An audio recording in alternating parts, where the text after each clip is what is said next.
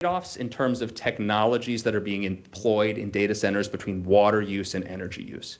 Cooling technologies that are relatively water intense and use lots of water directly have a smaller energy footprint, and those that use more energy directly have a lower water footprint. So again, highlighting that because of the indirect use, the nature of water, this could mean that they still use a lot of water, but even if they don't use a lot of water directly, meaning at the site or through a municipality that they may be connected to.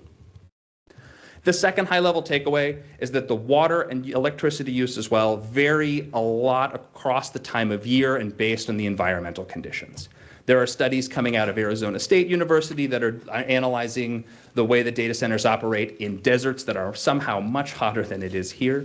And in these locations, they have a very different set of environmental conditions than we do. If data centers are sited in places that are cooler, they will have a different set of environmental conditions than we do, and this will require different amounts of water and energy usage. The specific environmental conditions could lead to periods of stress when there is an excess cooling load required on the data center. So one of our hypotheses that we have not been able to confirm, but our early hypothesis is very intuitive, that on hot days, this could be more of a concern because the cooling load will be higher from the data centers.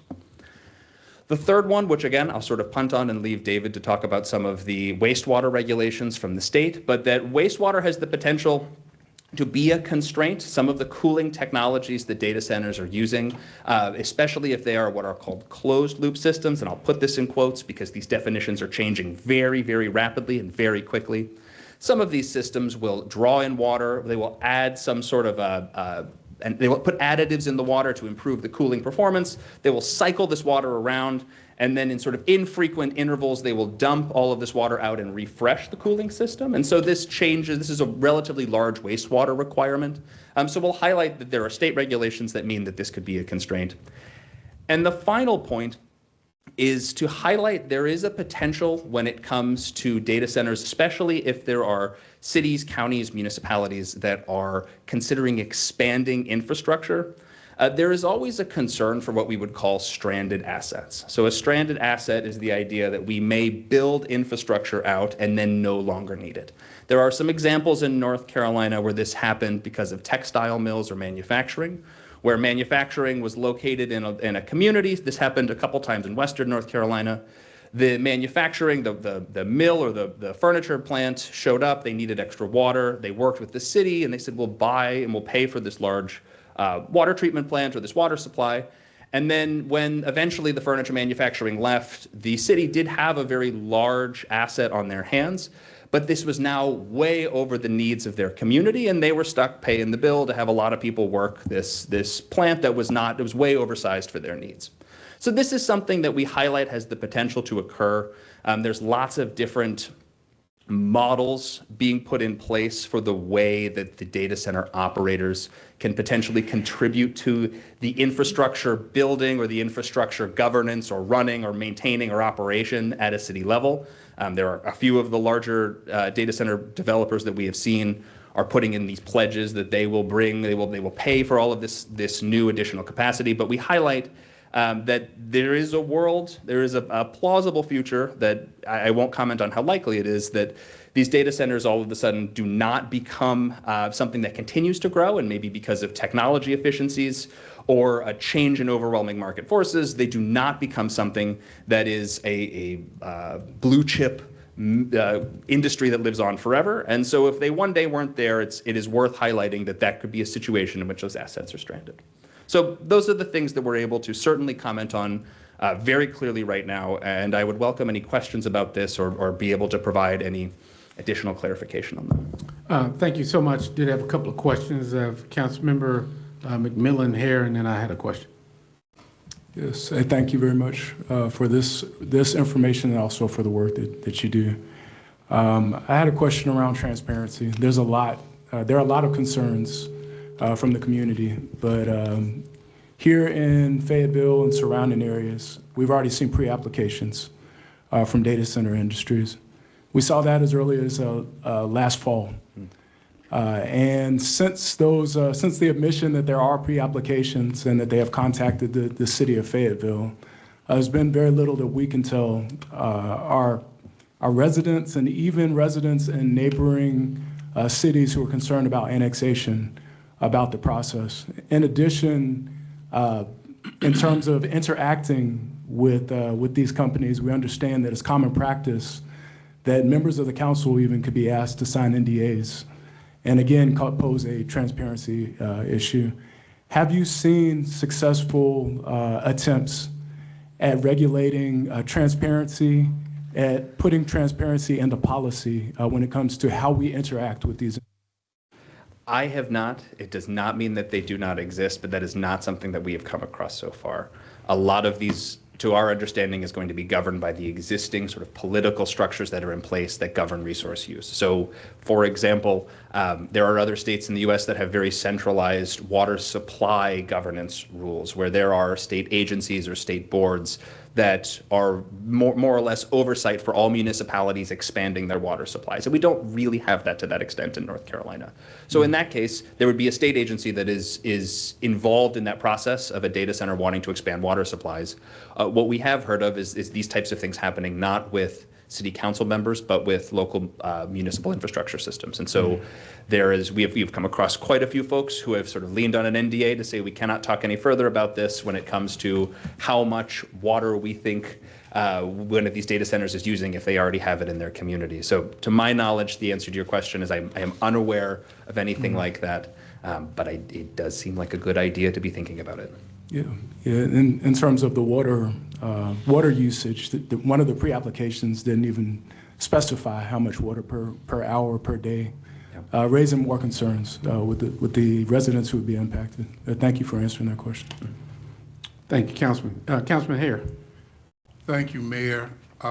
Thank you, sir, for your report, your presentation. As you spoke on water incentives, electric incentives, and possible locations, explain to me once more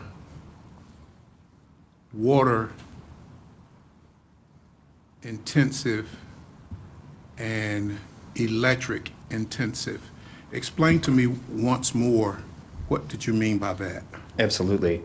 So this is, I will make sure that all of my answers come with, as of right now, this is our understanding. This technology changes very quickly. A large portion of the energy use in data centers comes from the need to cool the servers and computing infrastructure that is inside the data center. These cooling technologies can operate, and there's different ways that they can work. So there are some that are like a traditional air conditioner like we might have in our home. And if you've ever been in the Southwest and in Arizona or New Mexico, they have swamp coolers, right? Evaporative coolers.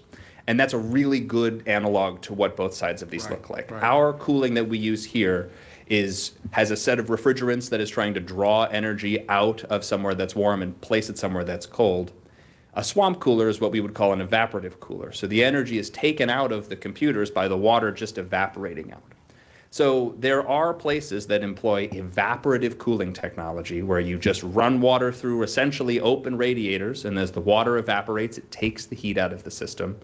There are others that use what we would think about closer to a commercial air conditioner, where they are actually having these refrigerant systems that maybe move some kind of coolant around to move energy.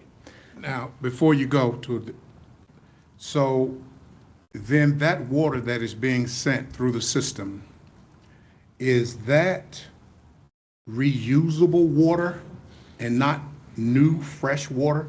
Is that water that's already been poured in the system that is used for cooling? So in what we would a closed loop where this water is circulated. Closed loop, right. And this is a very, I would call it an oversimplification, but they draw water, they add chemicals to it to make sure that it is a higher cooling capacity and that like algae and things like that aren't going to grow inside the pipes, and to keep the components good. Right. It is then recirculated, but it does break down over time. And so those chemicals lose their ability to protect it against algae, and then eventually it is discharged. So just for clarity for me, probably. Of course. There is not a constant pool of that revenue because it goes through on that closed loop for however long the cycles are. And then after that, it is, you didn't mention this, but I assume that it is it's filterly clean or whatever, and then put back into the system and then draws new water. That is correct. I am So it's unsure. not a constant pool. That is right. And Thank so, you, sir. so this is that difference, right? That the evaporative cooling uses water all the time. The closed loop loses water from time to time. That being said, they have different amounts of energy that they're using as well. So if you're using the water, you're using less energy, but if you're recirculating all this water, Right. you have a higher energy draw. So this is the trade-off that I want to highlight. Right, thank you. All right, thank you, Professor. Good to meet you again. Good information. Are you familiar with Loudoun County, Virginia? We are, yeah. Data Center Alley. That's right.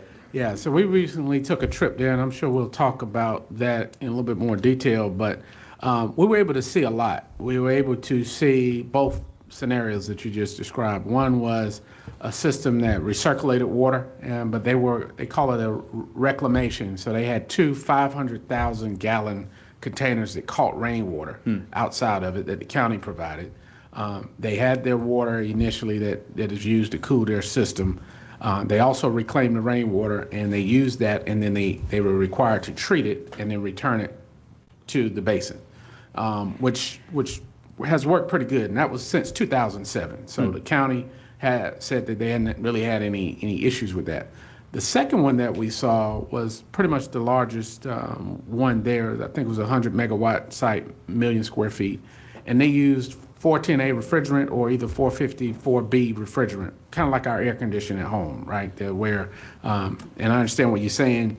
On a hot day, we run the air conditioner, we crank it up to 65 degrees, and then the light bill goes up. That's right. But I pay it, basically not my neighbor or someone else. So I understand that there's a swap out, but I want to make sure that, there's a lot of concern, water and energy use being one. What have you found about those two things to keep the average public from being the ratepayer that covers those things? Yeah, that's a really good question. So across the board, and this is a broad generalization about the way that infrastructure is built. If I am a local municipality and I have to build extra infrastructure in order to provide services, I have to get that money from somewhere. And so my rates are likely going to go up, right? This is something that we see more or less across the board. If I am Duke Energy and I need to provide additional supplies, someone has got to pay for that cost to increase the supplies. And so in most situations, that ends up with some type of ratepayer increase. So it is a tough circle to square to be able to do it. It requires creativity to be able to do it in such a way that does not increase costs to ratepayers. Something like water recycling it makes a lot of sense. I don't know of anything off the top of my head that is a technology in place that could do something that is going to not increase costs to ratepayers. There are a couple points to make sure that I'm really clear about. The costs will happen in the service region where the service is provided, which maybe sounds silly, but if you're not in my water district, my rates are only going up if water is being used in my district or an electricity district, right? So if and you've got folks from the co-ops here who I think would also be able to answer these questions, the rates are inside of that location. So if Duke Energy raises their rates, everyone who is in the Duke Energy provided territory, their rates will go up. And so if they need to increase their costs, the rates will go up. I don't know if I can answer that more clear, or have a more refined answer than it is cost for service. So with Loudoun County having 300 of these, basically what I understood from the arrangement with Dominion Power, I think is the main provider, is that in that case, they purchased and consumed what they used, which brought more revenue into the system. Now, unlike what you're saying, if the city needs to build a street, that the only option we have is taxes. We can't charge the people on that street for it because, we wouldn't have anything done. It would be unjustly distributed. So I know that was some of the conversation that took place, because that was some of the rumors that were there, that automatically, because from what you've seen, these companies, particularly on a larger hyperscale size, they purchase a lot of electricity on a monthly basis, right? Yeah. Which is a lot of revenue for the provider. It certainly is. And then they're also required to pay for the infrastructure that they've put in. So if they got to put a substation in to fit their need, and they're past the bill that, not the ratepayers, correct? So if the agreement is structured such that any additional expansion in capacity is on the hyperscaler, then yes, there is, in theory, more money going into the pockets of the utilities. But there will be a point, right, in which that capacity gets so high that someone will have to pay for additional supplies. And if that is the hyperscaler, that's great. But if that is not the hyperscaler, that ends up in the rate base. Right. And then finally, last thing I'll say on your decommission with the over surplus, right? The example you gave about a community building a water treatment plant that the manufacturer left, and now they're stuck with a super large plant that's bigger than what they need. Yeah. In Loudoun County, because they've seen the good, bad, and the ugly with 300 data centers, they take a 10% of the revenues that come in out of this $1.3 billion a year and put it into a decommission fund. And they also put into the arrangement with any of their new applicants that in the event that they exit, that there is some cost sharing that, but this stabilization fund or this set aside has a few $100 million in there, which is 10% of $1.3 billion recurring. So I know a lot of what you're saying, because this is, has not, maybe the same tactics or strategy hasn't been employed in every governmental agency. So is it fair to say that you may see a variation of one arrangement over here and one arrangement over there? Yes, absolutely. Yeah. When we make the comment, like point 4, that's on the slides at least that I'm looking at, that a stranded asset is a concern, we are identifying this as a potential issue. There are obviously ways to structure the finances and such that you can try to hedge against something like this. If I'm in front of y'all, I want to make sure to make the point that this is something that could happen, that it is very smart to be prepared for. Sounds like Loudoun County might be. Gotcha. Thank you. All right, Councilman Ferguson.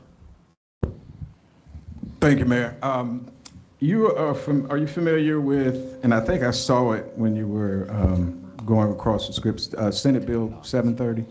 High level familiar, yes. Okay. So that kind of answers the question, well, where is that? And that would actually answer the question of residents having to pay. It says it will require large data centers to enter contracts covering infrastructure and power costs so families and small businesses don't shoulder that financial burden. So where is that, and is that something that would kind of change the course of what you're talking about? I don't know where it is presently. I have not checked in on that bill in a couple weeks, but there is a potential that covers. And also, if I was someone who was trying to avoid paying for a really large bill to build a new power plant, I'd try everything I could come up with to not pay for that. So there is certainly a difference in what I would presume. I'm not a political scientist or a lawyer or a politician of any sort, but I would presume there is a difference between what is written and what actually happens, and I would be a little cautious of making sure that all of my bases were covered. Absolutely. You said you've spoken to a lot of utilities. Is the local PwC one? They are not one that we've spoken to yet. Okay. Because those are that's what's going to affect us locally. So, Yep. Okay, thank you. Thank you, Mayor. All right, Councilman Ferguson, second round. Thompson. Oh, you didn't have your light on. You never cleared. I'm sorry. Thompson. Thank you, Mr. Mayor. Not to put you on the spot, Tyler, but can you come up and answer that question from PwC, that if a company comes and went to say again? South River also, if they're in the back, that where would this funding come from? And wouldn't it be the developer that have to supply this funding? Good afternoon, Mr. Mayor, Mr. Pro Tem, council members. PwC is a little bit unique in that we're a local government authority. So our service regulations require that the customer pay for themselves. In the instance that you were asking about, residential rates could not, through our service regulations, be increased to cover a hyperscaler, a large load capacity customer. Thank you. That's what I thought. Ma'am, if you don't mind. I don't mind at all. That's why I'm here. I'm Kathy Odell. It's nice to see all of you. Thank you for joining us. I'm with South River EMC. We are an electric cooperative, so we are member owned. And so much like has been discussed, we have taken a really close look at how we would handle a data center. We do have one that we've been speaking with quite a bit. Cost shifts are our top concern. So we have put in place several policies that keep cost shifts from occurring. That means that any data center and really any large load has to carry their own weight. Thank you. So it would be for them to pay the whole price. Thank you very much, ma'am. Absolutely. Dr. Ben, I just have one more question, and that's with the closed loop water system. You were stating earlier that they would put additives into that filtration system to cool the data center, and then it would be recycled every now and then. My question is, what additives are they putting in, and will it be filtered out before they put it back into the river basin? I am unfortunately unable to answer that. The analog that you can imagine is it's like antifreeze in your car, right? Where you've got to put, so you can have water going around in your radiator, but you've got to put something else in there, in that case to keep it from freezing. But there's different requirements for cooling a data center. I'm unsure of what the specific chemicals are, and to my understanding, there is no set standard for whether or not this is filtered out on site, or if this is something that's left to the local municipality. Is there also a standard on how often they do that? Unsure. Okay, thank you, Mr. Mayor. And that may be a DEQ question, but Loudoun County does have a filtration requirement. So, but DEQ could probably speak more to that. So, did you want to, DEQ, you want to address that before I go to Councilman Hondros? Certainly. Good evening, Mayor, Mayor Pro Tem, council members. Good evening. Typically, the limitations on discharge are going to be set primarily by your local receiving utility plant, so your publicly owned treatment works or your sewer plant, as most people call those. They're going to have, I would imagine you all here in Fayetteville, Cumberland County are going to have a pretty good pre-treatment system. You're going to be issuing industrial user permits directly to the industrial applicant sending waste to your sewer, and so that will be written into the terms of that permit by the sewer plant if a discharge is actually built and comes to the receiving plant. So those are all going to be, set by the conditions of the receiving water. So the Cape Fear River Basin is going to have rules, creeks, or whatever the discharge from the sewer plant is going to determine what can go to the sewer. Additionally, we have seen proposals for people to do direct to surface waters discharges. So that's basically taking the non-contact coolant water that gentleman was just speaking about with you all on cooling systems, treating it somehow and sending it to surface waters, a creek, a river, something like that. The basin rules are going to determine the limits of what can and cannot be in those waters when they're discharged. Very good. Thank you, sir. Councilman Hondros. Thank you, Mr. Mayor. Thank you for the report and the information thus far, Doctor. Question, you mentioned infrastructure. We've been talking about infrastructure cost shares, and you mentioned Duke Power, and utilities providers, they will set their rates for their territory, right? So I think Duke serves like 83 out of the 100 counties in North Carolina. So is it all one territory, or do you know how many territories they have in the state? I don't off the top of my head, and I'll also highlight that there can be different arrangements for things like co-ops or things like municipalities who could potentially buy electricity from Duke. They will do that at different rates than you or I would pay if we were Duke customers. Sure, exactly right. So that kind of leads me to a question for Mr. Patton, if he's still available. Because PwC purchases power from Duke. So how would that, if, we said, it was stated that per the policies that PwC has in place, those rates, it wouldn't affect the residential customers. However, if we're purchasing electric from Duke and Duke raises their rates because of power needs, how would that affect the residential ratepayer? We have long-term contract with Duke that's a 10-year deal. They can't raise their rates within the 10-year contracts. So Gotcha. our rates are based on usage, to your point, but it's the usage of the class. In this instance, the large load customer would have their rate set. Thank you. And then for yourself, as well as any of the utility folks in the room, if we set aside data centers for a second as a use and a potential large user of water and or electric, and just look at large users of electric and or water in general, right? Any kind of new industrial development, company comes to town, a metal working plant, a tire plant, how I'm assuming there's some kind of application process. How do utilities address that? Yeah. Hey, I'm coming to town, I need To 100 the, megawatts, I need the 100. gentleman from DEQ's point, there's a process that you would apply for your permit. We are granted a permit from the state, which allows us to grant permits to the end user. So there would be a permit filed with PWC on what they're going to do, how they're going to do it, what they're going to do it with. And as the gentleman said, we would then grant you a permit or not based on what you plan to do with the water and how it comes back to us. Is that for electric and water? That is And for, sewer? That is for any user that's for any user of a product of PWC. Right, so let's say I'm, again, a large industrial user, and I'm going to be served by PWC for all three, for electric, water, and sewer. Is that one permit or application, or is it three separate? I would have to check. I think it's going to be three separate, but it might be one large application that then has three components to it, but I can find out. Okay, yeah, that would be helpful. Thank you. Thank you, Mr. Mayor. All right, Councilman Green, Councilmember Green. Thank you. I have a question. You put in the slide presentation the interbasin water transfer map.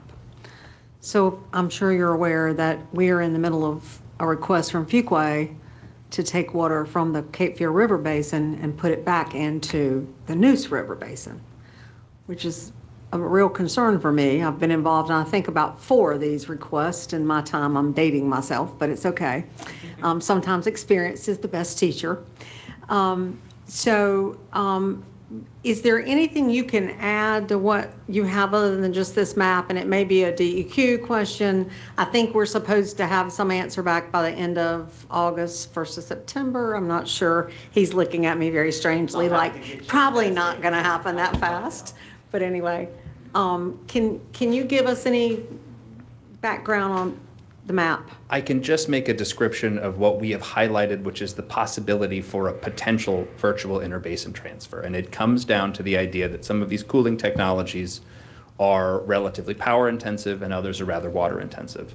So if it's water intensive, we mean to say that it is a direct water use, right? That is being used locally. And if I were to then imagine I had a data center here and I was using a very direct water intensive technology, and then overnight I switched it to a very power intensive and low water intensity technology, now my power use is going to go up. And so depending on where I'm getting my power, depending on what the generation looks like, some power sources use more water than others. You can't really trace electrons back to a specific power plant, but you can make an estimate. And Right. those places where the power is being generated will now have additional electricity demands, which can have additional water demands. Right. So in essence, I am trading some of my water here for some water somewhere else where the power is being generated. Right. And to me, in this discussion and seeing your map, just for the purpose of at least it's in there, because we really haven't had a whole lot of discussion around this interbasin transfer. But to me, the potential for change in our capacity could be large if we had a mega data center arrive at the same time that our water potentially leaves and goes back into the Neuse. So these are concerns that I think we as a community really need to address and understand. Thank you. Yeah, I will highlight that I am not an interbasin transfers expert, but Right. we can identify that this is something that could occur in likeness through Right. data centers. Thank you. All right, Councilmember McMillan, second round. Yes. Before I ask my question, I want to raise concern about audio and if that's been corrected. Is our live stream getting audio? If not, do we want to consider pausing until that's corrected? No, we'll record it and replay it, but no, we're not going to be able to pause. We got a robust agenda, but I don't know about the status of it. I think they're still working on it, right? Okay, all right. So you can proceed, Councilman. Yeah, that's it's worth considering. Just that the folks that are at home right now aren't able to hear this, and Right. maybe won't even be able to hear it later. I had a question about PFAS. A lot of folks in this area in particular are sensitive to chemicals being put in the water to be treated. Understanding what forever chemicals are near and dear to us, because there's people in Grays Creek that are still drinking out of bottled water because of Gen X in their water that they were told a generation ago was corrected or would not harm them. So we're particularly sensitive to the existence of PFAS in water that's being treated and in water that will be released at some point back into our environment. Wanted you, if you could, to speak towards the presence of forever chemicals in the treatment that is used in data centers, and then also if you could speak towards your study and whether or not that is going to address concentrations of PFAS. I can unfortunately answer both of them with I am unsure of the PFAS in the water that is released from data centers.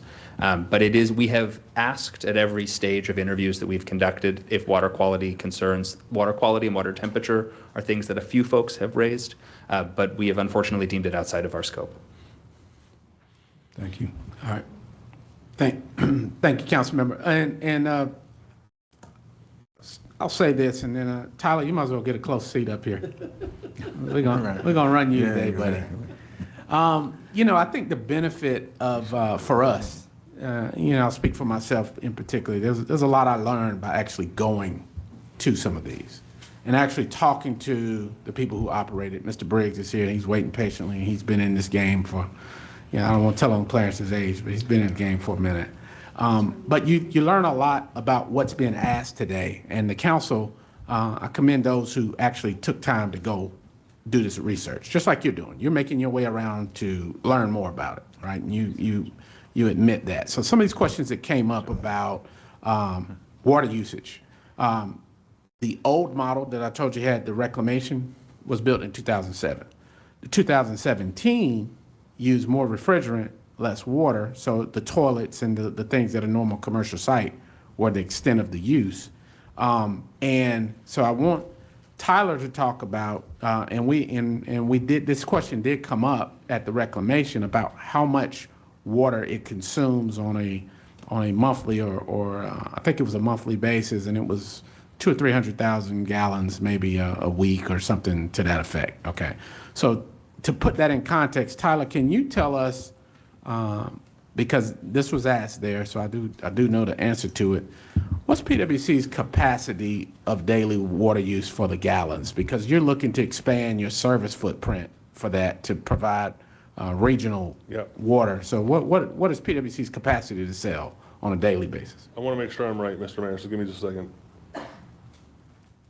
Our capacity is about 15 to 20 million gallons a day. All right, so 200,000 a week and 15 million a day is what PwC has available without impacting us. That's what you have available to resell to, Harnett County or some areas that. Yes, sir. Right, so that's a huge number. So 15 million a day, so a week, that's 60 million a month, that's 240 million. It's a lot of water. A lot of water. So I think as he's talking about, in theory, because again, this was a question that came up on a specific case, how much do you use in this 2007 version, and how much do you use in this 2017 version? I think it's fair to say that things have changed, but your capacity, again, is 15 million gallons a day. At least. At least that, to not impact us. All right, and then the final thing I would like, DQ's been there. I don't like information to go out in the atmosphere that we don't allow an opportunity to deal with. The unfortunate part about what happened with PFAS was you had a bad actor that put untreated water or allegedly did things and put water back into the system. And now PwC, Tyler's group, is working in partnership to bring clean drinking water to the area that was impacted on something that we didn't do, but we have the capacity to do it because we have a water treatment. So can you talk about that? Because it's been thrown out a lot that, hey, these data centers are going to put PFAS back in there. Tell us what DEQ's position is on regulation. Yes, Mr. Mayor. So with PFAS, this is obviously one of our most important areas of concern for the department and for the state. The Stein administration, as I'm sure you all are aware, just released a statement about the Camorra settlement that we strongly second. In terms of regulations, we continue to work directly with the EMC to ensure that the state has effective regulation and rulemaking for PFAS. I believe that is still an ongoing process with our regulating divisions, particularly the Division of Water Resources. Definitely aware that our partners at PwC have some capital investments in the pipeline for PFAS filtration, which we are always happy to be partners with and see. In the meantime, we continue to try to ensure that people in the site selection process for new economic development have the tools that they need to understand, filtering and avoiding, hazardous uses and discharge for things that they're planning to bring and make in the community. Also making sure that people have access to cleaner filtration systems through the Bernard Allen Fund and things like that when we do discover PFAS, particularly in groundwater for well users. There's a lot of things that we're tracking right now and a lot of things that we're trying to be good partners on, but that regulatory space specifically continues to evolve. Yeah, thank you. Yes, all right, Councilman Ferguson. Thank you, Mayor. Just wanted to, Mr. Tyler, I think this question is for you. We were speaking about the burden, the potential burden on families, and you were making it known that the way that you all do that in charging the entity itself, that would not harm the local resident at all. And then Councilman Hondros, you actually asked the question I was going to ask next. And when you look at Duke Energy, you said even with the agreement you have there, it still would not increase, could not increase the bills of the local residents. So my question is, so if Duke Energy went up on their rates, we would be protected? So right now, a customer of PwC is paying less than a customer of Duke because our negotiated rates. So if you were a Duke customer, your rates are going to be higher than a PwC customer too. Okay, so the question is, if Duke was to increase their rates, will we not be affected based on what you said earlier? Based on our current contract, that is correct. Okay, thank you. All right, thank you. Thank you, Professor. And so, Mr. Andrew, I think we kind of went down your list anyway at various times. So.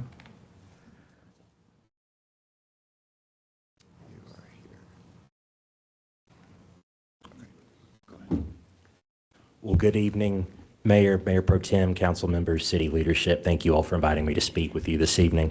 I think Dr. Ben covered a lot of the hardware specific pieces that I was going to talk about with cooling water. But I do want to say that we have a particular lens that we obviously use as the state environmental regulator that I think is helpful to share as these conversations play out in the local governance and community decision-making forum like we're in this evening. So there are lots of things that we are able to do. There are lots of things that we are sometimes called to do from a regulatory perspective. And then there are sometimes things with these facilities where it's only a local decision. There are no state permits triggered because they're either a small or a medium-sized facility. So what I'm going to do tonight is just walk through a little bit of how we see the issue and talk a little bit about some of the things that are in our wheelhouse and some of the things that we would rely on our other partners statewide and at the local level to do. So the biggest point I think that I can make is that data centers aren't necessarily a single use. They combine a lot of different types of technologies and resource demands. There are lots of different things that are sometimes there and sometimes not there. And again, they may trigger permitting division activity with air and water. Sometimes they don't. I think the biggest point that I could make, though, about how we at DEQ see these facilities is not first and foremost as a data center. We would take any potential permit application and weigh it on its merits. We would say this type of facility has A impact or B impact, therefore this type of permit is appropriate or not. So we are typically not in the business of having a separate classification just for data centers. However, there are lots of different things that can, depending on the size, the footprint of the facility, can trigger things like surface water impacts and 401, 404 permits with the Army Corps of Engineers, for instance. Some things are local jurisdiction. So if you have a locally delegated program that's responsible for erosion and sedimentation control, that would fall to local decision makers. Again, local governments, utilities in particular, our partners at PwC, for instance, would play a direct role in regulating access to water and wastewater, provision of both the supply in and collecting what comes out. And then, we encourage everyone just to ask good questions on the front end as these projects. Councilmember McMillan, as you said earlier, people are starting to circle and submit pre-applications. It's good to just ask questions, which I'm going to try to do tonight is just go through some of the questions that we like to ask and that we encourage local decision makers to do for themselves so they can make the best decision for their communities. I'll start with air quality.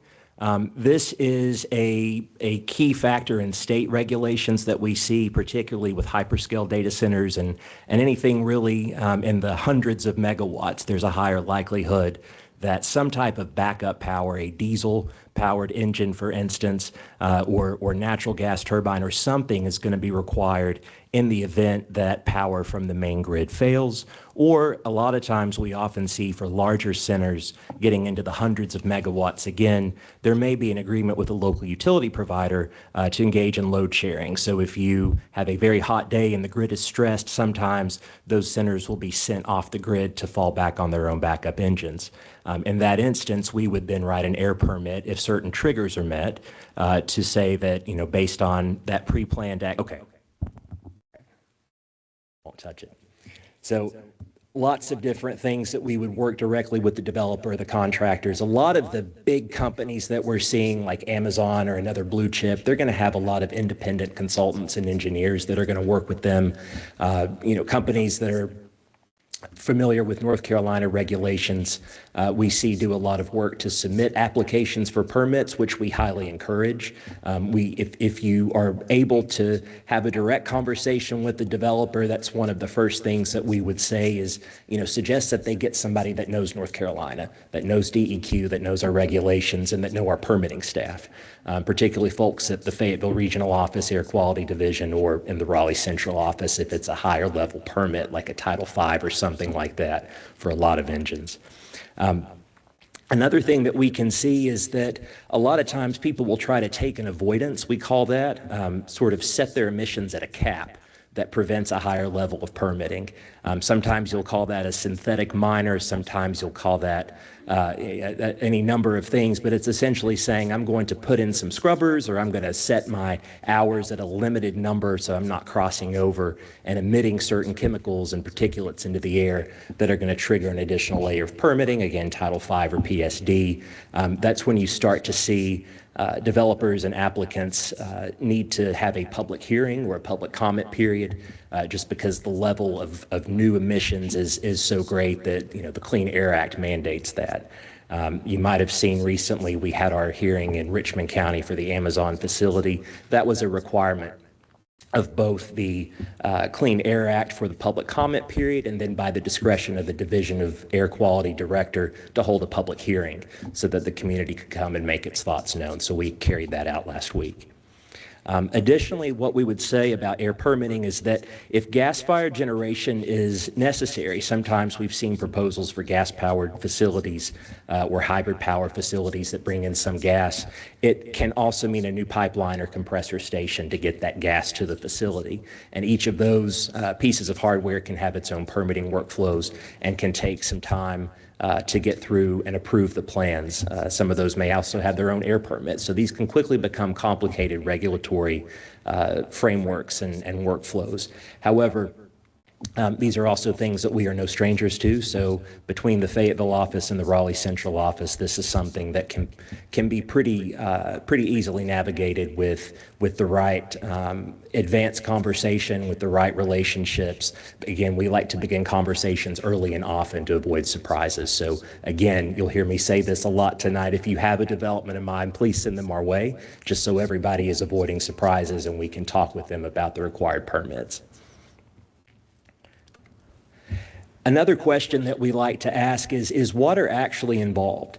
Chances are there is going to be some level of water involved. But as my colleague from NC State was saying, not everybody uses a lot of water for cooling, if they use cooling at all. Some are fully air-cooled, and he was able to speak pretty fluently about the interplay between water and electricity use and how one rate would go up and how one rate would go down depending on the technology applied. Of course, the evaporative cooling, we also call that open loop, uses a lot more water. And I'll tell you anecdotally, for what it's worth, the proposals that we have seen for the most part over the past 6 to 8 months, just about all of them are proposing closed loop systems. And so again, there are additives, put in that water. There are different things that some facilities are able to do to reclaim and reuse that water. Again, local utilities are going to be the front line in receiving that discharge if in fact it is discharged. And so again, we go back to PwC and their permits to the plant. And then of course, we as the permitters of those sewer plants would have some involvement in reviewing a draft permit, but our ability to directly regulate those discharges is limited unless they become a discharge to surface waters. And so if we talk about the Cape Fear or any other basin, a lake or a river throughout the state, there's going to be what we typically call loading limits. So if that water is impaired and there's been a rulemaking process that says you can't add any more of this chemical or this nutrient, that's going to be much more difficult for us to write a permit for that discharger to the surface waters. Because to discharge to a river or a lake, you're essentially getting the same level of permitting, an NPDES permit or National Pollutant Discharge Elimination System permit, that we would write to a sewer plant to do the same for their own treated water. So with a private user, that's going to be just as difficult to do because there's modeling and things like that. It can take a couple of years to write those and gather all the data that we need to make a good decision. But again, those are very rare proposals. I've only seen one in North Carolina over the past 2 years, and that project was withdrawn as a proposal. So again, we talk about the cooling water, but we also know that a lot of these are going to use sanitary sewer. There's going to be staff, there may be toilets, kitchens, things like that are going to have some type of discharge. I have seen several proposals statewide. They're going to need some new lines run, new sanitary sewer lines run and things like that. We obviously permit those, but we're not seeing the level of major impact on the wastewater side as we would if somebody was using, a major open loop cooling system. And again, I'll skip a little bit of the particulars on the cooling system types. Again, my colleague from NC State did a great job on that. So we talk about, what's in the water, things to prevent corrosion and rust, things to prevent Legionnaire's disease as well. We see viruses and things become a consideration, although that's obviously more of a health department thing at the local level to regulate.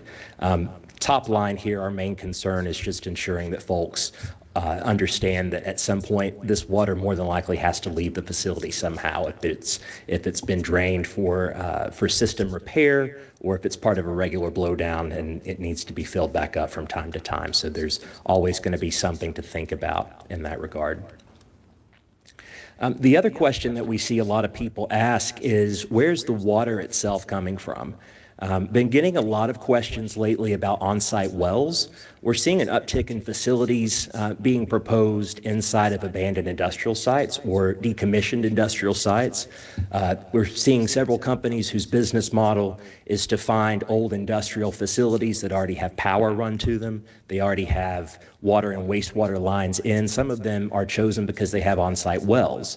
So a lot of the old textile mills, for instance, that we're seeing, particularly around the Triad, for instance, a lot of companies are very attracted to those because they can just go in and fill up those closed loop systems. They don't have to ink an agreement with the local water supply authorities. They can just get that out of the ground. There's typically a registration required, but not a permit required, which is why that's very attractive for a lot of people when there's an active well.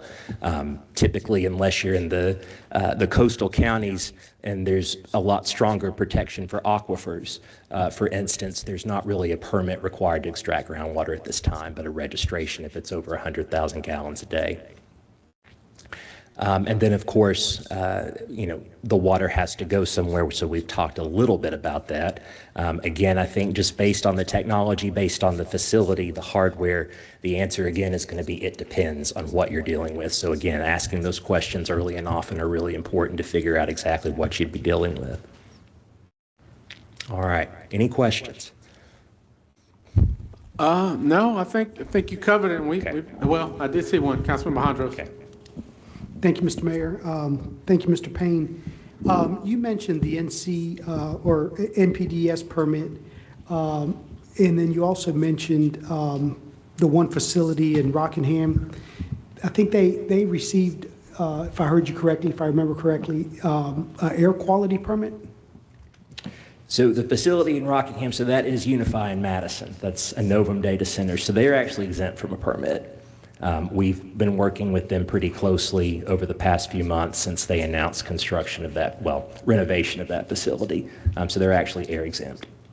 For air, did they get any permits issued to that for that project, that specific project from NCDEQ? Yes, council member, they got an erosion and sedimentation control permit for land disturbance. They, I believe, needed to add 9 acres of disturbance on top of the existing footprint of the building. And so we did that and a construction stormwater permit through our Winston-Salem office. And so what, I guess my ultimate question, what statutory authority does the state grant counties and local municipalities in the way of air quality or water quality? You know, what ordinance are we allowed to write? Because the best of my knowledge, the only authority the city of Fayetteville has currently through our NPDES permit, we're a permit holder from NCDEQ. Between that issued permit from NCDEQ and Chapter 23 of our Code of Ordinances, which is our stormwater ordinance, that's in that stormwater runoff, quantity and quality, that's pretty much the only statutory authority we have granted by the state, but I would love for you to let me know if there's additional. Of course. So I'll start with air.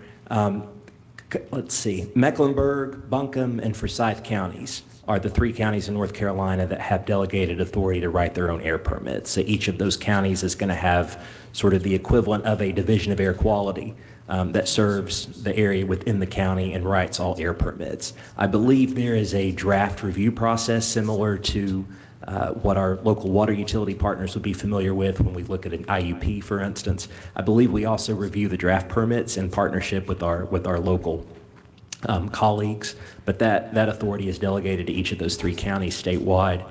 With water, you are correct in terms of the relationship between DEQ writing NPDES permits to a sewer plant. The folks at the plant or for the local community writing permits to the industrial users. There is always a give and take that we see. There's always a bit of a negotiation that comes into play when you're talking about things like allocations, when you're talking about things like loading. We see this a lot with life sciences, chlorides, and different chemicals. We see this with a lot of heavy industry across the state. Particularly, what I would say for a community like Fayetteville, this part of the state that's seeing a lot of industrial growth, I know that it's a challenge for pretreatment folks in particular to figure out existing users and the likelihood of additional growth, the trends of additional growth that are coming through the pipeline, through local economic development efforts in particular, and national trends with critical minerals and manufacturing and things like that. So figuring out who gets what and how much, that's a key area of decision making that local government and local utility providers retain. In terms of anything else, the delegation of permit writing authority. It is patchy, as you indicate. It is not thorough in every capacity, but there are things that we can work with you on if you have a particular project, or if I can get you some additional information, we can sit down and look at. Well, I appreciate that, and there may be one forthcoming. I think the general question for me came from, because I think we're one of 6 municipalities in the state that have an NPDES permit. And I know here locally, I see Mr. Reeves back there, our assistant director, but I think there's another handful or maybe a half dozen of local industries that have a discharge permit that we inspect. So the fact that I think you mentioned 3 counties that have air quality, so there's a path to, I'm guessing there's a pathway application process or certification process where Cumberland County or Fayetteville could at some point become qualified or have the statutory authority to put restrictions on air quality? Perhaps, yes. Okay, okay, but currently, the only thing the city of Fayetteville has is that MPDS permit and our stormwater ordinance, right? There's no other, does any staff member know if we have any other statutory authority other than those 2 items? I don't know who would answer that question. Thank you. Probably the one with the law degree. Not that I'm aware of, but as the gentleman stated, perhaps we can work with DEQ to work something out. Awesome. Thank you so much. All right. Thank you. And Councilmember Hundreds, I think that as we get into some of the conversation from Virginia, Madam Attorney, even though we may not have the authority to issue permits or to revoke permits, nothing stops you from entering into an agreement with people who decide to come into your area, does it? So if you want to set ground rules and criteria on a case-by-case basis, is that something that council could legally do? So long as we're not preempted by the state or federal government. Right. All right. Well, General Assembly, close your ears. All right. Councilmember McMillan, Green, and Jones had a question. Thank you, Mr. Mayor. Thank you for that question, Councilmember Hondros. Goes back to something we talked about earlier in the year in terms of tightening up our responsibilities as a municipality to have some staff connection to environmental standards, environmental protections. And I love that question because it raises a possibility of what we could do to have things in place policy-wise and even structurally to protect our water, our land, and our air. The answer is there's a lot more that we could do structurally to be prepared. I had a question for DEQ around PFAS. I'm coming back to it. And concerns that there are very, very limited ways that we could, that we regulate PFAS chemicals. And I know that's been in the news recently with Wilmington and a hearing recently where that was raised. If we have thousands of these chemicals and we're only detecting and regulating a limited number, where does that leave us and our water supply, especially the vulnerabilities?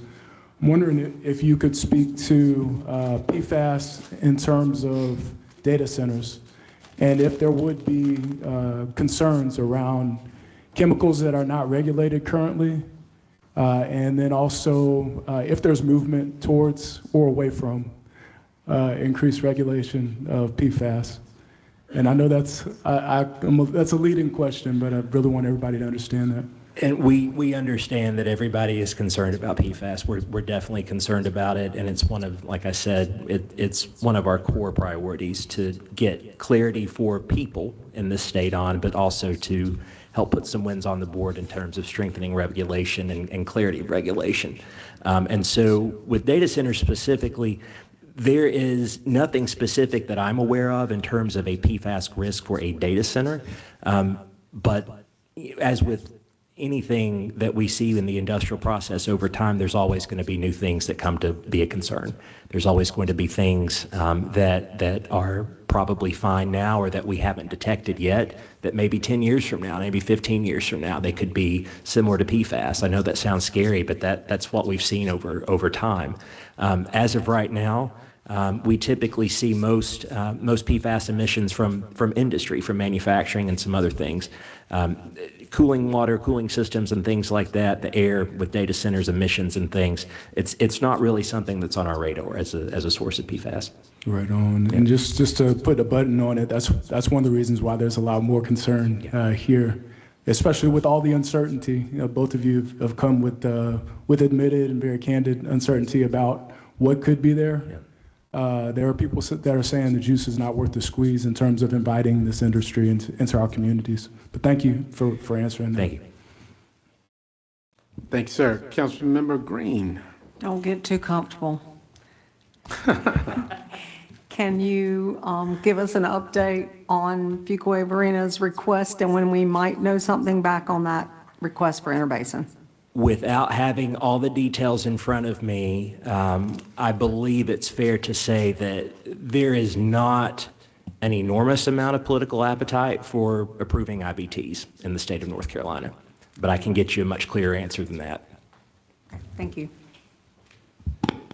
Councilman Jones. Thank you, Mr. Mayor. Very quickly, you answered my question about the loading, so thank you so much. Excellent information. Just one quick question. I know you mentioned the air, wastewater, all those permitting. Are there, I know, and this may be tied specifically to the type of permitting, but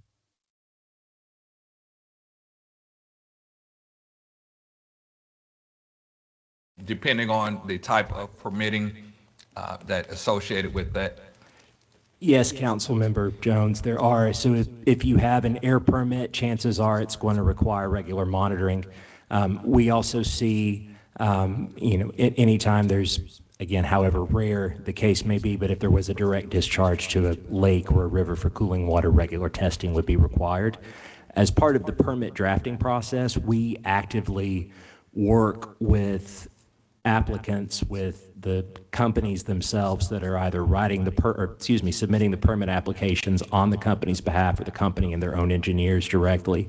And there's a lot of very technical level discussion about engine types, for instance, on diesel generators, emissions controls and different things, heat levels, the degree to which diesel and fuel is combusted can mean fewer particulates, for instance, or more of a gas, more of a vapor or something like that. So all of that is written into the permit, and based on that criteria, the regular reporting requirements and monitoring are going to follow from that. All right. Thank you so much. Thank you, Mr. Mayor. All right, thank you. And Mr. Briggs, who's waited patiently for us. Good evening, sir. Good afternoon, rather. Well, good afternoon, Mr. Mayor, Mayor Pro Tem, members of the City Council. Thanks for having me here. I am a next-door neighbor. I have been in the community for about 30 years, and the company that I run is Advanced Internet Technologies. My residential address is in Fayetteville, 307 Arundel Court, but I happen to have a facility across the street at 421 Maiden Lane. It is a data center. It was much larger at one time. And what I want to do is I want to talk about basically data center, AIT's data center, and data center operations. I have just a little bit of practical experience over the last 30 years. I understand the systems. I understand ping, power, pipe, process. I understand all that intimately as an individual has worked on these systems with my hands. And that lends a certain perspective, I think, that is valuable and would be interesting for you to consider as you move forward. Now, let me see if I can get this to work. Let's talk about AIT. Okay, here's the big shocker. AIT already owns and operates a data center right in your backyard. I started out in a garage, Kinwood by the river. In fact, when I went shopping for my first house, the realtor asked me, "What are you looking for in a house?" I said, "The largest garage I can find with the largest patio I can park my vehicles." And he said, "Why is that?" I said, "Because I'm operating out of my garage." Well, back in the late 90s, we had an explosive agreement. The internet was taking off, and we caught the wave just right. And when we did, we grew exponentially. We went from my garage. I think my neighbors thought I was running an organized crime outfit because they're like, "Why? What's all the cars doing over there all hours of the day?" And I'm like, "Well, we're working." And it was a classic garage startup.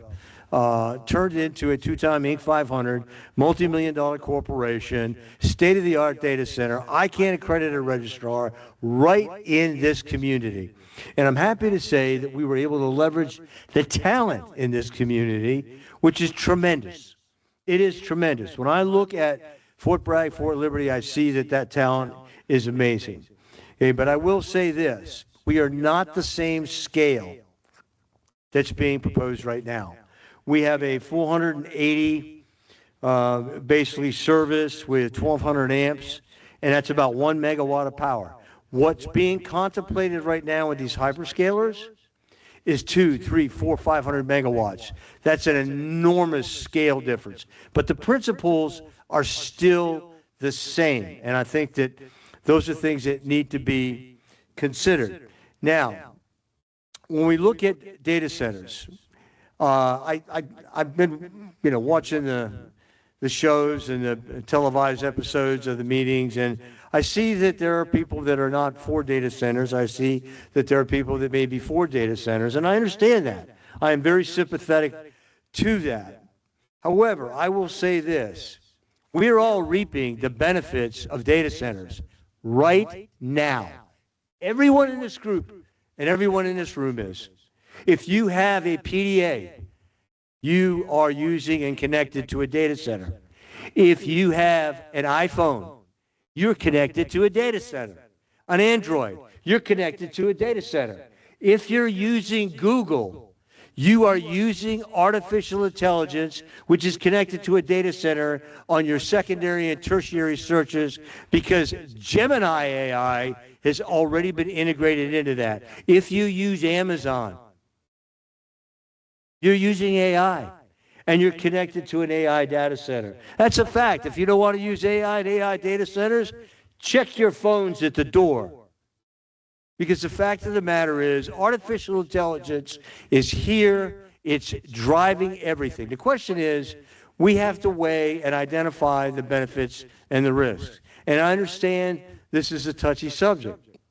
I will say that the risks are real.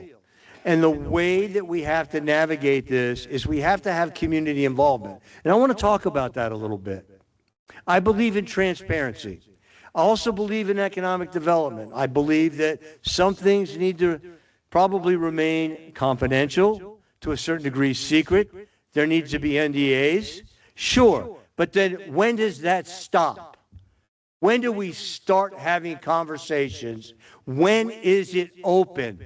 So we build trust through transparency. And I don't mean to get up on my soapbox. Like I said, I've just been watching the meetings from afar. But I will say this. Community boundaries must be established, because what's coming is like nothing we've ever seen. Everybody knows that Fort Bragg and 3 other military installations have hyperscaler data centers moving in. These are your Metas, your Googles, your BlackRocks. These are not small players, and they are for profit, okay, which means they need to make a profit. How do they make a profit? They cut costs. What are some of the biggest costs that they have? Regulation. What do they want to do? If it's me, I want to reduce regulation. Why? I'm a for-profit entity. If I can reduce regulatory burden, what can I do? I can make more money. That's my mandate. That's what I do. Now, do I heed what's environmentally sound? What is good for the community? Maybe I do. Maybe I'm benevolent. Maybe I don't. Maybe I'm looking at maximizing my profit. So we need to understand that we need to draw community boundaries. And these don't need to be operationalized. They don't need to be a pyramid. Basically empiricism, characterized by empiricism. What they need to do is the community needs to be involved and say, hey, look, do's and don'ts. We don't want pollution. We don't want noise. We want basically also to basically avail ourselves of what's available out there in terms of AI. So we have to mitigate these risks. And that's just a fact. Now, how do we do that? We have to sit down at some point and and stop having conversations. And I don't mean to be critical. I sat on 2 or 3 transition committees for the state of North Carolina with their data centers, some very large data centers. I was instrumental in writing the policy papers that migrated off the old architecture to the new architecture. I've seen large data centers. Just because they're large doesn't mean they're sophisticated. I've seen a lot of mistakes. But what we have to do is we have to clearly define what the metrics of success and failure are. And success and failure are basically the same size of the same coin. And when we do that, we need to make sure that the metrics that we have are clearly definable. Okay, it can't be something amorphous, it can't be vague, it's got to be definable. We got to operationalize it, right? And I call it DAMA. Basically, it's got to be achievable. We can't tell a hyperscaler data center that comes in here and says, you must have a PUE ratio of 1-to-1. That's impossible to achieve. It's not possible. You must have a power factor of 95 or above. These are all things that we can develop, they can achieve, we can define, and then we need to make them measurable. And it's easy to make them measurable. Some of you saw the 5-point framework I handed out. It's very simple. People will argue whether or not it's the proper, basically, variable inside the P framework. It doesn't matter. We can figure it out. But we have to have these concrete metrics in place if we're going to develop sound policies and procedures to basically leverage these data centers, and they have to be auditable. That means we have to be able to audit them. We have to have people that are qualified that audit them. We can't go in and say, we trust you to do the right thing. No. I am a practical operator. I'm not an academician. I'm not a politician. I'm the guy who's turning the wrenches, changing the compressors, looking at why we descale those pipes, right? And we're descaling them. And you know why we're descaling them? And oh, by the way, don't use chlorine. Use hydrogen peroxide. It has less of an effect, and it won't corrode basically your inner pipes that you're using for cooling. There's a lot of little things out there that have been basically identified and achieved in the private sector that we should avail ourselves of. Once we develop these metrics for success, we need to come together as a community. We're already doing that. I think this is fantastic. There needs to be a collaborative effort, okay? There needs to be an effort that involves everyone. You know, we have a lot of uncertainty. We have a lot of risk. Risk creates doubt. Doubt creates fear. Fear creates anger. So when I look around and I see people getting upset and angry, it's because they don't understand. They haven't been part of the collaborative process. You know, and maybe they have, but I've not seen it. And it's got to be transparent. If we don't have transparency, we don't have trust. So I'll give you a perfect example. Okay? I asked my wife, I said, I got some guests coming over for dinner. Oh, who are they? I said, well, you don't need to know. They're coming over. Oh, they're going to track up the house. They're going to eat our food. I may mess the bathrooms up. I don't know. Well, I need to know who they are, she would say. And I would say, well, no, I can't tell you that. How long do you think my marriage would last? No, it's not going to. So I know we just now announced who some of these drone companies are. And if anybody here thinks that the hyperscaler data centers are not tried, I'm sorry, I can project, are not tried and true, if you think for a second they're not tied to the hyperscaler data centers, the multi-megawatt data centers, think again. The Army has a mandate. Every squad by the end of 2026 will have a drone cluster, a Wi-Fi drone network. It's already been announced. Hegseth has announced it. Where's it going to be? It's going to be one of 4 places or 4 of 4 places. One of them is going to be Fort Bragg. One of them is going to be right here. These drone companies are moving in. You think drone companies are just moving in? No, they have telemetry requirements. They have high-speed requirements for aerial photography, for reconnaissance. They'll be used in the field. They'll create Wi-Fi mobile networks. They are not able to process this data on the battlefield. They have to bring it back, and they bring it back to the AI megawatt data centers, and that's what they do. And that's what's going on right now. There's no accident what's going on in terms of them moving in. So the question I have is, who are they? Who are they? And some people in this community know who they are. They already know. I know. And if we don't share and collaborate, in my view, I'll probably get kicked out after this, but in my view, there needs to be a collaborative process. We need to develop KPIs, key performance indicators, metrics, TUEs, total usage efficiency ratios. These are all things that's out there. And SLAs. What's an SLA? Service level agreement.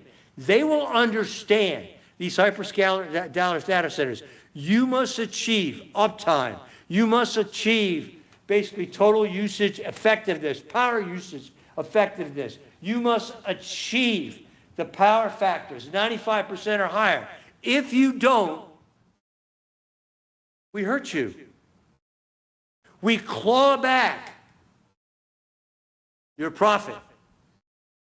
You hit these goals, and they'll understand that. You don't cut corners. You don't use aluminum windings. You use copper windings. You use K-factor generators, K-factor transformers. You use top-of-the-line generators. You use harmonics that measure power, distortion, no orders of 2, 3, 4. You don't mess our grid up, because if you're a part of our grid, and our PwC guys here, right, you know what happens if they're part of the grid and their harmonics are not correct. They're going to feed that distortion right back into our grid, which is then going to have a detrimental impact. So the hertz need to be running at 60.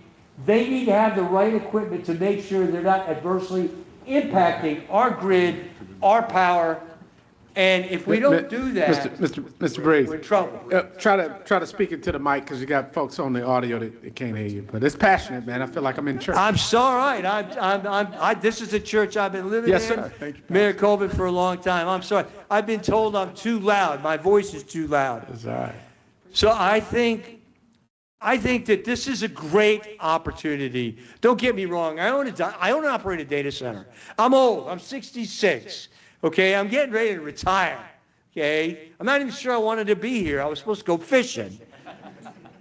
Okay, but what I'm trying to say is we have the ability in this community to really take advantage of this. Too fast, we make mistakes. Too slow, and we miss the opportunity. And I don't think we can afford to miss an opportunity. I believe this will become a drone capital of the entire country. Can you imagine if we form a P3 private-public partnership, and we bring in the public sector, we bring in the city, the county, the private sector, we bring in basically these hyperscalers that are coming in, K1, K12, we bring all these people in, and we sit down and we say, let's make this work. But we have to be transparent with each other. We have to look and get a real grasp around what's going on, and we have to be able to work out what the standards are, and then we can lift our entire community. Could you imagine what would happen to our children, the educational system? I mean, these kids grow up around drones. I've already got word they're bringing in Xbox and PlayStations. That is what the military's doing. Why? Because that's what our kids used. They're going to have K1 through K12 programs, STEM programs. This is going to present an incredible opportunity for us to become at the forefront of the next generation of drone technology. I have nothing else to say, Mr. Mayor. Well, you laid it down. Certainly, I appreciate you. Appreciate your passion. Known you a long time, and you always give it to us straight. Did have a question from Councilmember DJ here. Brother Briggs, have known you for long years, time. Years. Appreciated when AIT, right? That's it. When it first came out, I was right there in the line cutting the ribbon. So thank you for all that you do, and thank you for the history that you've given us today. First Lady, thank you also for being with us. If you are not one of our advisors talking to our planning and folk as we try to do some developing for this, you need to be. You're speaking some of the same things that I don't want to speak for all of my colleagues, but I have had conversations with many of them about how we go about protecting our neighborhoods and the concerns that our residents have, regardless of the folks that come up to that microphone there. We do hear that, at least I do hear it, and I ask those questions, and those questions are directed to our staff, and how do we improve? Now, you keep saying that, and I believe it, that it can be done. Yes. Not talking so much about the nuts and bolts of the mechanics of it, but because that's not all, I don't think, on our side. But as far as policy, procedures, ordinances, how do we protect our water? How do we protect our environment? These are not new questions for our staff. They've been hearing this from all of us, but I know they've been hearing it from me also.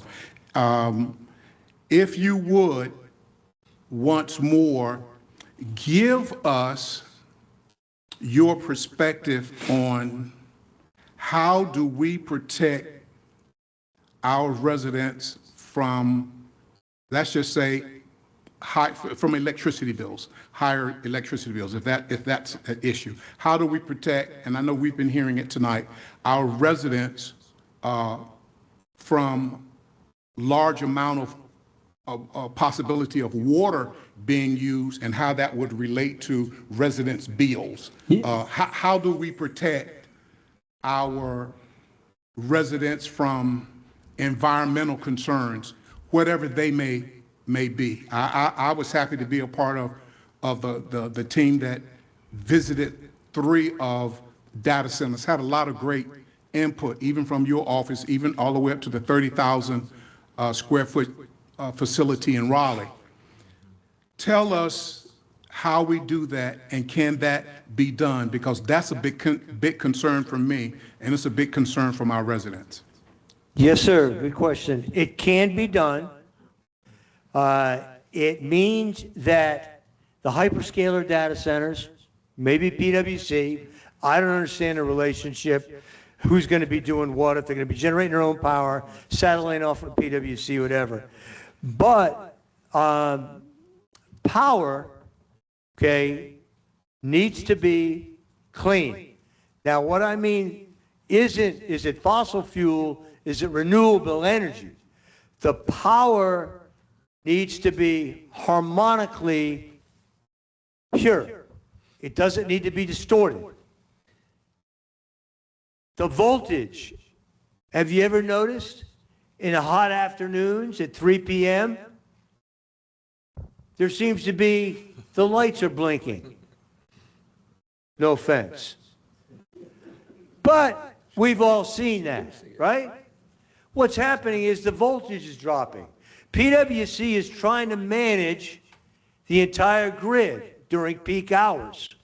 When the voltage drops, the amperage increases. When the amperage increases, the total wattage needs to be basically increased to the data center. It creates harmonic distortion. It creates resistance. It creates more heat, which requires more cooling, and it becomes a big mess. So what we have to do is we have to establish standards, power factors, or I give you an example, power usage efficiency. So let's say coming into the data center, I meter all my power. I see every time the local utility company browns out, drops a phase, voltage reduction. Probably not the most popular with them, but I see it. And so what we have to do, Councilman, is we have to establish what is the power usage efficiency, for example. You know, what are the acceptable harmonics ranges? Now, that'll be on the data centers, the hyperscaler data centers, and the utility company. But if you have 140 kilowatts coming into a data center, I'm giving you a little example, and you have 100 kilowatts being used by the servers, then you have 140 divided by 100, you have a 1.4 ratio. That's actually pretty good. That means that out of that 140 kilowatts, 100 are actually going to what they're supposed to, which is the computational effort being put out by the servers. In my case, CPU, in the hyperscalers, GPU, because that's what they're using for the artificial intelligence. That's one metric. It's called PUE. TUE is another. WE is another for the water. Power factors are another. Maintenance schedules, proper descaling, all these things roll into it. There's an entire pre-combat checklist. I'm falling back on my military. That needs to be addressed, and you need to go down every day, week, and month to make sure best practices are being followed. The same thing goes for water utilization. One of the things I didn't hear discussed today, and maybe it's because we didn't have time, was how do you do that? Okay, and we have developed some hybrid systems over at AIT. Some of the staff had the dubious honor of coming over and observing my systems. And what we did is we figured out basically how to use a combined water and air-based system in the summertime. And it involved buying Walmart sprinkler systems, hooking them up to timers and deionization filters, putting them underneath my condenser units, and running them every 60 seconds on an hour. It improved my power consumption and my cooling by 4 to 5%. Now, they have multi-million-dollar systems that do this, but I don't have the money. So I had to go to Walmart. And these systems, there's a fancy name for this. There's a lot of best practices. Hot rows, cold rows, okay, ventilation. There's so many different things that can be done. Blanking panels, all the things that can be done, but there's a cost associated with them. And I think to answer your question, a lot of folks aren't going to want to do that. Yeah, because I wanted you to kind of bring it home for me, because I wanted to know, are you saying then we as a council, because we do policy and budget and ordinances, to speak on how our ordinance is written on how the mechanics of it is constructed? Are you saying that? I'm saying that we establish, sir, clear standards, and we tell them, this is your SLA, your service level agreement. Yes, sir. They will understand that and say, your uptime is going to be this. Your power unit efficiency will be this. Your water unit efficiency will be this. And you're saying all of that is part of policy and ordinance?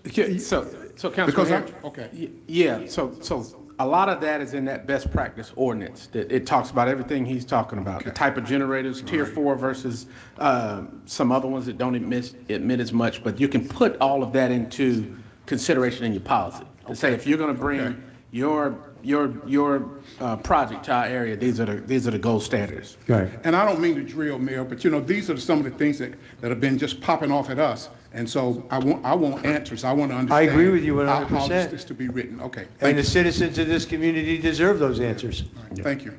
Thank you. Yes, sir. All right, Councilman Jones. Thanks, Mr. Mayor. Very quickly, could you speak again to closed loop, and what are some things, you don't have to necessarily go into a lot of detail, I know for the sake of time, but what are some things that should be considered? Okay, yes, sir, I understand the question. I'm going to differ a little bit with maybe my predecessor speakers, not as an academic, but as a guy that implements it. Okay, there is no such thing as a closed loop system. Let me repeat that. There's no such thing as a closed loop system. It's a euphemism. You may have a first loop. The first loop, it could be, direct to chip cooling. It could be a loop that is closely wrapped around basically the heat generation components of any system. There's a secondary loop that's parallel and tangential to that first loop. Make sense? Mm-hmm. That secondary loop cools the first loop, right? Then there's a third loop, maybe even a fourth loop. Those loops basically do the same thing. They touch the third loop, second loop, and first loop. All the while, there's water, liquid, hopefully the proper deionization and descaling chemicals in there that are environmentally friendly, and they're cooling everything. But at some point, one of three things happens to that loop, sir, that heat. It has to be released. It has to be evaporated through an evapco cooler or cooling system or a cooling tower, or it has to be radiated, just like your car radiator. So the idea of a closed loop, I think it breathes well, but the law of thermodynamics is pretty straightforward. The heat's got to go somewhere. All right, thank you. And lastly, I have to definitely agree with my counterpart, Councilman, excuse me, Hare. If we ever need, and I think we do in some form or fashion, some sort of expertise, I love the information, the knowledge, and the straight-based information that you do bring. From your years of experience to see where it has evolved to where it is now, I think that's a valuable resource that we definitely need to tap into. Lastly, what I also heard was we have a chance to get it right. And it sounds like we can do it. Take the time to actually put the parameters in place, very specific things, measurable things, and I love that aspect because it's measurable. How do you know something is successful? There has to be some form of measurement there. So I appreciate you saying that, the KPIs and all of that. I love what you also stated in regards to everything that we're doing to that educational piece is very, very important. Just knowing it. Again, we may not have to get to the point where you have your knowledge base, but at some point for the community, just a basic level understanding of what we're going to do, how it's going to be measured, and how we're going to hold some individuals, developers, regardless of if it was data centers or not, how we're going to hold them accountable. So I appreciate your openness with that and just saying hold individuals accountable. And what I also heard indirectly was it's probably going to cost a little more for some of these technologies. However, with the correct policies, we can still hold them accountable because, again, just like any other business, they're for profit. So thank you so much. I appreciate that. Thank you, Mr. Mayor. Thank you. All right, Councilman McMillan. Yes, thank you, Mr. Mayor. Thank you, Mr. Briggs. Deeply appreciate all the expertise that you brought to the board. Also for sharing your experiences, for pressing for transparency and community involvement. Thank you also for the emphasis on scale. And my question is around obsolescence. This is a concern I've heard from community members that have come for public forum. We'll probably hear it again in a couple of hours. What happens at this scale? If we're talking about Eastover, the pre-application said 180 acres, 200 megawatts. What happens at that scale with technology that is moving this fast when it's obsolete? What does that mean for communities? Very astute, very incisive perspective. And I don't usually compliment people. I appreciate that. Thank you. I will say this. I am, maybe I'm fortunate, maybe I'm not. I've lived through 2 revolutions. I caught the internet wave just right.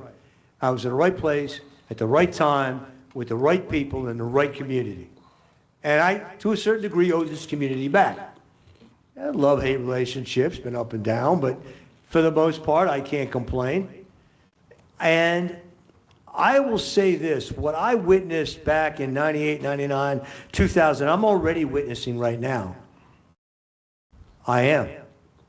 And I'll tell you what we saw back then. Data centers were overbuilt. Everything was 4U in Iraq, not 3U, 2U, 1U, 4U in Iraq.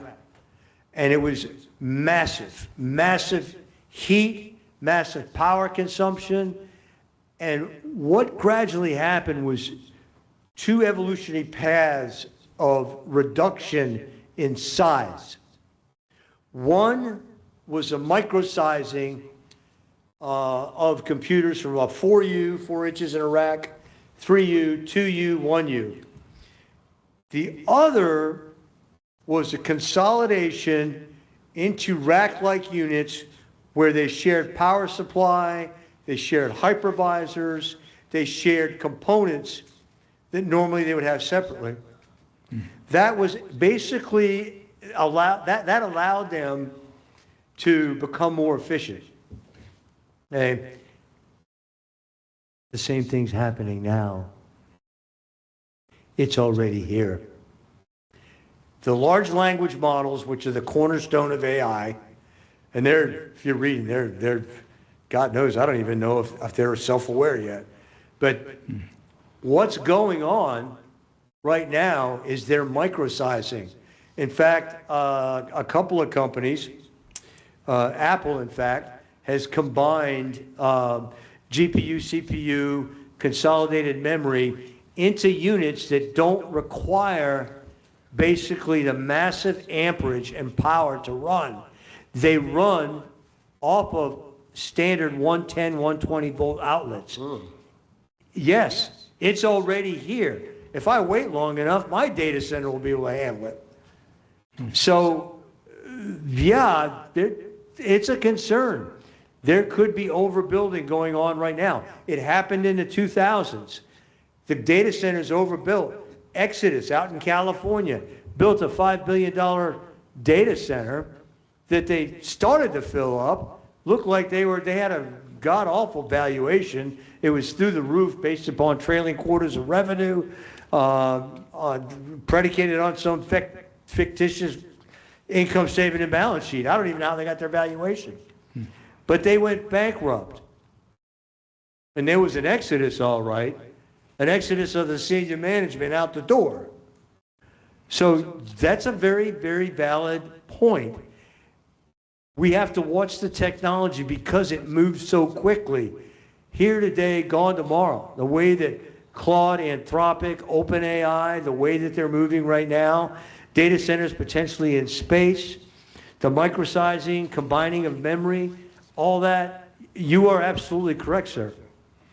Thank you, Mr. Brooks. All right. Mayor Pro Tem. Thank you, Mr. Mayor. Before I ask my question, Mr. Mayor, I'm going to ask you to respond to the statement that was just made earlier, because we talked about these large data centers that depart and leave us 10 million square feet of building that is no longer in use. Yeah. What did they do in Loudoun County? Yeah, so Mr. Briggs, and part of that was what I was going to talk about next, but what they did in Loudoun County was started a decommission fund. That said that, out of their $5 billion budget, now let's put that in context, so the city of Fayetteville's budget is $400 million. PwC is about the same, so together that would have been less than $1 billion, but out of their $5 billion budget, 1.3 a year comes from the 280 plus data centers in that community. 10% of that money goes to a decommission fund that is now, I think he says, a few $100 million in there. And in their agreements with each new data center. And by the way, the reason they have almost 300 because they didn't have any regulation. So they started about 2000 where you did, right. Had an application, said, oh, this looks like an office. It goes in the office. So everything that came under that zoning went without even having to come to the board. And so they had a proliferation of it. But the point is that, Mayor, to answer your question, Mayor Pro Tem, 10% of the tax revenue from this goes toward a decommission, in addition to the individual agreements that I have with the company, with Microsoft or with Apple, that says that if you pull out of this community, that there are certain responsibilities. So, I wanted him to respond to that, Mr. Briggs, because as you stated earlier, everything evolves. I remember when I was growing up, we used to have reel-to-reels for music. Then you had 8-tracks. Then you had CDs. I remember those. I didn't think there was there before 8-tracks. Yeah. Yelling. Then you had thumb drives. Now you do everything online. So everything evolves. That's why I wanted to ask that question. But You made a lot of good points today, and my page is almost full of writing down notes, but I want you to fill in one of the blanks, and it's one of the acronyms that you stated earlier. I got the SLA. What was the TEU acronym, and what did that stand for? TUE is total usage effectiveness. I think it should have been called efficiency, but I'll go with the flow. But basically, what TUE is a consolidation of, say, PUE, power usage effectiveness. We talked about the ratio. The closer it gets to 1, the more optimal it is. 1, in other words, 1.4 kilowatts, 140 kilowatts come in, 130 kilowatts come in, 100 kilowatts is used for the data processing itself. The other is used for cooling, ancillary service, and all that. The closer that equilibrium gets to 1, which is impossible. That means it's perfect. Okay, but that's what the acronym, they're well-known acronyms. And, you know, I don't necessarily expect the hyperscalers to volunteer these. Well, that's why it's important for us to have our checklist. That's why I'm writing mine down. So yeah, there would be there's a lot of checklists, and I think to address Mayor Colvin's point is decommissioning fund, given the history and the reality of basically the compression of technology and the increased exponential power that often associated or is associated with that, a decommissioning fund would be prudent. I think that's something that is reasonable, and I think that's something that should be negotiated. That's also on the checklist, Mr. Mayor. Thank you very much. All right. Ms. Briggs, I know you got to go. We got a lot to do. Your wife's been very patient with us, and she's with me too. We appreciate that. You said a couple things I want to point out, and I want to go to my colleague McMillan's comment about the way things change, and we asked this question up there. Now, you mentioned that you caught the .com right when it was at the right swing, and everybody in 99, 2000, I remember even saying, hey, you're going to have to get rid of everything because nothing's going to work after 2000. So it was a swing. Everybody was scared of the unknown. And they said, hey, it's going to pop. So everything is cyclical. The .com eventually popped, right? Yep. But we still have the internet. Yep. Okay. And out of that came where we are today, right? To where that, you know, when the internet came about, whether it's Al Gore or whoever, you know, invented it, you don't have to comment. I'm just saying, it popped because you have people who speculate and everybody runs to it, and at some point it corrects itself. Yes. So I think any market will be corrected, but just like the internet still exists after that, because data centers do more than just hold storage. It also has AI, which is embedded in everything. Yep. It has, from my understanding, where AI or where the coders teach AI how to be AI and how to model its behavior. So there are a number of components. So is it your expectation, even if the industry changes, that there won't be a need for technology and for what these things bring? I mean, I think it's just like the internet, right? I think that you know, the internet is just a medium, and it's infrastructure that's linked together and connected. On the other hand, the technology has improved vastly. The amount of data that we're able to transfer now with the fiber optics that we have today dwarf what we once had. I started out with something called a T3.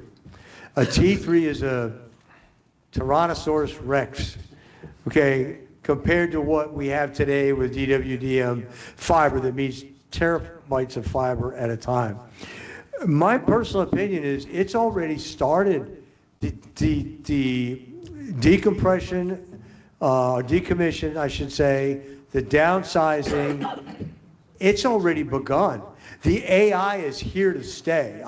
There's no doubt about it. However, the footprint and the resources that it's going to consume, I think will reduce and be reduced over time. I don't have any doubt about that. If we follow the pattern of technology as it has evolved over the years, decades, and even centuries. So I think. So I guess my point was, even though it gets leaner and more efficient, the basis of it is here to stay. It's not going anywhere. Right. Yep, it is here, definitely. All right. So Councilwoman McNair has a question, and then Council, we have about 2 hours in on this item. Yes, ma'am. Okay, Mr. Mayor, thank you. I want to first of all thank Mr. Briggs for allowing us to tour your facility. It was a wealth of information, and we thoroughly enjoyed it. So I have a question. You said a lot today, and we've heard a lot from everyone today and our colleagues. Can you summarize from a downtown operation perspective what design, zoning, or infrastructure priorities should the city emphasize to facilitate a data center use without disrupting residents or businesses? Yes, ma'am, I can do that. And I'm going to try to avoid walking around when I do it. I will say this. The notion right now is a hyperscaler data center will move in and buy up hundreds of acres and create a 300, 400, 500 watt massive AI powered data center. Okay? That is not the model, okay, that's being adopted right now. A lot of these hyperscalers have had to adapt to communities. Within our community itself, right here, Cumberland County and Fayetteville, okay, we have parcels of land that are within the acceptable radius of Fort Bragg and the Central C office, okay?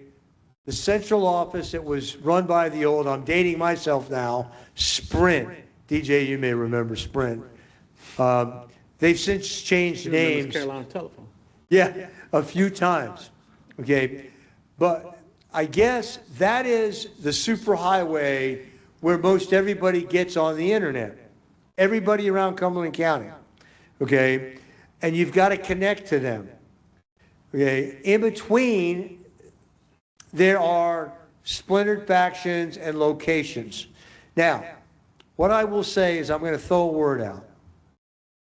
The word is asymmetric WAN, wide area network, technology or topology.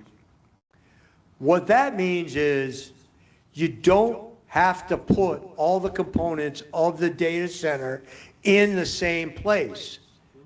You don't need to do that.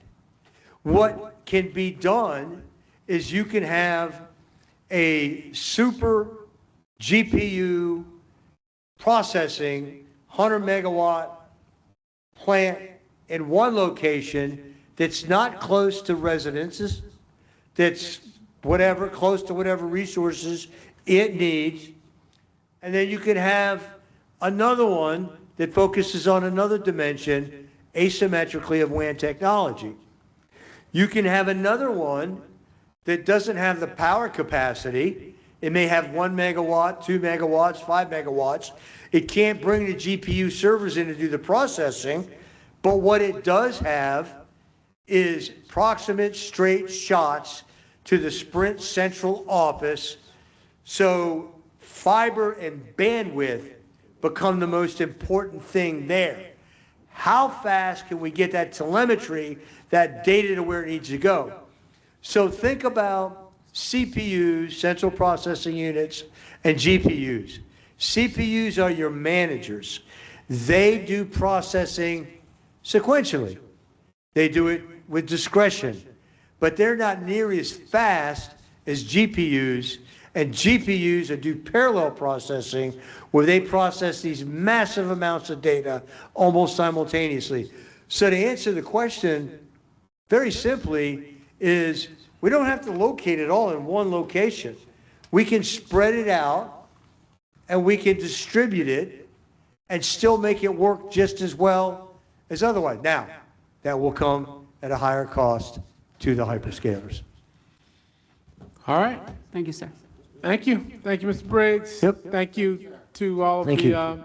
all the participants today. Learned a lot, and we certainly appreciate you taking time to come share this information with us. Dr. Manziel, you good? All right. Thank you, Council. We'll move to 6.02, strategic planning recommended 2027. Go ahead. Beat it.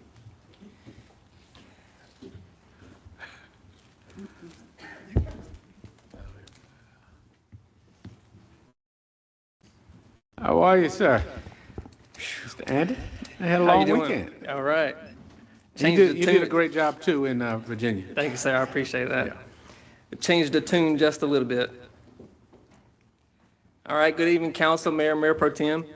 I'm Andy Brayboy from the Office of Strategic and Performance Analytics. And tonight, I think it's still tonight, evening, afternoon. It's almost tonight. Yeah. We're going to talk about the FY27 strategic plan, and in particular, the strategic plan alignment.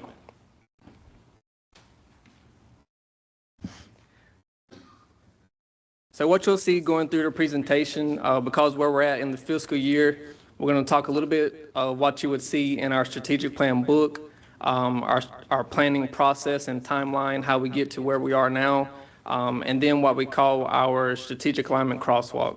And I'll speak more about this as we go forward. So, City Council, this is what you will see in the book.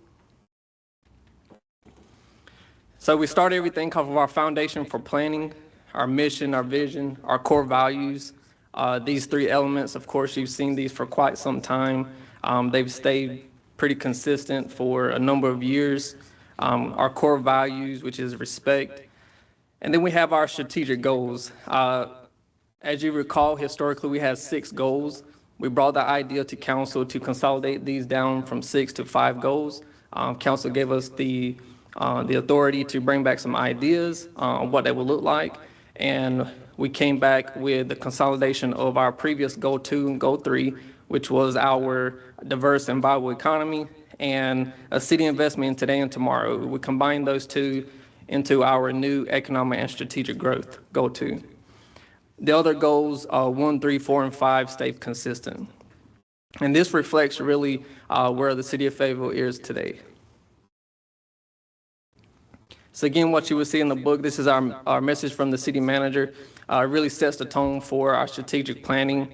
And in essence, it's a remaining focus on responsible planning, measurable outcomes, and an operational excellence and working collaboratively to strengthen neighborhoods, support residents, and position Fayetteville for long-term success. And then, of course, when we get to our FY27 strategic priorities, this is a culmination of the entire process. It starts with our priority 1 for FY27, which is continue implementing a comprehensive approach to community safety. Priority 2, enhance economic growth opportunities throughout the city. Priority 3, expand housing and neighborhood revitalization and refurbishment efforts with an emphasis on mature neighborhoods and attainable housing needs. And then priority 4, improve and expand transportation, transit, and overall connectivity for our residents. So I wanted to show a little bit about how the strategic planning process works on a fiscal basis. This is what our office used to make sure that we hit certain milestones throughout the year so that we can hit our implementation deadline. So we start in our August to October phase. This is our pre-work where we're really brainstorming a lot of ideas. We're getting a lot of context from the team. We go into October and December. This is our fall to winter timeframe for our communication. If we're doing a resident survey or anything like that, it's where we're collecting this type of data. January to February is when we have our council retreat. March to April is when we are collecting and consolidating all the information into our plan. And then we have April to May is when we finalize the plan and ensure that it is in line with the recommended budget and the recommended plan. And then we go into adoption in June alongside of our budget, and then implementation in July. And then, of course, tonight we're ensuring that our adopted budget and our adopted strategic plan are in alignment. So this is the typical cadence that we follow year to year. Just as a guide, it is flexible. So now we'll look at how the 2027 strategic plan timeline played out. And so you'll see as we go through the timeline, a yellow and a green oval bubble. The green is what staff incorporated new into the timeline for 27, and then yellow is what council added. So we started with our Q2 FY26 priorities update as part of our normal performance measurement reporting. Then we go to January 14th, which is the mayor called a special meeting for SPA to facilitate our strategic planning overview. We looked at historical elements of the plan, how we go throughout our process and arrive at our actual implementation of the plan. This was a new part of our normal process.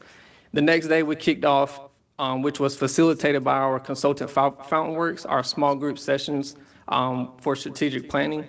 And we implemented this as part of the process to resemble what we do with our budget small group sessions, to where council could really come together, small groups, and begin brainstorming and working collaboratively ahead of our strategic planning retreat, this was a huge success of the process this year.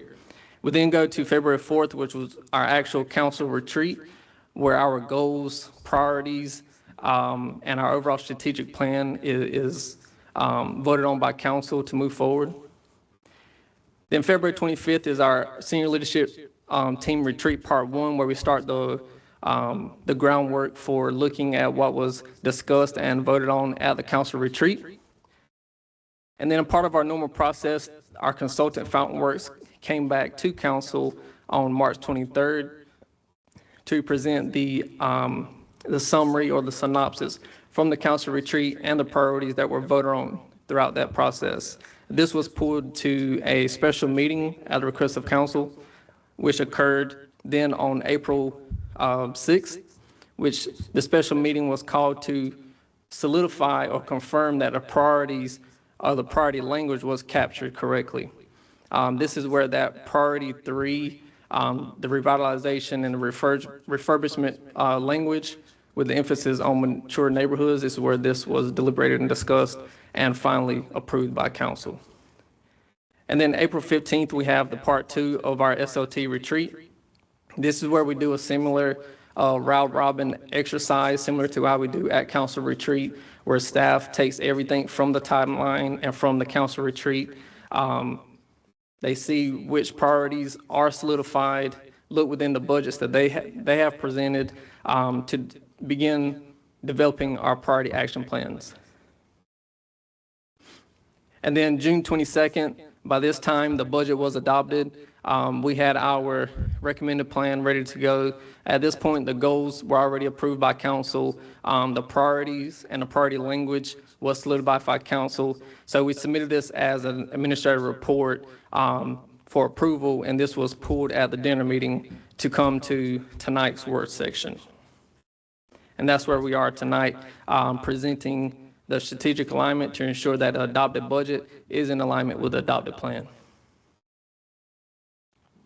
So this is our base framework for the strategic plan. It shows our 5 goals and then how each priority aligns with each goal. So your priority 1, community safety, of course, falls within goal 1, safe and secure community. Priority 2, economic growth, and priority 3, your housing priority, that falls within economic and strategic growth.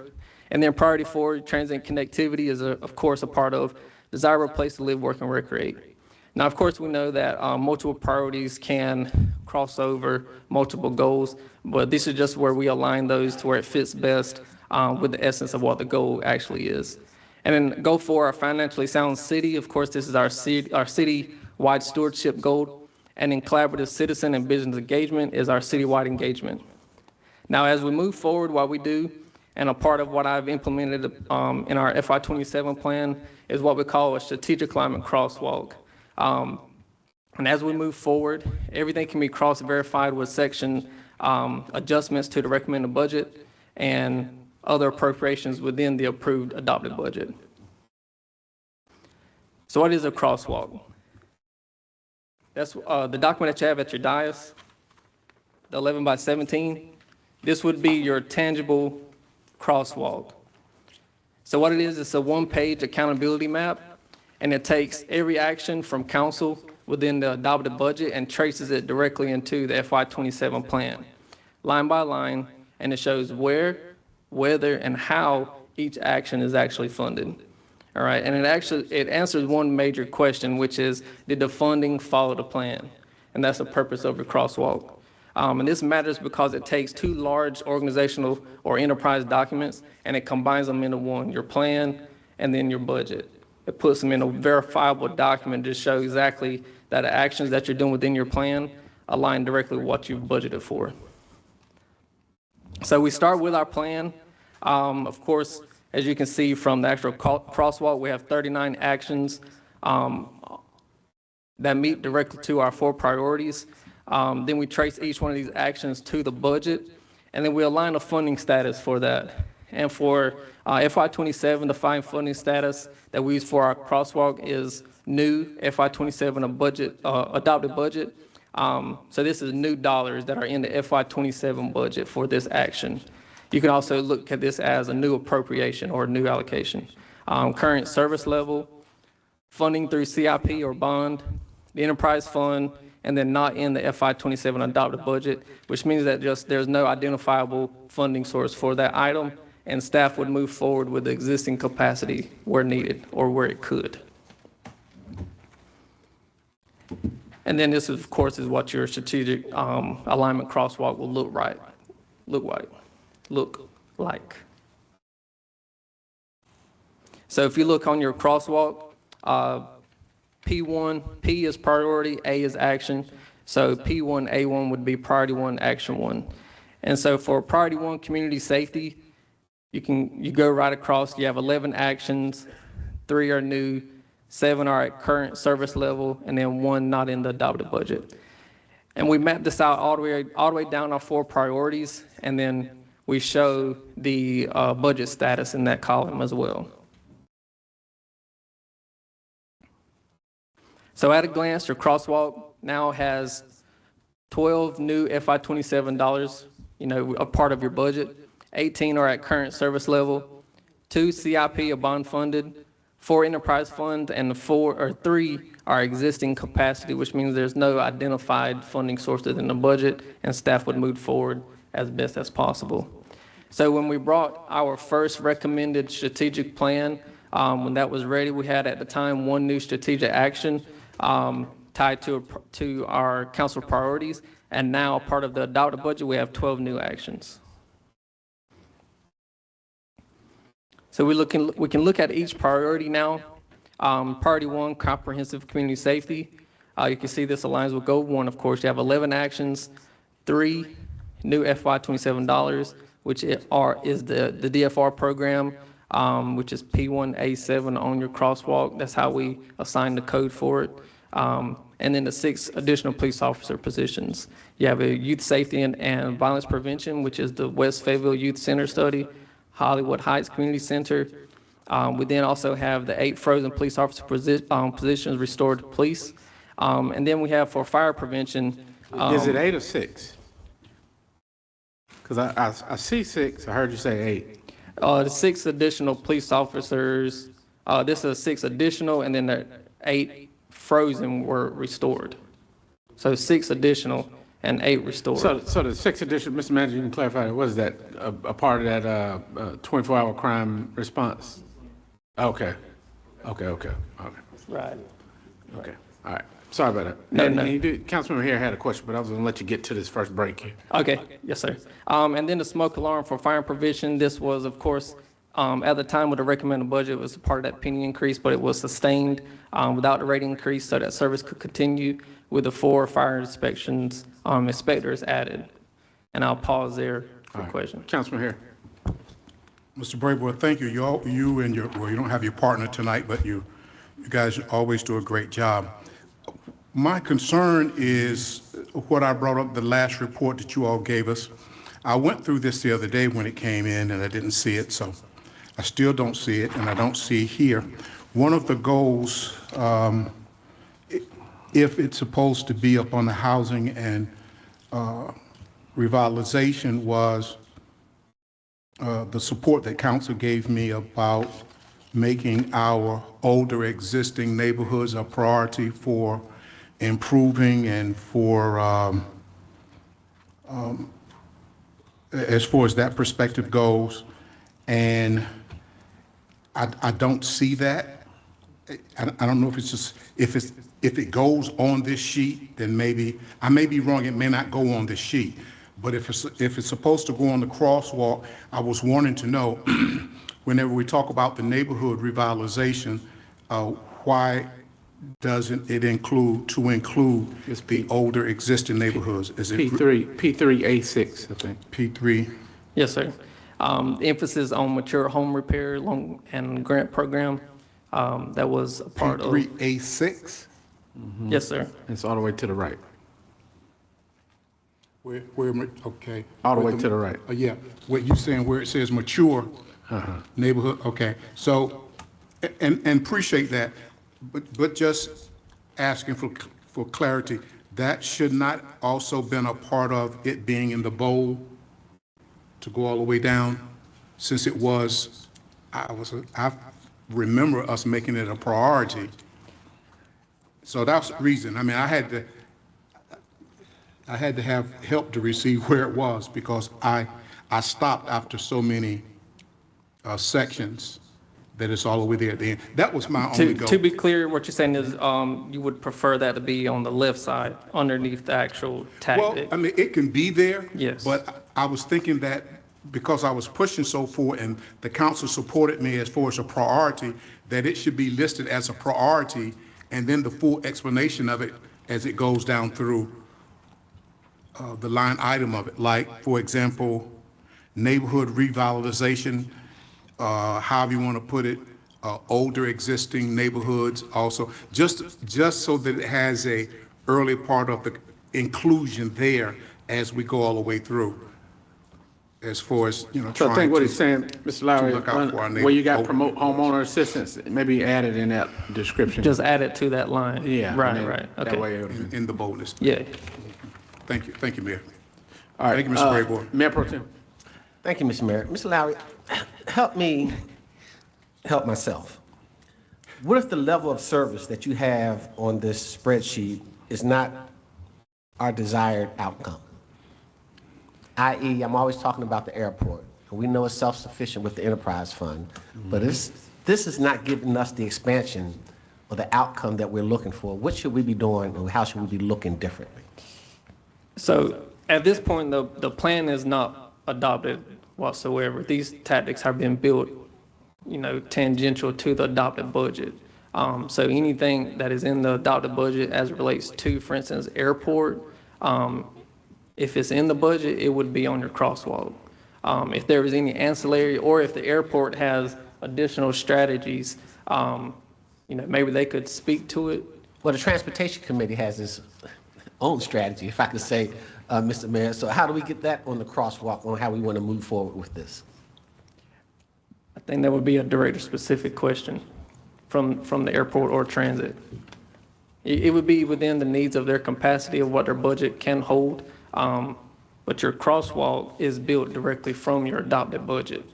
But this is enterprise fund, so that's really not coming out. That's right. So and that's why I say that would be a director-specific question to be able to answer how they use those enterprise funds. And Mayor Pro Tem, enterprise funds just said that the funds that go into it have to be used for that. It doesn't mean that we can't add money to it. Gotcha. As long as what you spend it on, once That's right. it gets in there, is within the guidelines. That's what I wanted to hear. So I think some of the committee's work will be coming back with that. Gotcha. I just want to make sure our vision is on this, because from what you have here, we need to move in a different direction, because what we've been doing is not working when it comes to the airport. Thank you, Mr. Mayor. Yes, sir. Councilman McMillan. Yes, thank you again. Always appreciate your work, the Jedis of our organizations, what I call y'all. Thank you for the in-depth crosswalk. I had a question about the cycle that we're going into with fiscal year 28, and understanding how priorities are made, understanding how early in the process we start to identify emergent issues. I'm going to go back to a conversation we had in March around environmental concerns and compliance and quality evaluation. It was just a suggestion that was not picked up on during our last strategic planning cycle. Since then, I can identify a methane leak in Western Fayetteville that is still a concern to folks that live out there. I can also identify environmental concerns around Fay Block. I see my sister, Ms. Starr, out in the audience. Spent some time with Fairview Neighborhood Improvement Association, and there's still concerns that the city isn't doing enough in terms of environmental compliance. And we just spent an hour and a half talking about environmental concerns around data centers, potential data center development here. And I'm wondering when this emergent issue of environmental compliance, us taking a strategic approach to protecting ourselves environmentally, can enter into the planning cycle for fiscal year 28 funding and prioritization from this board. Well, your typical planning cycle, we do it a little bit different in Fayetteville. Typically, you would strategically plan, and then you would set your budget based on your plan. And we work kind of budget to plan because our budget is fiscal, and we have a budget ordinance. So right now, the way our cycle is set up, your council retreat happens in early in the year, in January and February. So we instituted or we implemented those small group strategic planning sessions as part of our process this previous year for those type of conversations, to where before we actually go to the retreat, you could really deliberate and collaborate with the rest amongst yourselves in the council in a small group setting to be able to have those conversations then before we go to the actual retreat and anything is even voted on. So I would say that would be where those conversations would come up in those small group sessions. The only other way you could change that is if we change the whole strategic planning framework and your council retreat would actually be in the fall. So then that way it would be prior to the departments doing their departmental recommended budgets. Okay, I appreciate Right now, that. the departments do their budget, and then we do the retreat, and then we plan. If that makes sense. Yeah, it does. It makes sense. Would say to my colleagues, would love to consider having conversations this fall around that environmental piece. I forgot to mention Steel Fab, which some of y'all are very familiar with, and concerns from that community about encroachment and environmental protection. All right, thank you.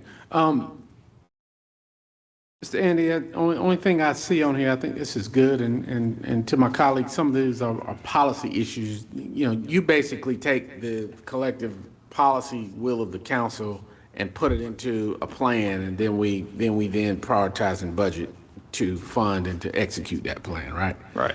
So the only additive I'll have is this year's budget process, and it's happened in previous years, but this year in particularly, didn't leave a lot of room for us to get to where we needed to be, right? There's a hard stop that the state gives us is have to have it done and complete by June 30. And so what I see is the strategic planning from January to February. If you go back to that first slide where you had the timeline, right? January to February is where the plan for the council takes place. Then staff picks it up from March and doesn't come back with anything to us till May. See, so you got March, April, and May, that there is a lag between when the council said these are the priorities and when we actually get it in front of us, usually late May, when we get it in front of us with 2 or 3 meetings planned to wrap it all up and adopt it. I guess this may be a manager question. How can we get that timeline that gives us a little bit more room on our side of that? Because we lose 3 months, starting in January. How does it take the staff and the retreats that y'all have and to do all of that from the end of the last meeting in January, February to May when we present it? Well, we actually brought it back to you next month. And there was a question about the org chart. Not the plan. So what I'm talking about is when you bring us a presented budget, what was the date that you presented your recommended budget to us? That was like May-ish, right? May 8th.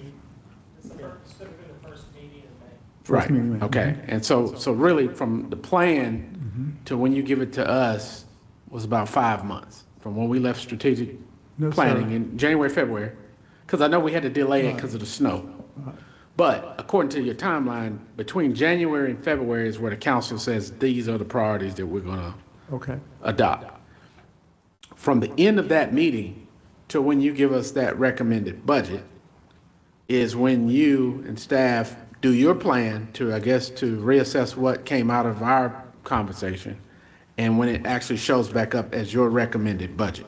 Now, we may have had a check-in or two about when we adopt strategic plans, does this look like what you came out of the plan with? But how do we get that timeline moved up to where instead of May 8th, that it's sometime in April? Well, Mayor, we actually gave y'all your thing on March 23rd. If y'all The budget? No, sir. Yeah, that's what I'm talking about. Yeah. Well, a lot of the budget, as you know, from doing this as well, we're pulling together a lot of threads from the end of the year, also looking at revenues and other issues like that. We can try, and we'll be happy to try to get to council the budget earlier. I think one of the things that would be helpful would be if when we're doing the strategic plan, if we also layer in about a level of service so that we are able to talk around what we're willing to pay for, what to do more or less of.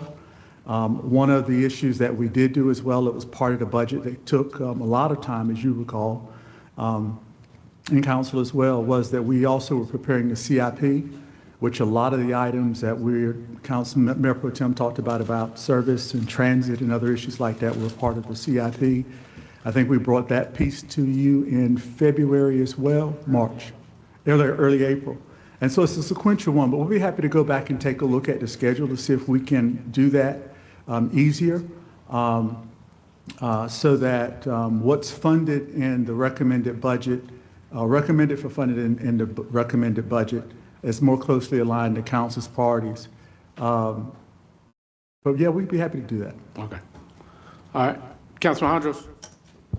Thank you, Mr. Mayor. I think, hearing my colleagues, Mayor Pro Tem and Councilman McMillan, and then yourself, and listening to Mr. Brayboy and Dr. Hewitt, I think what I'm hearing is we need to get started in the fall instead of in January. I know going into strategic planning retreat, usually at the beginning of the year, and there's always a risk of inclement weather delays. But I know one of my frustrations has been, we look at the 1 year to 2 year plan, getting into the 2 to 5 year plan, 5 to 10 year plan, 10 to 20 year plan. We hadn't really gotten to dig into that. And from what I'm hearing today, it's because we're doing it in reverse. So we need to have our strategic planning in the fall so that we can incorporate that year's strategic planning in that year's budget, the future year's budget. So next year in the beginning of 27, we'll be working on 2028's budget. So if we get into strategic planning in January, February, March, it's too late to incorporate that in the budget. So I think that's where our bottleneck may be. And Mr. Mayor and Council, we also talked about that as well in preparation for this evening's presentation of this. One of the opportunities, but also a challenge it could be, is that in the fall, every other year, the council members are running for re-election. And depending on the outcome of the election, a lot of the activity that would have been adopted or pre-work that would have been done by council, the new council may have a different, one or two voices may change or none may change, but the council may have wanted to take a different direction. And so part of our long-term strategy we've had has always been to look at doing more staff work as early as possible so that we can, but I do believe that there's an opportunity, to your point, that staff, not the manager, but the staff could make the council aware of issues of importance for the future sooner than, let's say, February when it rolls in.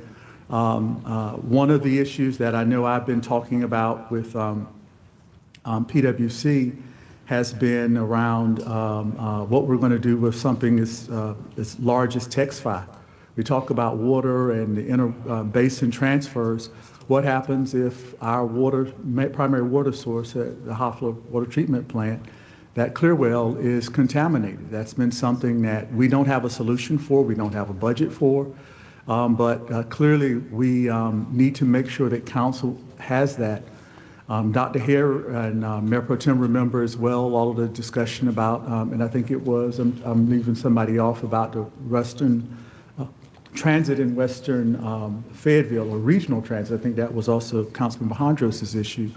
When that report came out, you and staff were given limited time before it was time for the budget as to what that would look like. And so the idea that we could maybe not necessarily come with your priorities for the next year, but could use a fall session for us to do some long-range planning and visioning, I think would be very helpful. And I know staff welcomes that as well, because we feel really compressed at times trying to get y'all all of the information. And it seems like it's a mad rush starting in January before we do the retreat, then come back with the retreat, the CIP, and the budget items. And I would say that, this is nothing that a little bit of time we don't mind the work at all. So we'd be happy to facilitate that any way council would like. Yeah, Dr. Hewitt, I appreciate that. Thank you. Quite frankly, I don't think the residents care what our campaign cycle looks like or what the municipal election cycle looks like. They have needs, pressing needs that they expect us to address. So I think our state partners look at kind of when they do their budget process kind of every 2 years. It may be a situation, as we're talking through this, that once those municipal elections are held, that first fall or spring, we look at a 2-year cycle, and then you can tweak it that second year. That way you're not getting into that. I think we've identified a challenge, and so it's just collectively we need to decide how we can improve upon it. Thank you. Mayor Pro Tem. No. Was it McMillan? Councilman McMillan. Mayor Pro Tem. All right. Yes, sir. Okay.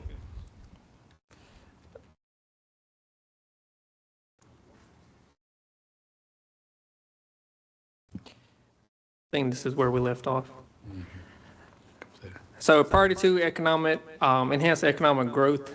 We have 6 new initiatives here for FY27, the Corridor for Opportunity, Downtown Manager, 910 Festival, the General Contractor Program, Next Gen Workforce, and the Convention Center Study.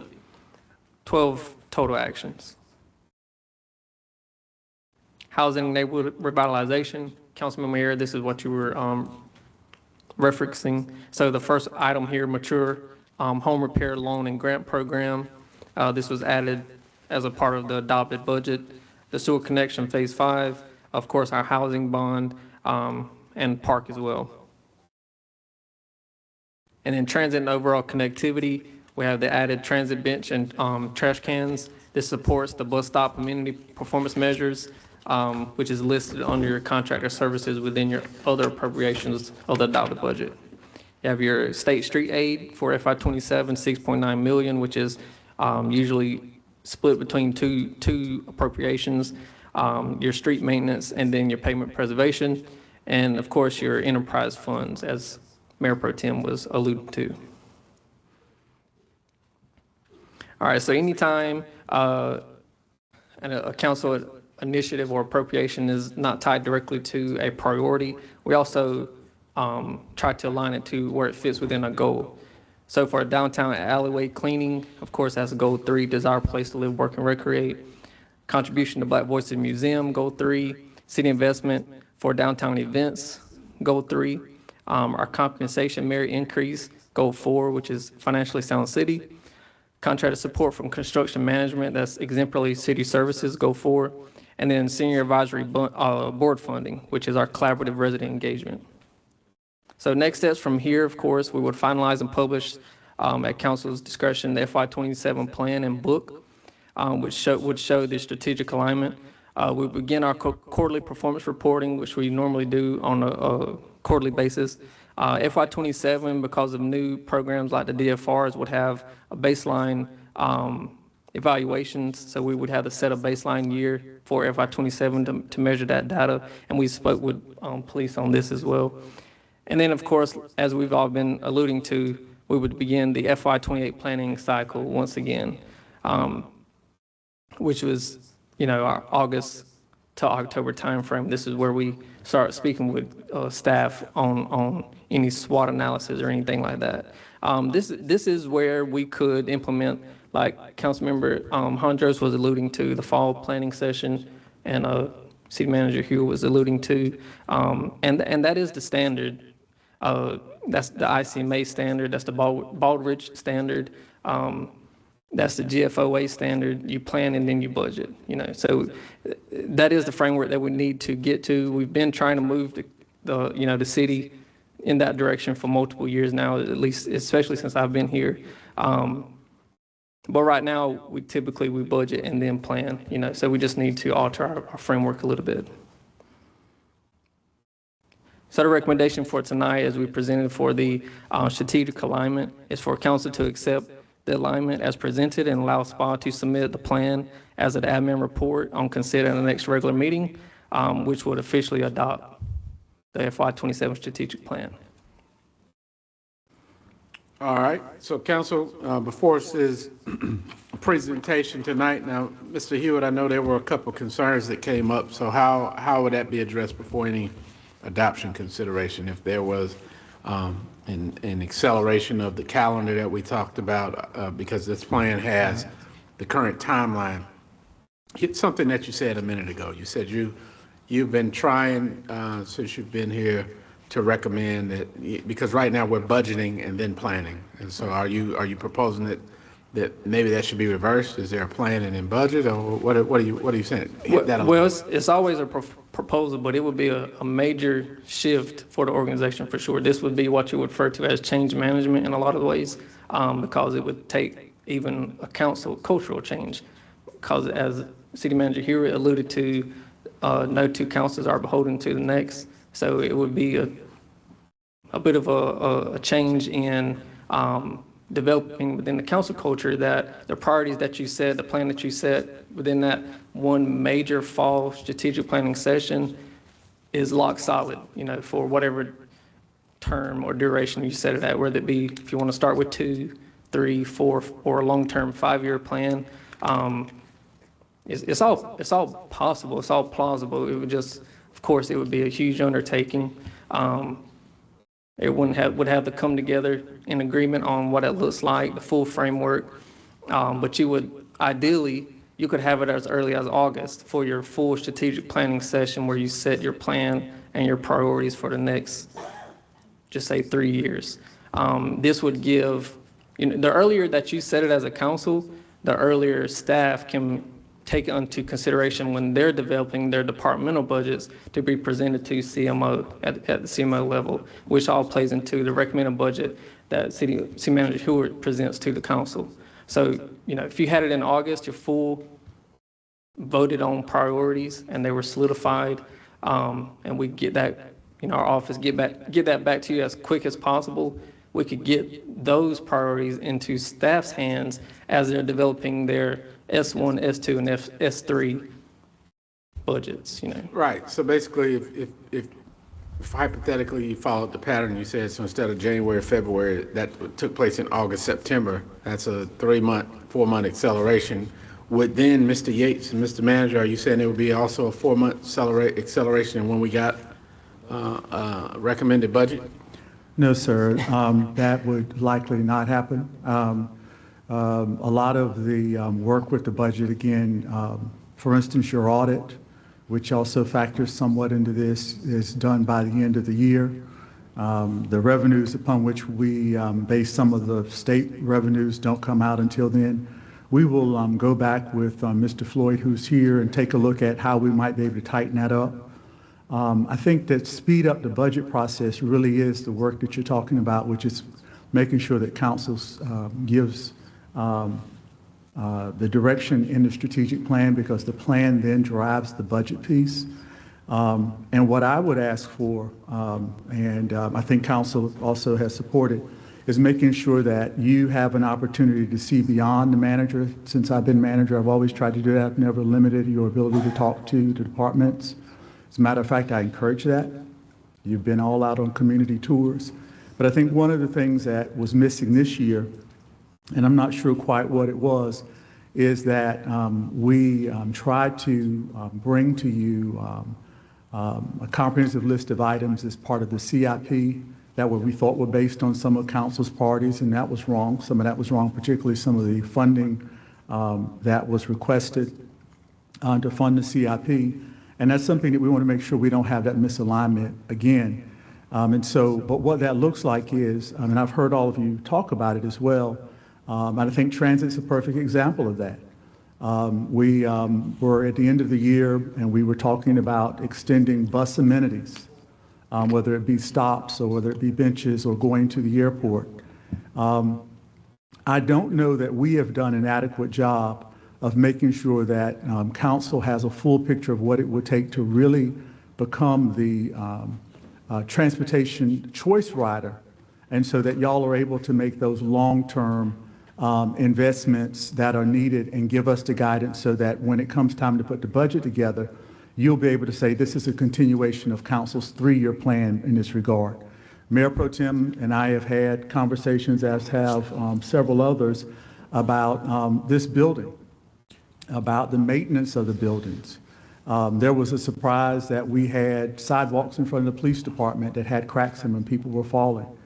There is literally hundreds of millions of dollars probably of deferred maintenance that the staff have not brought to you since before I even started with the city of Fayetteville. That's how we ended up, Dr. Hare, with 40-year paving cycle. That's how we ended up with Bustis with a gangster lien, how we didn't have any parks and recreation facilities out west, while the Seabrook Pool is now out of commission while we resurface it after the first time in 20 years. We didn't have any, 1 second, Mayor, please. We didn't have, and so I'm just trying to tell y'all that we welcome the opportunity to talk to y'all at a greater detail about I think that. as a continuation of my question, before I forget what the basis of it, all that's true. No disagreement there. There should be some type of capital maintenance allocation that's done so that you don't have those things. That's not what I'm saying. I guess what I'm saying is proposing that the budget that we have came in and didn't leave a lot of runway, because that's where the whole conversation originated, that it could be cured, and that's why I wanted to ask that question, if we started our process 3 or 4 months earlier. So basically, I think what it is it's an interpretation of what we say the priorities are, because, council comes out of strategic plan, and I don't think there was a lot of ambiguity about what our items were. It may have been 1 or 2 where some of the language was changed before adopted, but it was the interpretation by staff as to what that looked like in form of a budget and priorities. So what I'm saying is, because there's always going to be, there will always take time to realign those 2 different perspectives. And I think you hit it. The process needs to be given more than 4 meetings. Absolutely. Right, and that's the goal. So however that looks. So my question tonight, because we have a hard stop coming up at 6, that we have to recess this meeting to accommodate the recognitions and the public hearing. Process tonight is, if we adopt this as is, how do you make the corrections, or do we need to push this and let you come back with the proposal to fix that? Well, this is, again, the plan and then budget. And so tonight, what we're looking at was, when you adopted the budget, was this, the budget powers this plan. The dates which Andy mentioned about the quarterly updates or the fall retreat or the spring retreat, we can adjust that at any time that you choose. But the underlying part in the crosswalk is really saying that this is at the end of the year, when you do your evaluation of yourself, do my evaluation, do the evaluation of the organization. Did we do those things on that long crosswalk that we said we would do within the funding that we had available, or bring it back to council? And so I think it's ready for adoption, and we'll be happy again to come back with a separate effort to look at the timing of the budget preparation. And we would also appreciate an opportunity to talk to our strategic planning consultant in a little bit of greater detail and get a proposal for a fall retreat and to what meet council's interest. But if that's going to cure the problem, I don't Right. want Well, to what is put the it problem up. here? I mean, I think the basis of it is how do we get a solution that gets us your recommended interpretation of the meeting before we got it last year, and pushing our meeting back 4 months if it's not going to yield a solution to that, which is why I asked that. Then I don't know that that's what we're saying. Right. And so I guess that can be flushed out at a later time, but the goal is that instead of in May and expecting it to be hashed out and adopted in 4 meetings, which this year turned into 10 meetings, can we start that process earlier? Now, Yes. if you're telling me that starting our part in August and September fixes that, I agree with you. If what I heard you say was that if we start our part in August and September, that does not fix that. No, I'm sorry, I misunderstood. So absolutely. So if we meet earlier with council and council says you wish to spend more money, $300,000 in putting in bus stops, then that will show up in the recommended budget. If council says they don't want to fund a CIP project, we bring you to CIP, then that won't show up in the recommended budget.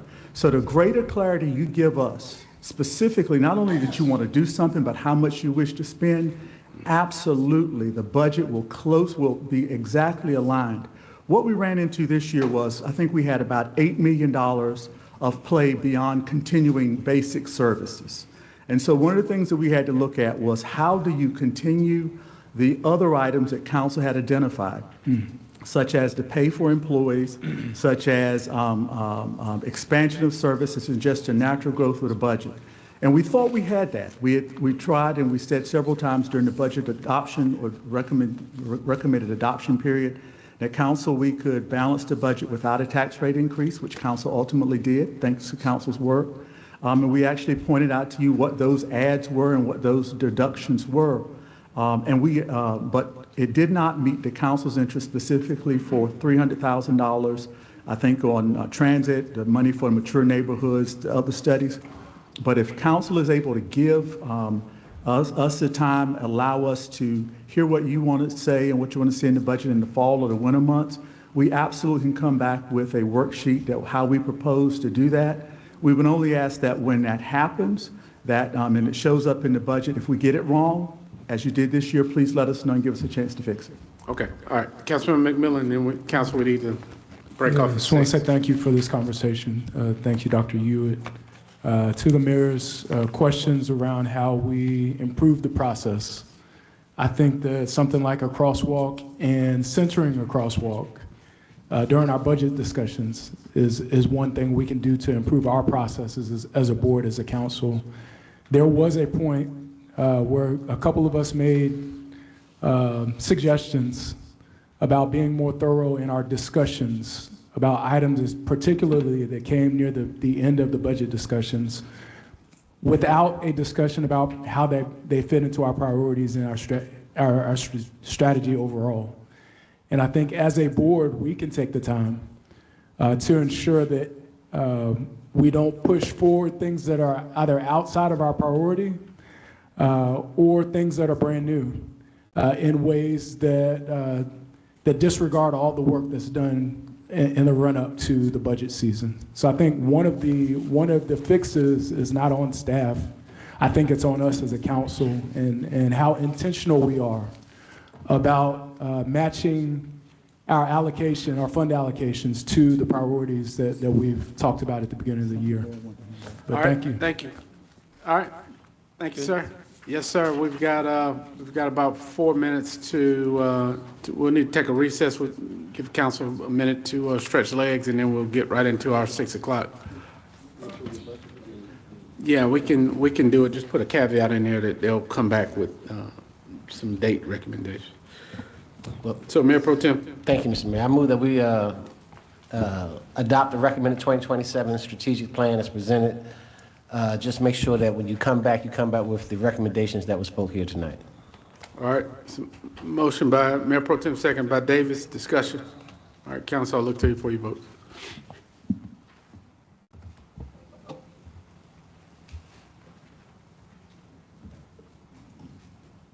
Okay, Madam Clerk, who are we missing?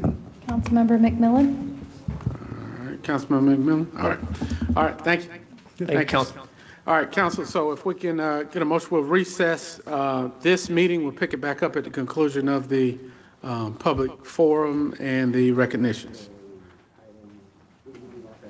Yeah, we left off at item 6.03. All right, so we'll recess that.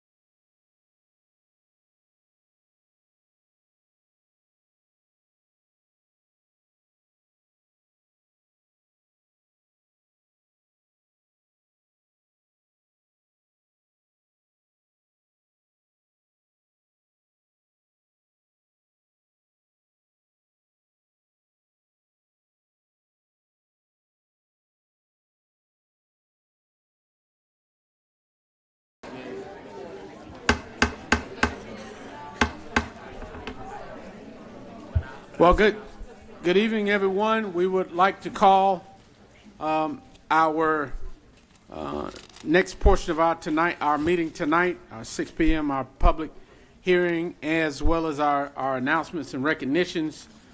We welcome all of you who are joining us in the audience, those who are here and joining us remotely.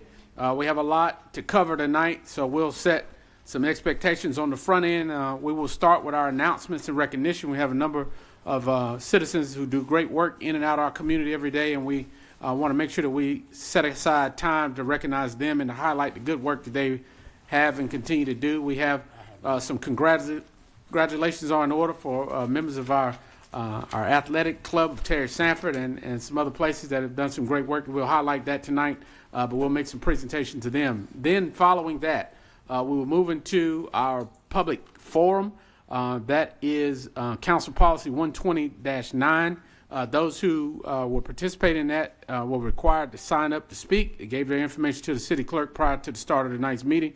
We have a total of 49 people who will speak at the public forum. So we'll talk about the rules around that, the allocated city council time that has the policy established to allow for residents to do it. Now, as a part of that, we will get as many as we can within reason.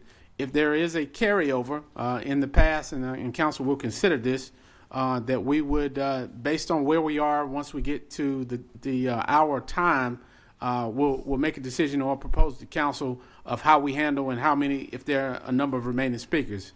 And so the council has been reasonable at these requests in the past, but then after this, the reason why we have some tight time parameters tonight is that we also have the continuation of the meeting that we recessed earlier. And so we still have to come back to that, and we still have about 5 or 6, 7 items to cover immediately following this portion. So we'll do what we can. And also, if you've looked at the list tonight, as far as the district, you were asked when you signed up to give your district number. If there's not a number, it has a NR that represents non-resident, so non-city resident. So we'll go through the list in terms of how we signed up. But if we get to a time constraint, usually the precedence has been that we will give city residents the opportunity to try to hear from them, and then we'll get as far as we can on the NRs, the non-residents. So we'll work hard to get it. And so the other part of it is tonight, as we talk about it, this is the spirit of democracy, that we can have different opinions. I do think that everyone who showed up tonight cares about our community, but we will have to have ground rules in order. Nothing works without it. And so I would ask that everyone give the same level of respect tonight to your fellow citizens and the other people who are in this room, and to the council. Any disrespect will be dealt with and you'll be asked to leave. And so we don't have a lot of room to deal with that. So we're all adults and good citizens, and I hope we operate in that same spirit tonight. And so we'll look forward to that. So with that, we will get into our recognitions. We will, I'll come back to that. Yep. So we'll get into recognitions. We have a proclamation that Mayor Pro Tem has, and we'll present it. We'll ask Ms. Takia Mathis if she would come to the podium. Are you reading it? Yep. You got it. Come on down, Ms. Mathis. She is a dedicated member of the National Psoriasis Foundation, a disease which I have suffered from for the past 30 years almost, so we are well acquainted.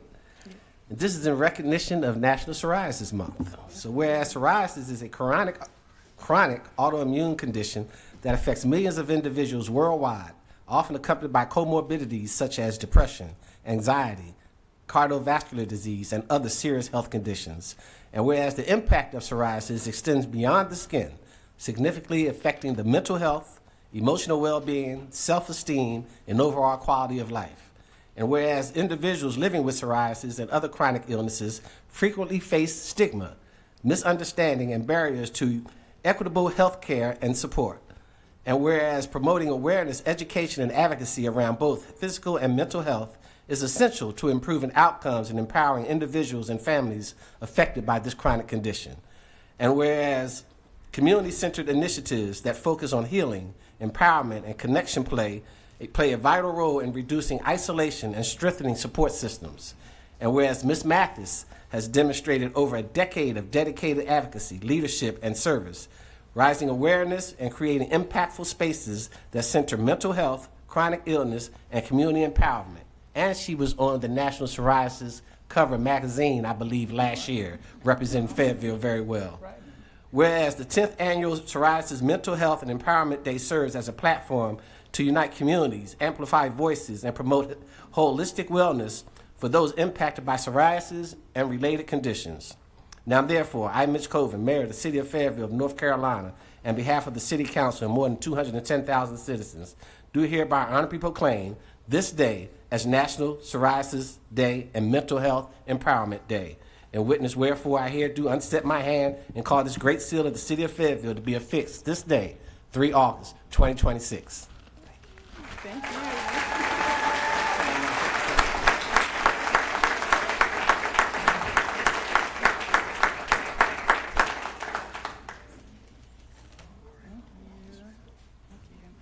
Speech, speech. I'm glad I wrote something. Good evening, everyone. Good evening. Ooh, if I can unlock my phone. Go, Chief, guy. We got BC coming. So it is with profound gratitude and humility that I stand before you as a city. As the City of Fayetteville recognizes Psoriasis Mental Health and Empowerment Day. For many people, psoriasis is seen as a skin condition, but for those of us who live with it, we know it reaches much deeper. It affects our confidence, our mental health, our opportunities, our relationships, and sometimes even our will to keep showing up. I know that story because I've lived it. I'm still living it. When I was 11, I didn't really have a skin advocate. I didn't have someone who looked like me telling me I was still beautiful, still worthy, still enough. I often felt alone in a battle that no one else could see. And it belongs to everyone, including little boys and little girls who are navigating psoriasis, eczema, HS, lupus, sickle cell diabetes, cancer, any mental health and illness, trauma, and any other chronic illnesses that makes them wonder why will they ever truly be seen? And I want them to know that you're not your diagnosis, you're not your scars, you're not your trauma, and that you're worthy.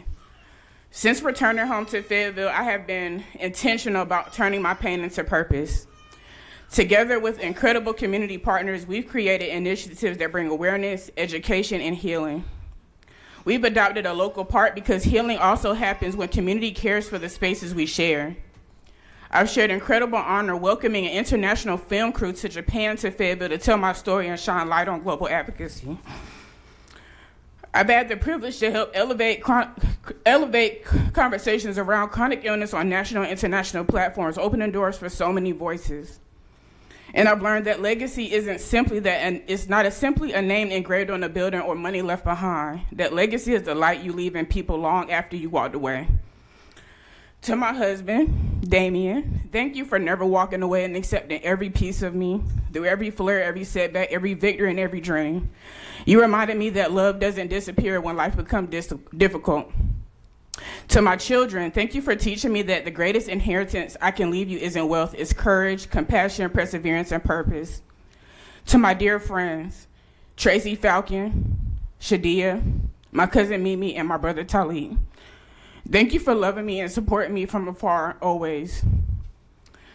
And to my friends, my fellow business owners, community partners, and supporters across social media, some of whom I've never even met, thank you for standing behind me, beside me, and thank you for every message, every share, every conversation, every prayer, and the kindness that becomes behind why I keep going.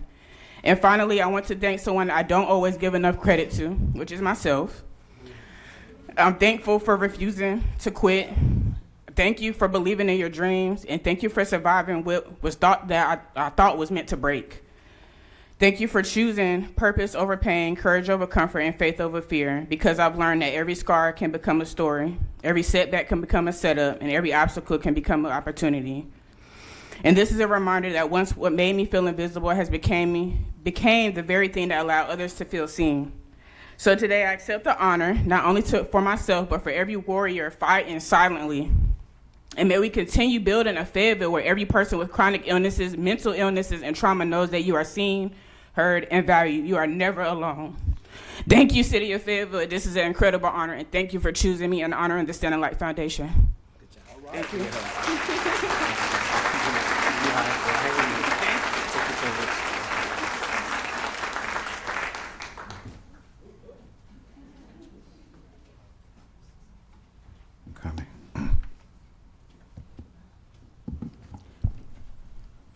Thank you, Ms. Mathis, and thank you for the great work in representing our community with such a noble cause. At this time, we'll ask that Mr. Josh Mazinga will come up, and I will turn it over to Councilmember Green. Jeff, you and Tracy can come up. All of you can come up if you'd like. That way we'll get pictures of everybody. Go ahead, Stefan. All right. Thank you. Whereas Joshua Mozingo was born in Fayetteville, North Carolina on September 28, 2007, and began his baseball journey at just 3 years old with West Fayetteville Little League. And whereas Joshua's early dedication to the sport led him to begin advanced training at age 6 with Derek Graham at Athlete's Choice Battling Center. And at age 7, he embarked on a travel baseball career that connected him with exceptional coaches through Area Stars, Team Ghost, and later the Elite Canes Baseball Showcase program. And whereas Joshua excelled academically and athletically at Village Christian Academy, earning a place on the varsity baseball team as a 7th grader and setting the school record for his hits during his 8th grade season. Wow. And whereas upon transferring to Terry Sanford High School, Joshua quickly became a standout athlete, securing the varsity shortstop position during his freshman year and consistently posting exceptional battling averages, ultimately earning a collegiate baseball offer from East Carolina University on August 1st, 2024.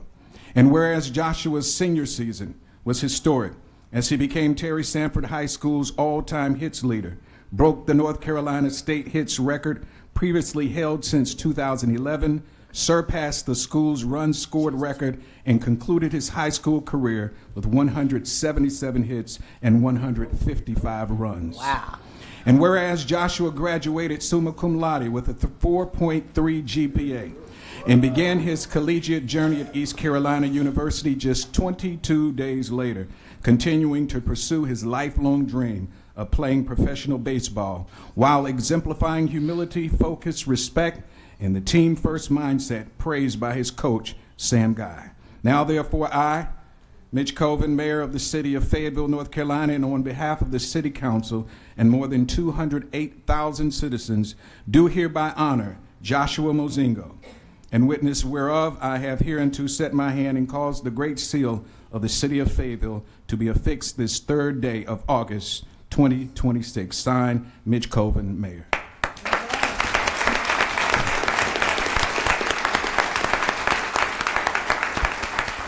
So I want to share just a few words because y'all know me and I like to talk. But anyway, Jeff and I work together on a lot of different areas, a lot of different community things that we've been involved in over the years. And he called me up and he said, and I am his council person as well, but he called me up and he said, you know, Josh would really like a City of Fayetteville flag for his room in East Carolina. I said, okay, I can make that happen probably. Let me just see what I can find out and I'll call you back. So as I got to thinking, I thought, wait a minute, I think he just had some like major accolades with baseball. I need to back up a minute. We need to take this opportunity to honor Josh tonight and make certain that we look at the overall character that this young man has possessed throughout the time that he's been in school. Not only is he a major athlete, but his grades, everything about him. I know he's been involved civically. Just at every turn, you make great decisions. So I just thank you for being an example to younger students as they come up. And I think it's just important. And it said a lot to me that you wanted a City of Fayetteville flag for your dorm room. So I am going to present that to you tonight. It's my pleasure. Yes, absolutely. And here is a copy of what this is your proclamation from the city. Okay, you're welcome. Let's do this for the. You all want to get over here and get in this picture, Sam? Join us.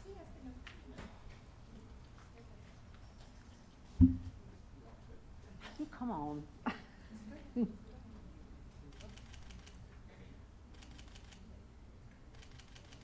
All right, now get in. Now get in. I get the family thing. That's right.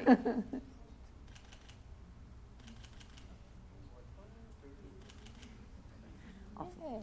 Thank you. Congratulations and good luck. And don't listen to anyone.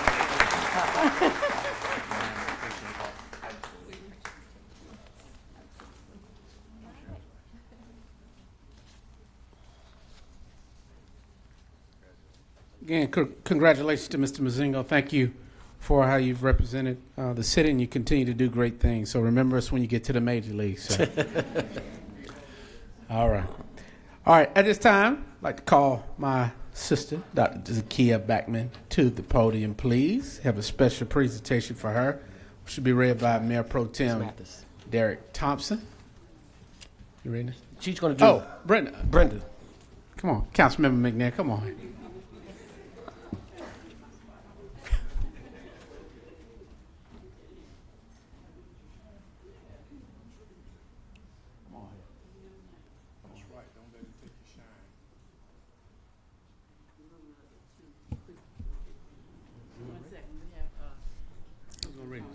Ready? Martin, you gonna read it? Okay. Introducing Principal Dr. Beckman of Beckman Bill Hefner School. Under her thoughtful leadership, the school has become a beacon of excellence where strong collaborative staff culture supports every learner.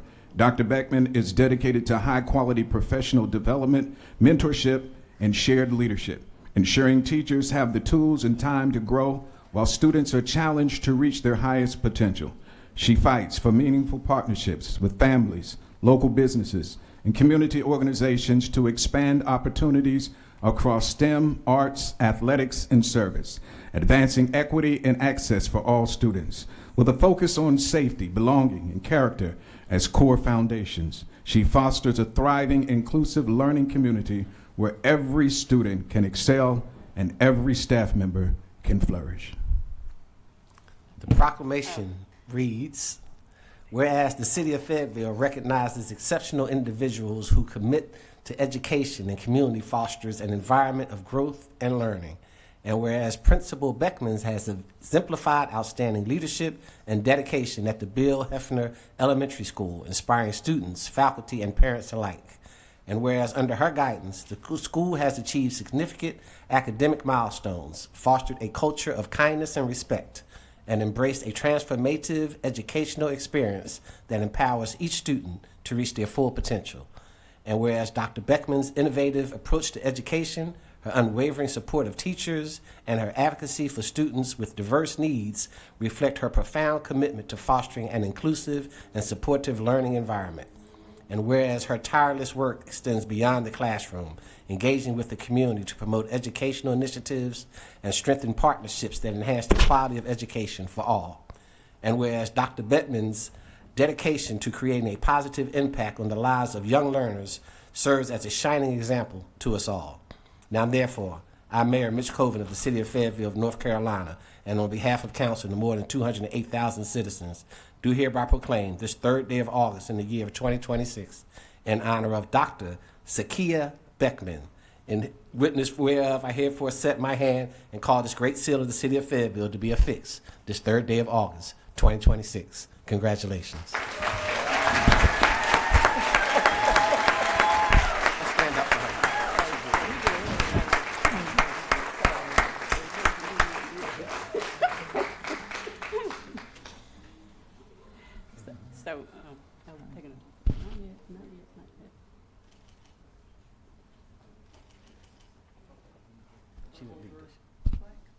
Not yet, not yet. So, Dr. Beckman. It is an honor and a privilege to have you here tonight. I wanted to speak from my heart. Is it because of my grandson, David, my granddaughter, Brianna, and Tiana McNair, that I had the pleasure to meet you and your wonderful staff here. I just about know every one of them because we consistently have communications, meetings together. I'm always at your events. You call me, I'm there, Johnny on the spot, and you always consider me. And so I want to say thank you. And what I've noticed, and I like to say, the level of excellence is underspoken when it comes to Dr. Beckman and her team. And I want to say to the teachers, I love you. My grandchildren love you, and this community loves you. And I want to say thank you. And with that being said, I want to present to you an award of excellence to the faculty and staff of Bill Hefner Elementary School in recognition of outstanding service and commitment to educational excellence. One team, one sound, anchored in excellence.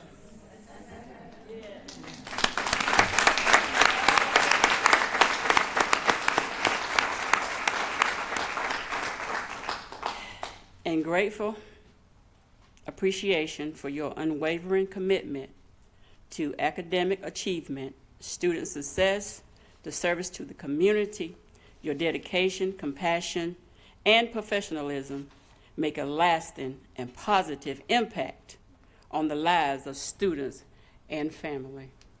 With that being said, I'd like to present this to you, Dr. Beckman, the teacher, principal, all of that. So, start the rain. You got words, you go ahead. You can. I'm going to ask my staff if you will please come and stand, because I cannot stand without this wonderful team. And this may not be everybody, but the ones who came out tonight, I want to have them stand because they are the reason for the spirit of excellence. I'm just a visionary, and they have followed my lead. So if y'all could come up quickly. They have a meeting to carry on.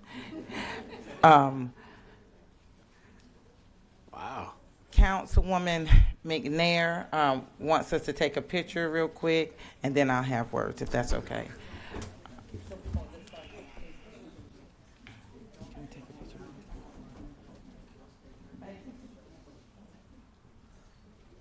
Have you three to come on this side for me, please? Yeah, come on this way, right here.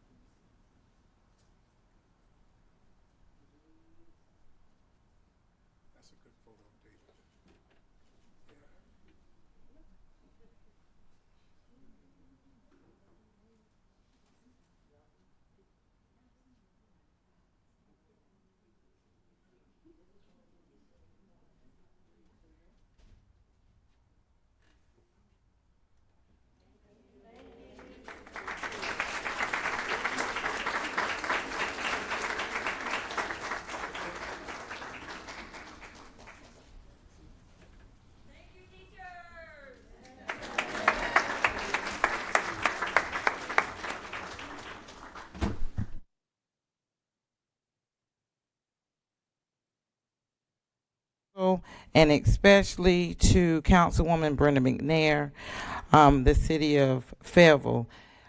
This is a very distinguished honor to stand before you tonight. We've been working in the county for years, and for Councilwoman Brenda McNair to come by campus and just to see the work that we do every day was a grace and a distinguished honor for you to recognize us, because what the work we do every day, Councilwoman McNair, we do it for every child, not just because your grandchildren came through. It was wonderful seeing you come through. It has been great receiving your continuous support. Thank you for showing up for everything. Thank you for supporting us. And for any council members who have done that over the years, we thank you. I have to stand before you and say, to God be the glory, because he deserves all the honor and praise in my life. Tonight, I stand with true humility and gratitude, because this has been a heck of a year at Bill Hefner. I'm going to tell you guys, we have done it, and we've done it by operating as what? One with the standard of. And how we do that every day is coming dedicated and committed to the work at hand. And it is our heart's desire to come in and impact students in a way that they're ready to compete in a global society and ready to compete with any student, any country, anytime, because we equip them with not only the skill set, but the love and compassion. So again, I thank my father for coming out tonight, my mother, my sister, my daughter who's with me. Faith, can you please stand? She is standing. Thank y'all. Give her a hand. She's shy. She is standing on behalf of my beloved husband, who I just lost, and he will be here tonight. So I just want to honor him, because I know that he is still looking down and he is smiling, because he gave of me daily for me to come out and lead. And I believe I heard somebody say tireless. This has truly been a tireless journey. Has it been tireless, Bill Hefner? It has been tireless. But again, I won't stand before you long. I want to say I love you all. Thank you. If you don't have a child in the school system, Bill Hefner is a great school to come and partner with. All right? We love you. Thank you.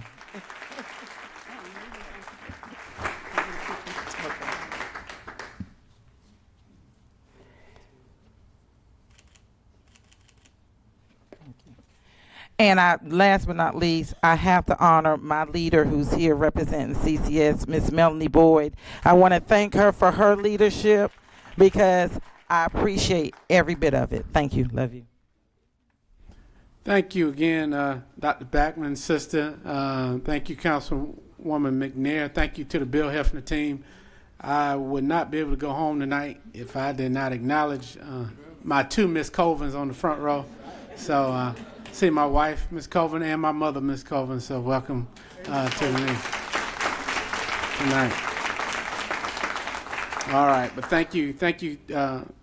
Backman, says, for the great work that you all are doing over there, Bill Hefner. Truly, we can't thank our educators enough for the work that you do. Words do not express the appreciation, because none of us would be where we are if we didn't have school teachers and educators along the way. So thank you for that.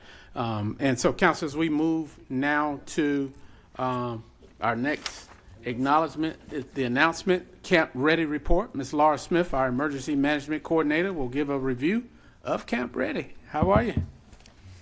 Doing well. Good evening, Mr. Mayor, Mr. Mayor Pro Tem, and Council.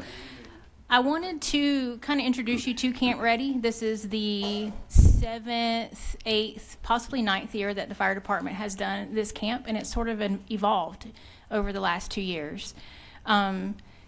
READY stands for Respond, Engage, Act, Deploy, You. And what we do is try to give our campers an idea of what careers in public safety or even public service look like.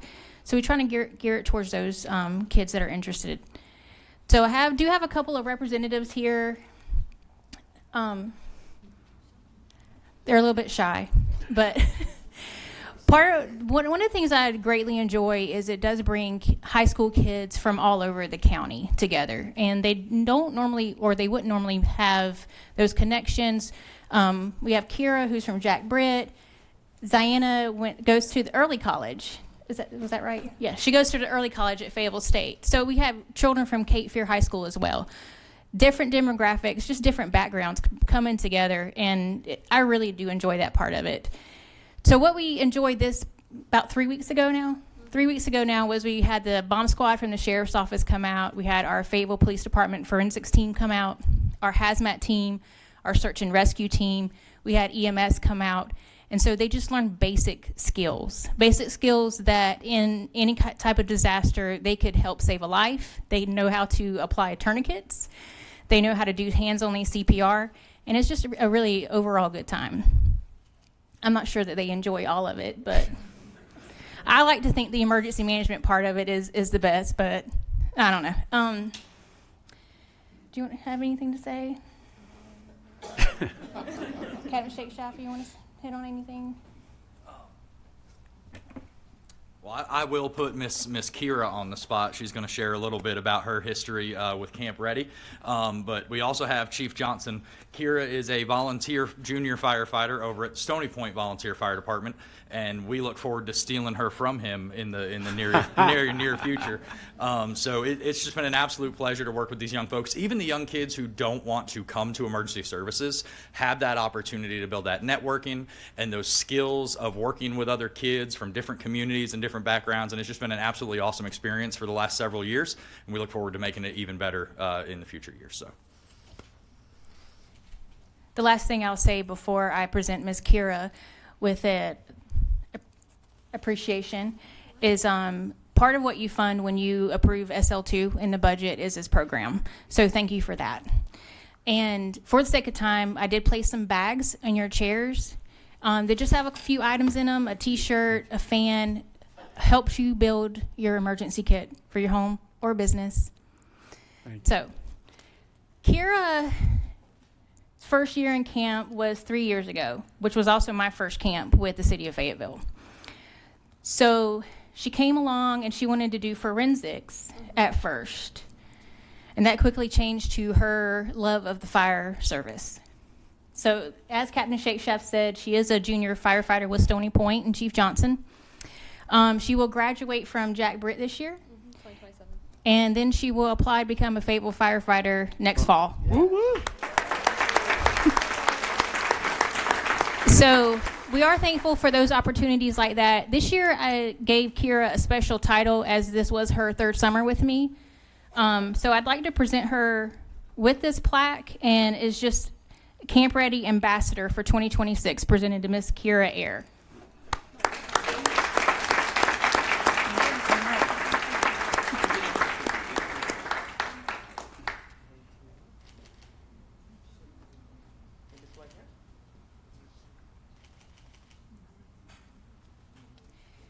And I'll just end with Captain Shake Shaft. Kira is scheming ways to help out with camp once she is a Fayetteville firefighter.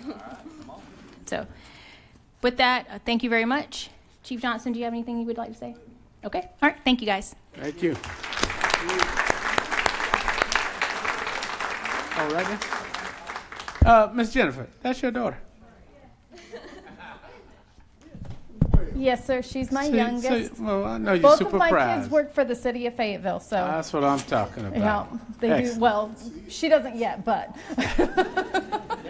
All right. Well, good. All right. Well, thank you. Okay. Is that it? Yeah, that's it.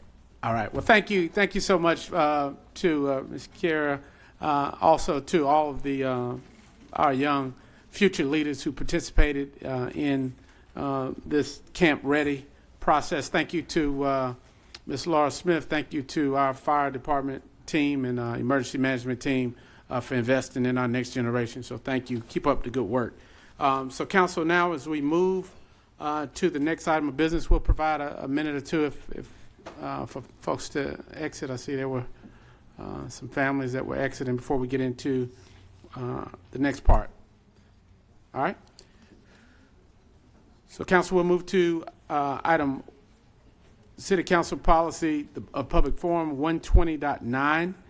Per City Council policy, this is a time that residents may have input and a voice in what goes on in their city. The public forum will last no longer than 1 hour. Each speaker is limited to 3 minutes each to address the City Council on issues related to the City of Fayetteville. No time will be yielded to any other speaker by another speaker. Any remaining speakers on the public forum list that did not have an opportunity to address the City Council will have that option to have their name placed at the beginning of the next scheduled public forum list of speakers. All non-residents are placed at the end of the list of speakers. Individuals unable to attend may mail written comments or email public comments at fayetteville.nc.gov. Written comments will be summarized by the city clerk during the meeting and then announced. So that, council, we will open up our public forum. And Madam Clerk. Mayor, we actually have 50 speakers and I believe 4 written comments for the end. Our first speaker is Mr. Joseph Schwab.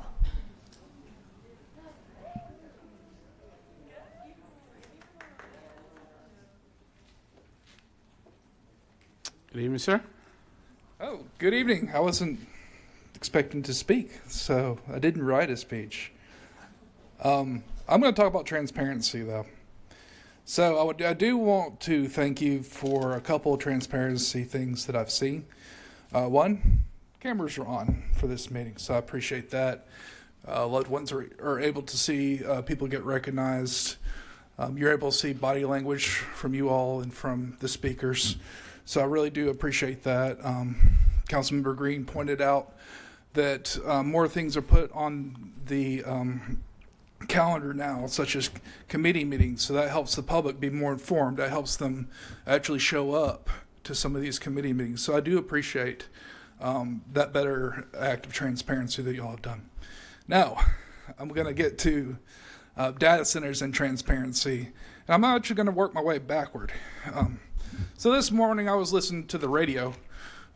Mayor Colvin was on there. Malik was on there. Mayor, you keep saying this 120-day stay is actually protecting us. That's a falsehood. That is not true. It does not protect us. The only thing that protects us would be a moratorium. The lawyer has said that to you.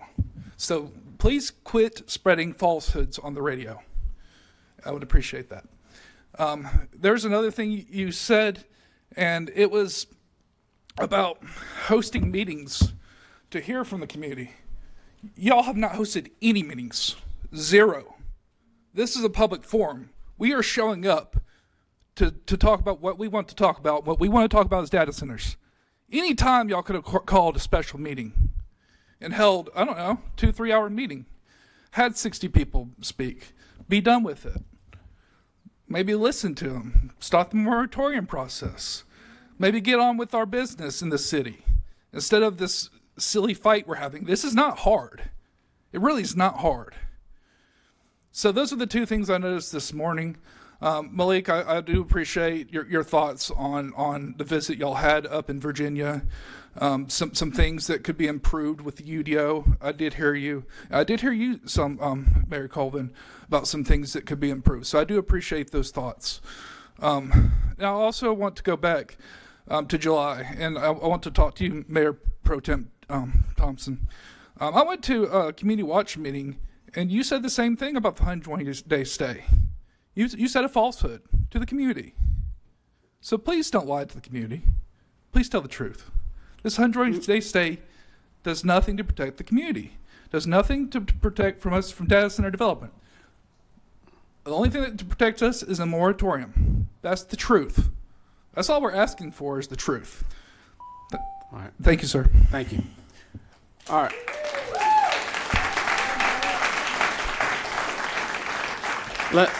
Let me clarify 2 points. Typically, the public forum is for you to have opportunity to speak to us, and we typically don't respond, but we're addressed directly. Mayor Pro Tem was And so if you're going to quote me, Mr. Schwab, and then go back and listen to it. You don't I have think, to respond. Yeah, well, I don't need don't to have tell me to that, respond. but yes, sir. Let's But keep it he's moving. speaking to me. Excuse me, Councilmember, and I'll acknowledge if you need to be.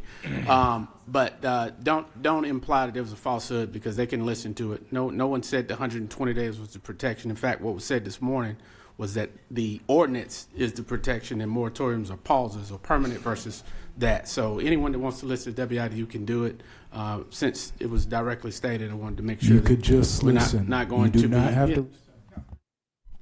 Council member, that's it. All right, Madam Clerk. Our next speaker is Mr. Chalico Hurst. Mr. Chalico Hurst, not present. Our next speaker is Miss Stephanie Settle. Miss Stephanie Settle, not present. Our next speaker is Mr. John Harnoy. Mr. John Harnoy, not present. Our next speaker is Miss Destiny Beard.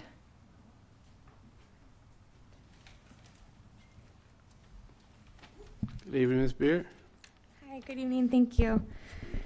All right. My name's Destiny Beard. I actually came with a different speech today, but I've been here since 3. I live and work and my children play 3 miles from where the Terra Nexus project is proposed. I am technically outside of city limits, but it's important to know that my concerns aren't, confined by city limits or county lines or zoning districts. They're regional concerns, and our communities do share the same resources, and we live with the same long-term decisions and consequences that will be made. I'm not someone who's easily persuaded by sensational headlines or social media outrage. My concerns about data centers are not based on fear or politics. They come from taking the time to research the issue from multiple perspectives. And after reviewing the available information that we have, I struggle to understand how we can conclude these concerns have been answered well enough to move forward with establishing UDOs on next Monday. Mr. Briggs, whose presentation I sincerely did appreciate today, said, "When we move too fast, we make mistakes," and I couldn't agree more. I also hope this council will continue to rely on people like him as regulations are developed and, just as importantly, as they're monitored and enforced over time. We cannot create a framework for future development before we fully understand the long-term consequences of the type of development we are preparing to allow. One of the experts today acknowledged that there are still questions that cannot yet be answered. That alone tells me we should be cautious about adopting permanent UDOs before we have those answers. I don't say that from a place of fear, but from a plea of wisdom. When the potential consequences are significant and the long-term impacts are still uncertain, caution is not opposition. It's responsible leadership. And I've heard the arguments in favor of data centers, talking about economic development, technological advancement, national security. But I still have one question. If the cost of those benefits is placing additional strain on our already challenged water resources or creating risks to the health and well-being of the people who live here, then what have we truly secured? Economic growth and technological advancement are valuable, but they should never come at the expense of the very resources that sustain life in our communities. These concerns deserve careful consideration before UDOs are adopted that may shape our community for decades to come. Tonight, I'm asking this council not to move faster than our understanding allows. I'm requesting we move slowly and responsibly, ensuring that progress protects both the people and the natural resources that make this community a place we can even call home. Thank you for the opportunity to speak. I know I haven't really been considered because of where we live, but I really do have concerns, and I think that I'm not necessarily anti-data centers, but I'm definitely not for them based off what we know right now. And I appreciate you allowing people to speak and bringing in people that you did today, and I hope that we will listen and go slow and do things right, because I feel like we only have one chance to get this right. Thank you very much. Thank you, ma'am.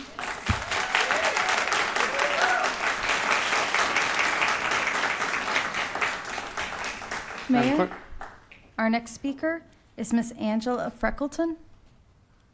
Miss Angela Freckleton, not present. Our next speaker is Mr. Nicholas Tito. Mr. Nicholas Tito, not present. Our next speaker is Miss Carol Olinger. Miss Carol Olinger, not present. Our next speaker is Miss Amara Burks. Miss Amara Burks, not present. Our next speaker is Mr. Anthony Holmes. Mr. Anthony Holmes, not present. Our next speaker is Mr. Wade Fowler. There he is. I see him right now.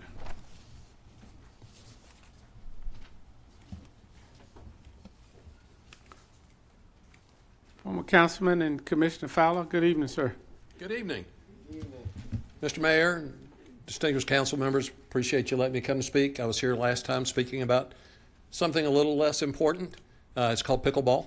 But I spoke to you about it from a Parks and Rec viewpoint last time, and I wanted to give you a new viewpoint to look at and to make a small request at the end. And that's that sports tourism has become a big part of a lot of local communities. And I know that there is a plan in the city of Fayetteville that works around sports tourism. One of the things that's missing in the plan that I can see is a true pickleball sports facility that can host the kind of tournaments that sports tourists want to come to.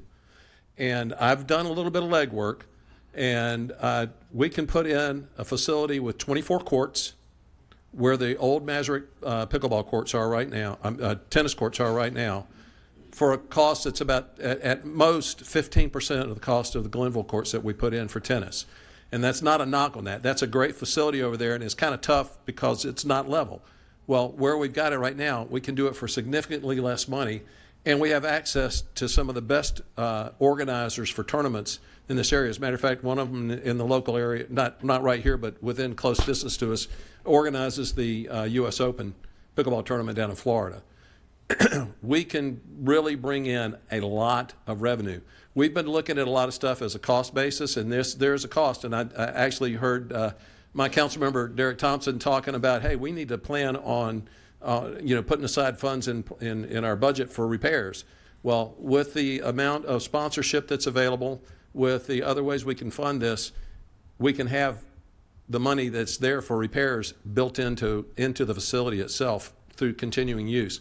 And I have spoken with Robert Van Giens and Michelle Williams, and I've spoken with PwC. I've also spoken with Congressman Hudson's office. I'm not coming here asking to say, just build this for us. We're committed to work to gather the funds necessary to really make this come to being. And so my request for you is to, instead of have a 3-minute little presentation here, I would like to see if we could be put on the work, agenda schedule for a full presentation, complete with layouts, complete with cost ideas, complete with information about where we can gather the funds to make it happen, and either do that in October or November. So thank you very much for your time. Thank you, Mr. Fowler. And just want to update you. Get with Ms. Williams, because we are planning to bring her to council regarding their proposals for sports tourism partnership. So thank you. Thank you. Madam Clerk. Mayor, our next speaker is Miss Juanita Myers. Miss Juanita Myers? She didn't make it. Okay, thank you. Our next speaker is Mr. Max Rupe. Max didn't make it. Thank you. Our next speaker is Miss Arlene Fields.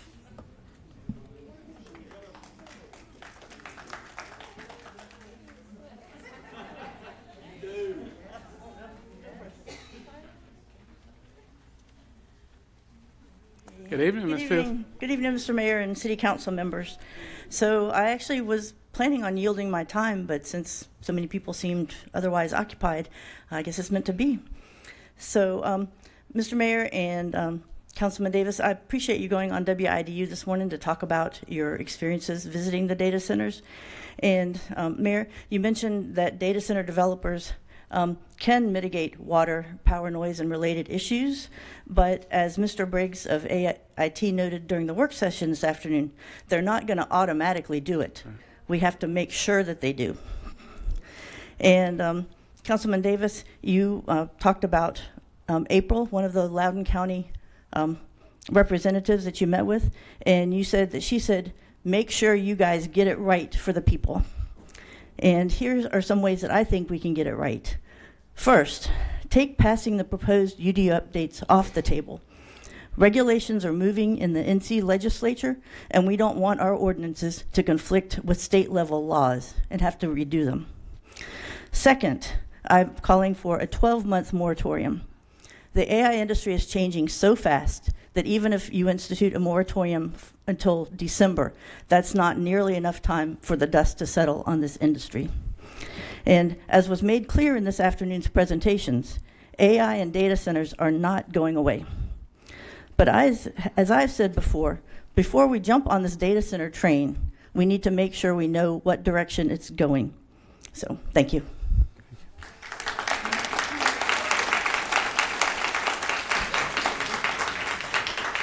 Madam Clerk. Mayor, our next speaker is Mr. Jeremy Dozer. Mr. Jeremy Dozer?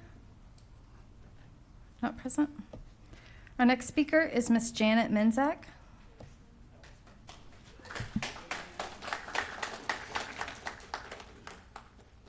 Good evening, ma'am. Good evening. Idolatry and avarice. That, council members, is what many of you have been fallen victim to. The worship of wealth and power over God. You have seen the dollar signs attached to bringing data centers into our city, and that has blinded you to the harms you will be responsible for inflicting on the citizens of this town. I saw this plainly in a recent video clip I've watched of Mayor Mitch on a local radio show speaking about how Cumberland County voted to reject Chemours, but they built in Bladen County instead. Your argument summed up basically was that Bladen County got all the tax revenue and we paid for all the cleanup. Basically, and then your statement was, let's not make the same mistake with Chemours, but with different consequences. So you know there's consequences, right? But what's more important is that we get the money, right, Mitch? That's all that really matters. Those words are out there forever, Mr. Mayor. And when the people of this city see a lowered quality of life from air and water pollution, they will remember who let it happen. All of you up there who vote for these weak UDOs with no protections or requirements for the data centers to filter their wastewater, to provide their own clean energy source, that is what you will be responsible for. That will be your legacy. Your children and your grandchildren will curse you for not standing up for them, even if you thought it might not matter. The federal government might just force the data centers through anyway, and you will have resisted for nothing. Make no mistake, people, this is the existential issue of our time. The evil and greed disguised as national security and economic development. As the citizens of the town after town sue and vote their council members out and get arrested and thrown out of meetings for standing up what they believe in, we are the ones on the right side of history. We are the patriots, the righteous warriors. You up there on the podium, you are the shills for big tech, the idolaters.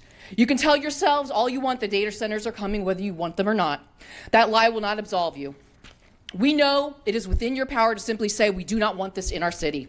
And we can draft ordinances so strict that most developers will pass Fayetteville by. And yes, city might get sued, the data centers pushed through anyway, but at least you would have saved your souls. At least you would have proved to the people of this city who elected you, who trusted you, that you had our best interests in mind. Your pride and your greed has told you that you know better. Just remember, we aren't going away after this vote is over. We aren't going to stop coming to meetings and yelling at you. We will continue to call for boycotts of your businesses. You can whine all you want about political bullying, Mr. Hondros. In fact, the issue of your foolishness has ensured that every line item of every future endeavor of this council be watched and scrutinized to the letter. More than that, it has become all too clear that you are far too comfortable in your jobs. That is going to change, and I hope everyone in this room and everyone watching at home will join me in making it a personal mission to get a charter changed for us to allow us to recall you. In the meantime, I suggest you all take a long, hard look at the decision you are about to make and who you are ultimately accountable to, and may he have mercy on you.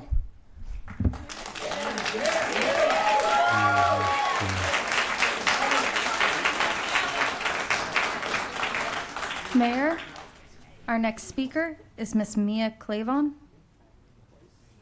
Yeah. I've never done this before and I'm really nervous. Thank you for making me politically active. Mayor, council members, I'm Mia and I live off Pamela. I speak loud, so I'm going to stand for. Last town hall, your argument was that this brings jobs. So let's look at the reports. For hyperscale data centers, not the one you guys toured, but the hyperscale data centers, actual permanent staffing can be as low as 10% of the number originally promised. Google New York, 125 permanent jobs were promised. Currently only houses 35. QTS New Albany, Ohio promised 10 jobs per building with 4 planned buildings and delivered only 25. And they're not alone. Permanent staffing rarely materializes at the scale that they promise. We were promised how many jobs? Let's talk about our past decisions here. Fire Station 4 on Bragg Boulevard, originally projected to cost $8 million, ballooned to over $9 million, finalized at $9.4 million. Contract with W.B. Brawley and the engineers, was completely demolished, and now it's just this giant eyesore on Bragg Boulevard. Nobody knows what to do about it. Okay, and then we've got the Apex Contracting Group abandoning 4 city construction projects worth $7.9 million, and there were zero accountability for this company, even after questions surrounding their campaign contributions came out. Segra Stadium was pitched as a catalyst for downtown revitalization. The final cost, $37 million, $10 million over the original budget. Why are we repeating the same pattern? We're just asking you guys to slow down, please. Okay? Because governments at every level, from townships to Congress, have been debating, advocating for, and passing legislation that would ban, limit, or restrict the construction of data centers. Prince George County, Denver, Cumberland County, Charlotte, and the entire state of Maine just have paused and delayed construction on data centers. So why are we, Fayetteville, rushing this? What's the emergency? Seriously, were you guys this confident in your past projects to override your constituents' expressed desires? I am not a political person, and I'm here right now. Have y'all considered what happens when the drought hits? Water rationing becomes necessary due to these data centers. When your lights start flickering like, I don't know, Loudoun County, Virginia, due to grid strain, how many residents can afford it? Who's going to compensate the underprivileged? What happens when the AI bubble pops and leaves us all with this giant abandoned monstrosity, just like Fire Station 4? I want a total ban, but I know that's not even an option, and Congress isn't even pushing that. So can we just pass a 1-year moratorium? Because I really don't want to be forced to bathe in cancer water filled with PFAS. And I don't want my air pollution. Thank you very much. Thank you all. Thank you.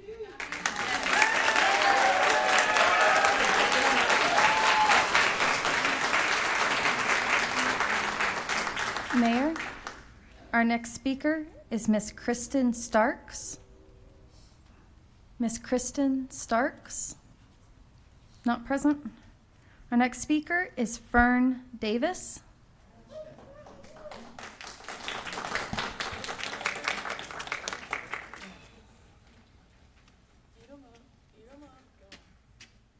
Long time no see. Same issue though. Honestly, I expected to go much later, and I was going to riff on what other people said, but that didn't work out. I guess everyone's on vacation. Look, you guys know the pluses and minuses. I'm not going to pretend that you don't. You do. And you're probably going to do what you want to do anyway.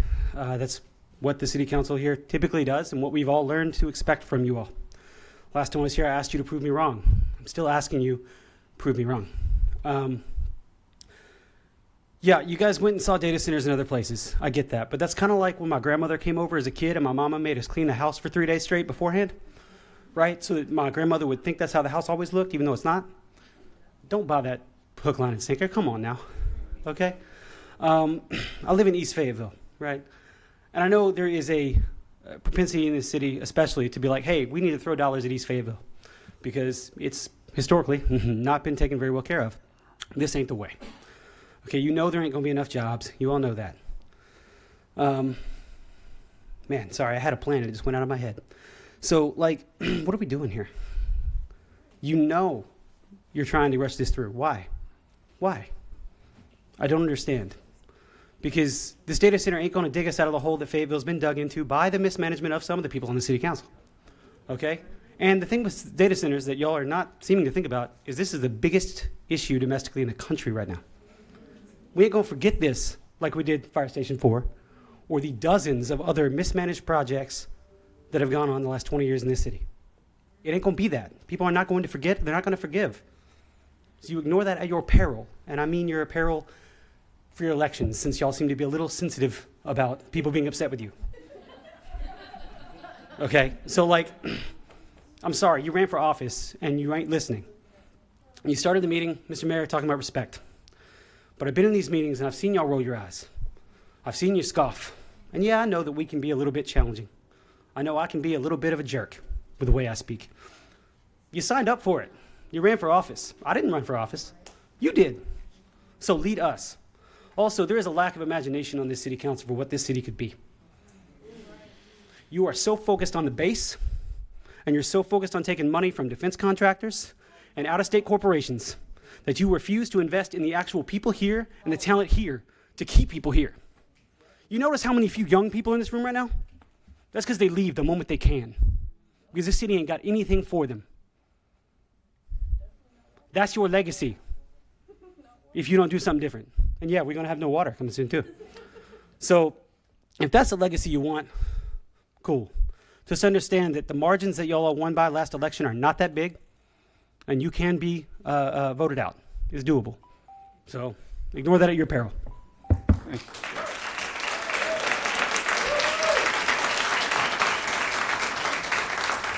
Mayor, our next speaker is Ms. Lorena Murray.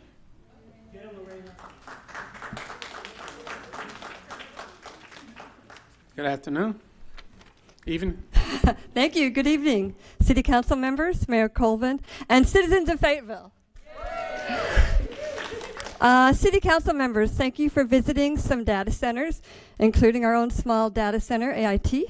I'm sure you're able to see and hear good information from the companies that run data centers. Were you able to talk to people in the surrounding areas who study the environmental impacts? Were you able to talk to the neighbors? Okay, last month I participated in a town hall in which we studied the proposed changes to the UDOs. We took all those UDOs, divided them up table by table, and let a random group of people study those UDOs. Now, these were not a lot of political activists. Sure, some of the people running the thing were political activists, but these were ordinary people and some politicians. You might have read about it in The Observer. These are some of the concerns mentioned. Data centers would be permitted too close to neighborhoods with not enough setback. The UDOs do not address low-frequency noise, which is proven to cause sleep disturbance and stress-related symptoms. Do y'all know what that means by low-frequency noise? I don't, but we had some expert that was studying that. The noise decibels permitted are too high for day and night. They don't address water or energy usage. They permit diesel generators with little regard to the air pollution they permit. Maybe over 100 diesel generators at one mega data center. And they don't address water pollution, other than to say, whatever the EPA says is what we'll do. So now also, the Southern Environmental Law Center has studied our proposed UDO changes, and they find that they have merit, but they're lacking in some crucial areas. First of all, data centers would be allowed in the wrong places, not just heavy industrial, but other places. Don't ask me all the names of all the zoning. I don't know all those terms, but I know not just heavy industrial. And all data centers ought to be subject to a special use permit process so that we all have a chance to say something about them. The proposed noise rules won't protect neighbors' sleep or well-being because noise should be limited to 50 decibels during the day and 40 at night. And the following types of noise should be prohibited. And if you know what these are, great, I do not. Pure tone, narrow band, tonal, and low frequency noise that exceed the ambient background levels at residential properties. I know I sent you all Southern Environmental Law Center information. If you need this information, let me know and I can get it to you. This was given to me by somebody else. Data center buildings and equipment would be allowed too close to homes. The setback should be at least 1,000 feet for all data center buildings. And I have more to say, but please vote for a moratorium so that we can study all this. Thank you.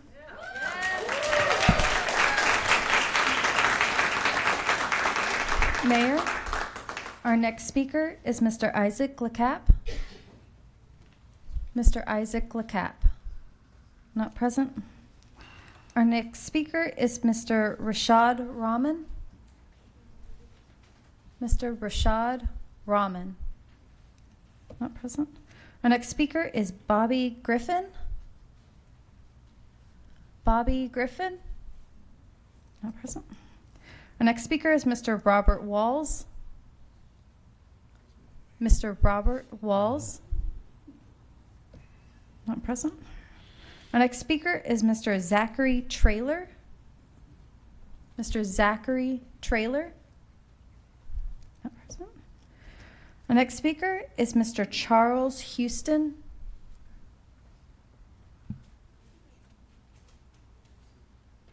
Good evening, sir. Good evening. Good evening, council men, council ladies, fellow citizens. Good evening. My name is Charles Benjamin Houston. I represent students, families, and residents who deserve answers before this council commits Fayetteville to a decision we cannot undo. Loudoun County, Virginia hosts the largest data center market on moratoriums. Excuse me, my notes.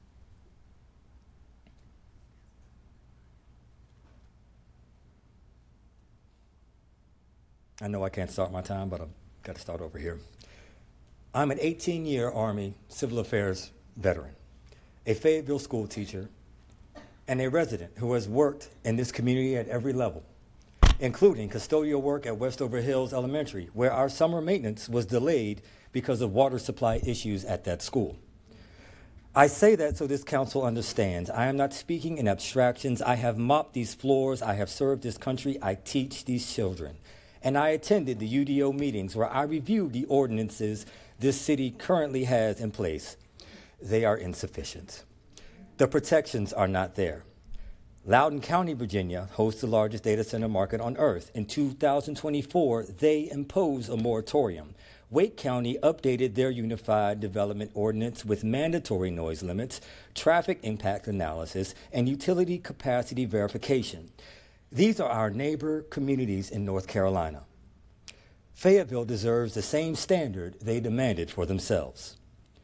Here is what the data shows. A typical hyperscale data center employs 50 to 100 permanent workers on 500 acres. It consumes up to 500 million gallons of water per day. Westover could not get consistent water pressure for summer maintenance. Now we are asking what happens to the city's water infrastructure when an industrial facility draws millions of gallons daily. EPA environmental justice data consistently shows these facilities land in lower income communities and communities of color. Fayetteville fits that pattern exactly. My civil affairs training taught me to assess how decisions impact communities on the ground, not on paper. This decision has not cleared that bar. North Carolina now criminalizes tent encampments for the unhoused. Cumberland County has one homeless shelter. My church in Rayford serves our neighbors in need and sends overflow to the Salvation Army. And on many nights, those beds are full too. This council speaks of economic development. The community asking for that development tonight sleeps outside because we have nowhere to put them. That is the infrastructure gap that deserves urgent attention. I need this council on the record tonight. Did any council members sign a non-disclosure agreement with the developer? Did the city commission an independent fiscal impact analysis, or did the developer provide the only economic projections? Ladies and gentlemen, my students are watching, and 30 years from now, they'll want to know what these answers are. Thank you for your time.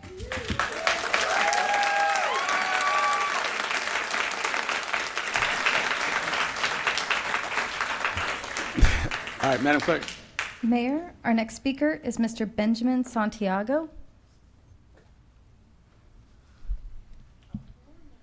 Good evening, sir. Good evening, Council. My name is Benjamin Santiago, and I'm going to be a little bit of a palate cleanser for you. I'm not here for data centers. I'm here for a potential safety hazard near an elementary school in District 7 in the western part of our county. I'm a kind of an avid outdoor bicyclist, walker, and there are many trails that crisscross the area between the reservation and the back of the neighborhood where this elementary school is. And during my exploration, I found what is hundreds of tires with multiple years worth of vegetation that have grown on top of them. And it is a matter of time before a single spark not only takes out the elementary school, but the apartment complex that is less than 50 yards away from it. And where'd you say this is, sir? This is behind Bill Hefner Elementary School in the 7th District. And I have photos. I've been in contact with Councilman McMillan, who I've shared the photos with. And interestingly enough, if you all are not aware, that piece of land is on lease to either the city, the county, or some other entity from the federal government. I've been in contact with the must be the county. Well, whoever it is, I've been in contact with the Environmental Protection Agency, a part of the DPW on Fort Bragg. They've kind of got their wheels starting to turn, so this is really kind of more so for you all and for the community at large. Thank you. Thank you. And Mr. Santiago, can we get a staff member to give you the email address to send us pictures to? So that we can, all right. Okay, all right. All right, Madam Clerk. All right, Mayor, our next speaker is Dr. Brooke Fletcher. Dr. Brooke Fletcher, not present. Got to turn the page, hold please. Our next speaker is Mr. Benjamin Holtquist.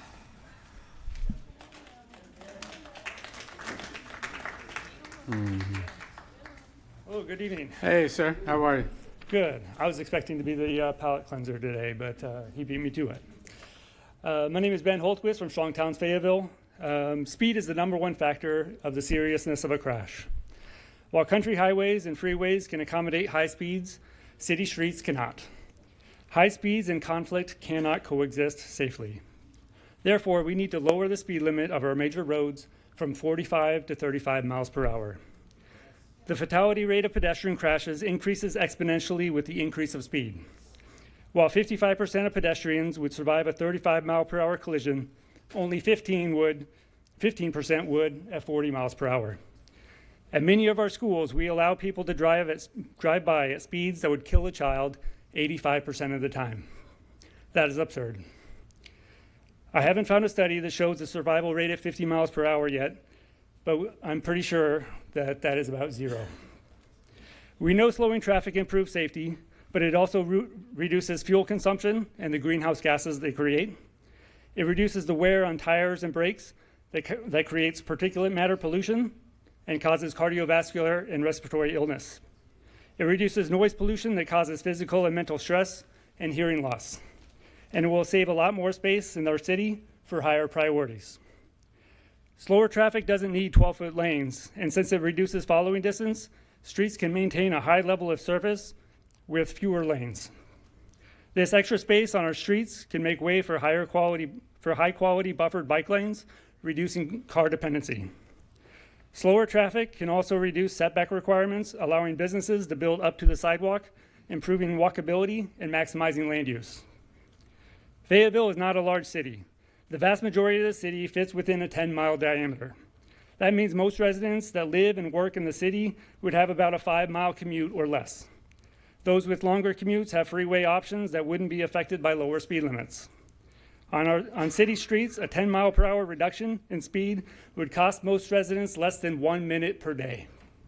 We've all seen the speeder fly past us only for us to pull right up next to him at the next stoplight. High speeds on city streets do not save people time, but it does cost them money in gas, tires, and brakes, and cost society with safety, health, and well-being. Walkability is impossible with high-speed traffic, no matter how good the sidewalks are, and good transit is impossible without walkability. Driving a vehicle alone is the least efficient mode of transportation possible. Walking, biking, and transit are the most efficient, but are practically impossible here. Instead of prioritizing the least efficient mode, we should be prioritizing the most efficient. Fixing this starts with reducing speeds, and 45 is too high. Thank you.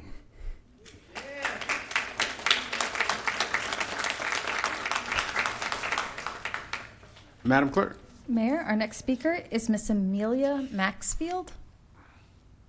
Miss Amelia Maxfield. Not present. Our next speaker is Mr. Kevin Slem. Mr. Kevin Slim or Sleem? Not present. Our next speaker is Miss Taylor Welch Randall. Miss Taylor Welch Randall? Not present. Our next speaker is Miss Lisa Greathouse.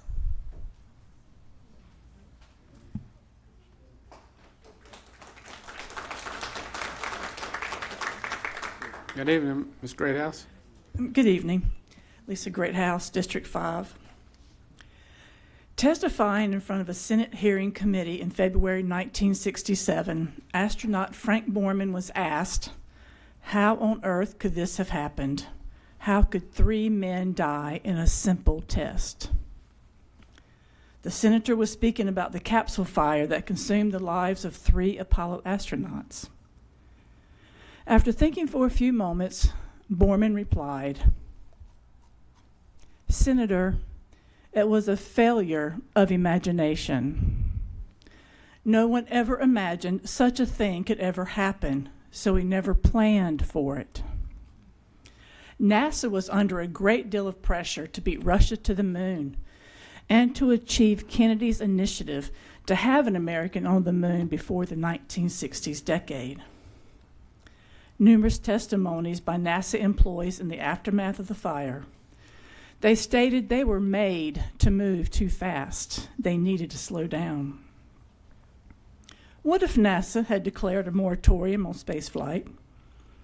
I'm not speaking of the legal action that the city moratorium would concern. Just wondering, what if? What if NASA employees had been given more time to think, to plan, to imagine? What if a moratorium made for safer data centers? A 1-year moratorium would give the city staff and those writing and developing the UDOs a chance to find answers to a myriad of questions using their skills, their knowledge, their networks, and to imagine potential hazards. Data centers are a danger to our health and well-being for all of us. That's including Mother Nature. Mother Nature is another way we reference God. What is so bad about passing a moratorium? Yes, we will still end up at a UDO stage, but imagine how more complete and comprehensive the UDOs will be with the time a moratorium allows. It will give staff time to use their imagination to consider the countless risks involved in data centers. And who knows, maybe even save lives.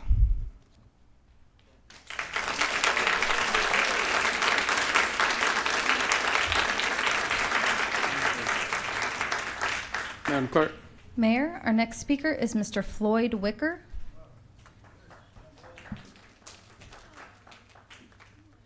Good evening, Reverend Wicker. Thank you so much. I'm supposed to be in a meeting tonight, but I tried to hang on as much as I could, and I'm late for the meeting, but I'm glad to be here with you all tonight. First, I'd like to say good evening, Mr. Mayor, and members of the Fayetteville City Council. I'd like to thank you all for the opportunity to speak with you tonight. I come before you tonight as a resident of 17 years or more. I believe that Fayetteville has the opportunity to become something greater than a community whose identity is defined primarily as the Pentagon South, Vietnam, or that which we know as Fort Bragg. As you strive for ways to lift this community out of its perennial Tier 1 status, I urge you tonight to begin looking at industries that promote a better quality of life for all of its residents, industries that promote world peace since we are the all-American city, industries that promote education. We just acknowledged a wonderful principal and all of her staff. Some of our schools in the city of Fayetteville are closing.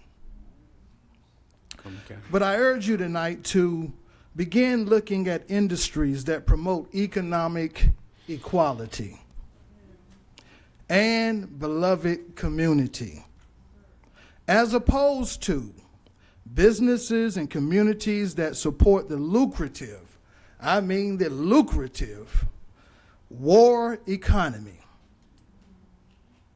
You know, we spend about $1 trillion a year preparing for war.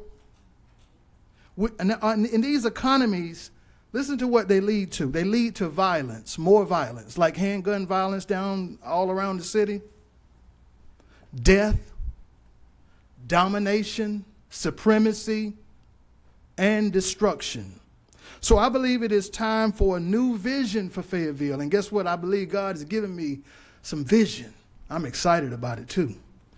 But I believe it is time for a new vision, a vision which holds up the high ideals of reconciliation. That's what we need to be teaching our children at that educational school, at that what was it, middle school or elementary school. That's what we need to be talking to our children about. Nonviolence, diplomacy, and peace building. You see, every dollar invested in supporting and promoting the military-industrial complex, of which drones, data centers are a major role. I think they're linked.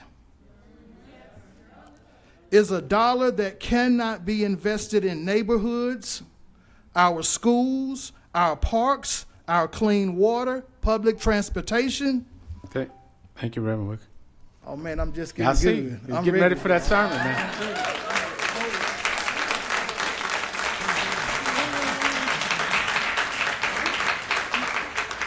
Madam Clerk. Mayor, our next speaker is Miss Melissa Williams.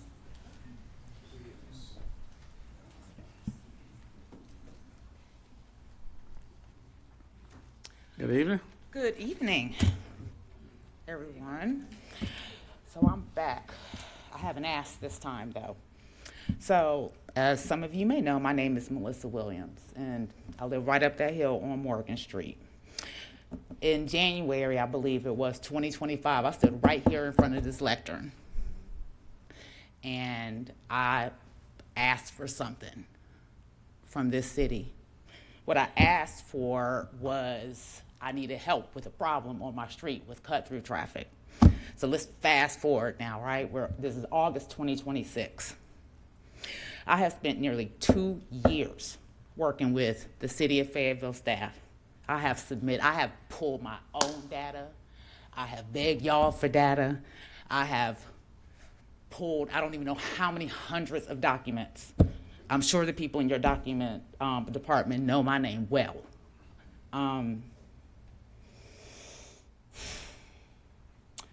Throughout that process, I learned something. I learned that I don't have a traffic problem. What I have is a quality of life problem. And what I realized, you guys don't have anybody that deals with quality of life. I have emailed you, I've emailed you, I've emailed everybody on this, up there on the die. Or is it day? Anyhow, the problem is, it's not that people aren't doing their jobs. Everybody's doing their jobs. You're doing your job, you're doing your job, y'all are doing your job, but nobody owns the problems. The traffic people are like, oh, well, we did our thing. We don't do traffic impact analysis. This is outside of our scope. City planning, they've already done their thing, right? The stuff is already built. But we have a problem. And no one has addressed it. And Lord knows it's not for my lack of trying. I'm sure Councilman Davis can tell you that. So, tonight I'm not asking you to approve any type of particular traffic device, no traffic calming. That's not what I'm asking for. What I'm asking is a much simpler question. What I'm asking is who in this city government is responsible for taking ownership when someone's problem doesn't fit neatly into whatever little box. You guys have quality of life all over that City of Fayetteville website, but who does it? Who does it? Because I am like really at my wit's end. Mostly everybody on my street, that neighborhood hasn't even been there 6 years, and everybody is gone, with the exception of 3 people. You have built an extraction economy. And it's kind of what I wish I could have got that man's card. People work here and they leave. I used to work at the VA hospital right there on Ramsey Street.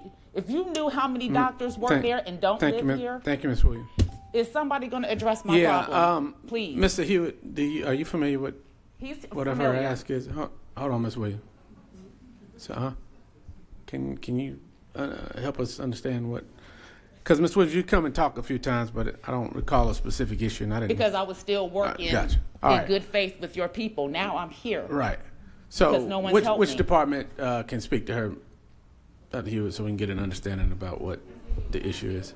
Mayor, I'll be happy to provide council with that information. Ms. Williams is correct. We have had a lot of email back and forth, traffic concerns, and other issues as well, and we will be happy to follow up. Okay, Ms. Williams, if you can see this gentleman right in the back corner, we'll get a follow up as to what your specific detail is. Thank you for your time. Thank you.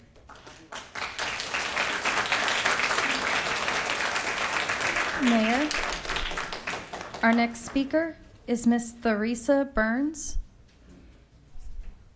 Miss Theresa Burns? She's here. Okay.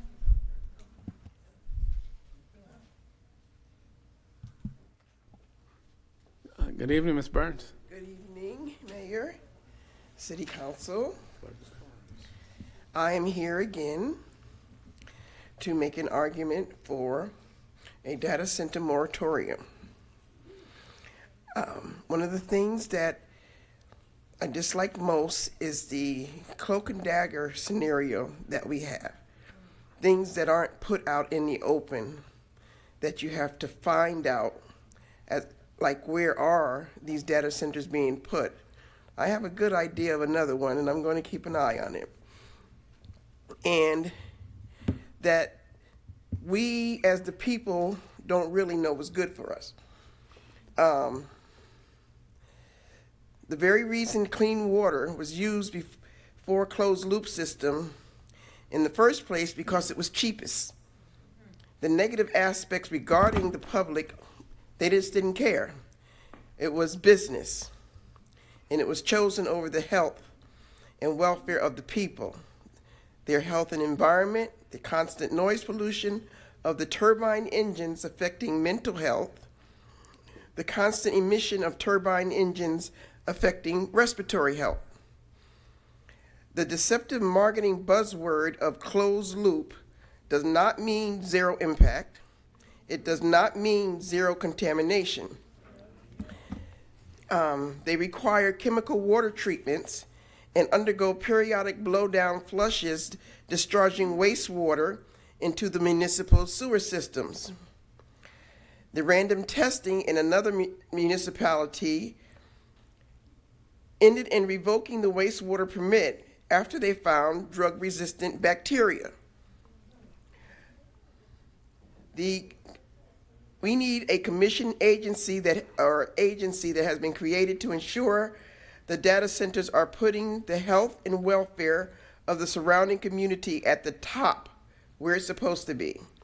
This commission should include members of the public that the City Council is supposed to serve. Routine and surprise inspections of those appointed. We can't allow the data centers to police themselves. They're not going to do it.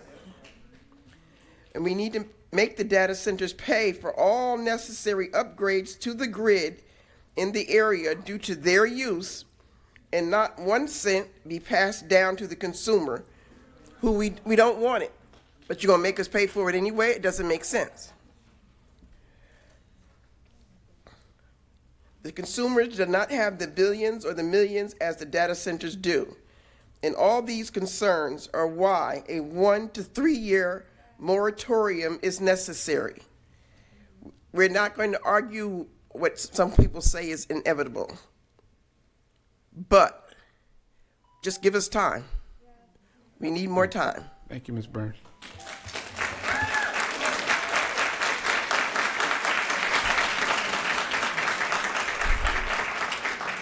Madam Clerk. Mayor, our next speaker is Miss Alexis McHargue, and I apologize if I messed that up.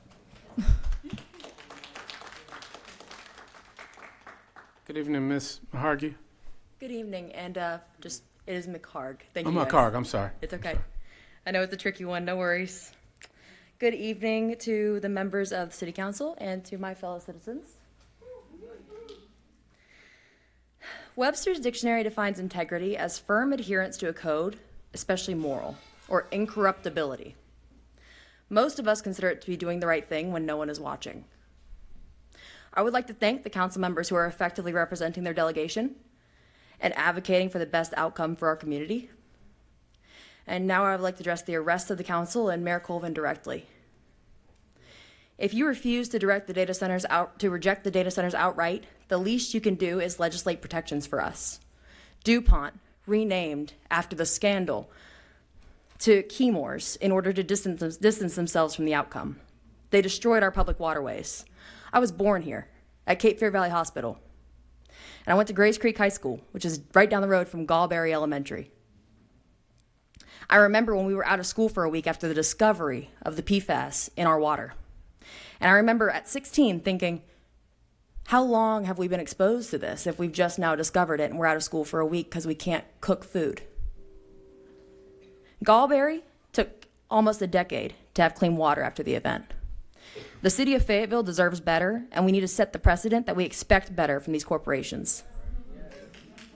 I'm not sure what closed-door discussions have occurred, but the outcome is evident and apparent.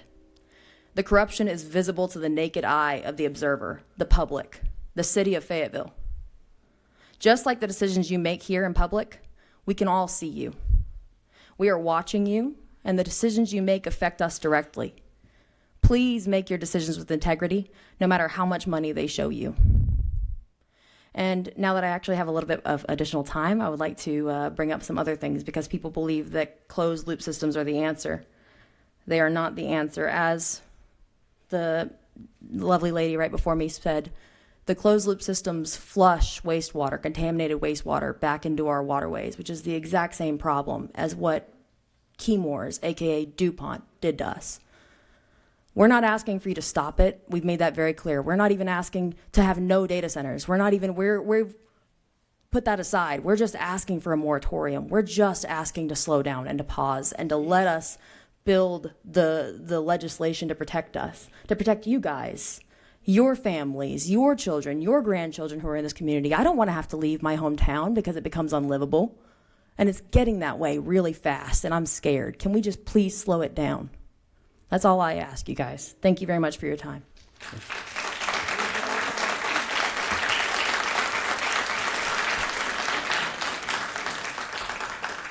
Madam Clerk. Mayor, our next speaker is Miss Amber Rossi. Good evening, Ms. Ross. Hello. Today I argue that this council and big tech have no right to create a monopoly on water. That is a humanitarian crisis and a human rights violation. A monopoly on water is exactly what will happen by welcoming this data center leech into Fayetteville. You are condemning our future by allowing big corporations to steal our very source of life. We deserve to live in with the same fresh, clean water, food, and land like our peers, like you guys got the chance to do before us. At this rate, we will run out of water in 5 years. In 5 years, I won't even be 30. So what's the plan? What are we doing? What kind of life are you guys giving to the younger generation? Data centers also cause a plethora of health problems, from giving babies heart palpitations to causing cattle to be stillborn. They also create a perfect environment to harvest bacteria, and once our water supply is tainted, it is over. We are already seeing reports of power outages because of these data centers. We're already in a drought. Our lakes here in North Carolina are already running dry. Where's this water coming from for these data centers you want to welcome in? Where's the water going to come from? It will come from all of us in this room. No good deal is worth sacrificing our lives for. We deserve to live in a country that prioritizes real humans over AI, profit, and control. Billionaires do not deserve to call all the shots for every living human and animal. We are tired of their input. AI is not the future. We are. And I'm quite tired of hearing the latter. Thank you.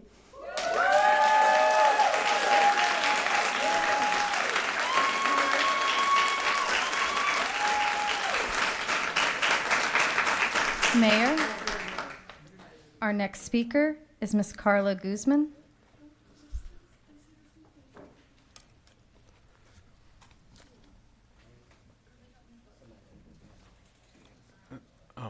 This speaker was a miscommunication. I had thought that she had signed up as written comments, but she had requested to sign up as a speaker, and she did sign up in time. Okay. Yeah. Ms. Guzman, how are you? Good, thank you. Hello, council members, mayor. My name is Carla. I am a resident living in the residential neighborhood bounded by Odom Drive, Village Drive, Redwood Drive, Coventry Road, Ireland Drive, and in the Sherwood Park neighborhood, District 5. I am asking for immediate municipal intervention regarding a severe escalating traffic crisis in our streets.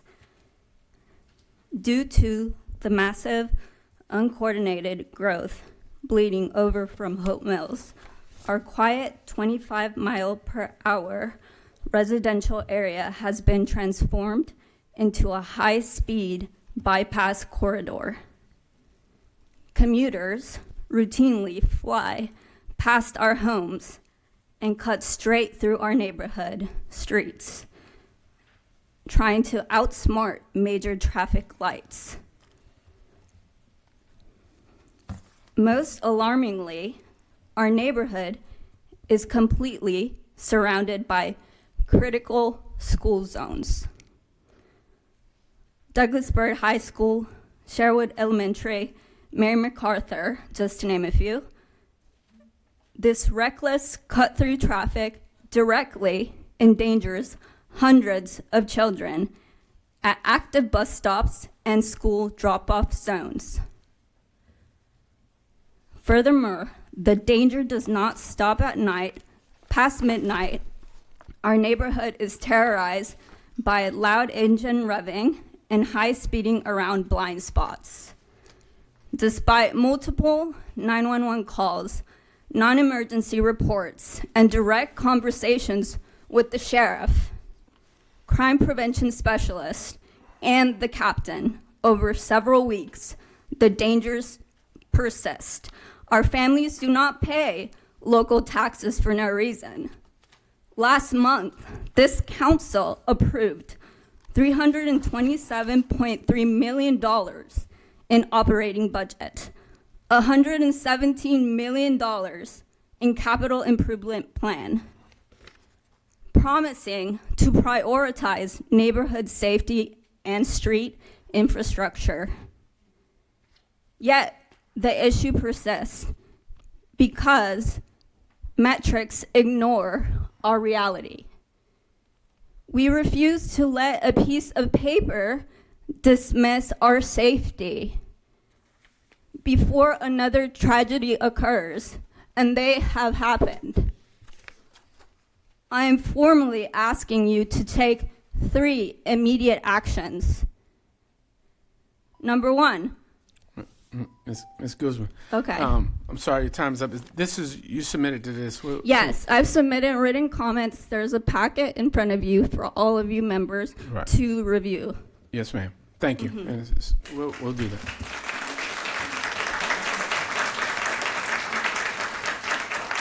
Mayor, our next speaker is Ms. Savanya Akins. Ms. Savanya Akins, not present. Number 40 was a duplicate from earlier, so I apologize for that. The next speaker is Ms. Barbara Trasher.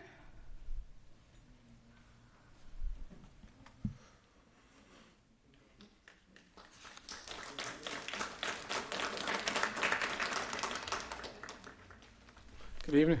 Good evening, Council. My name is Barbara Thrasher. I'm going to talk really fast because I have a lot to say.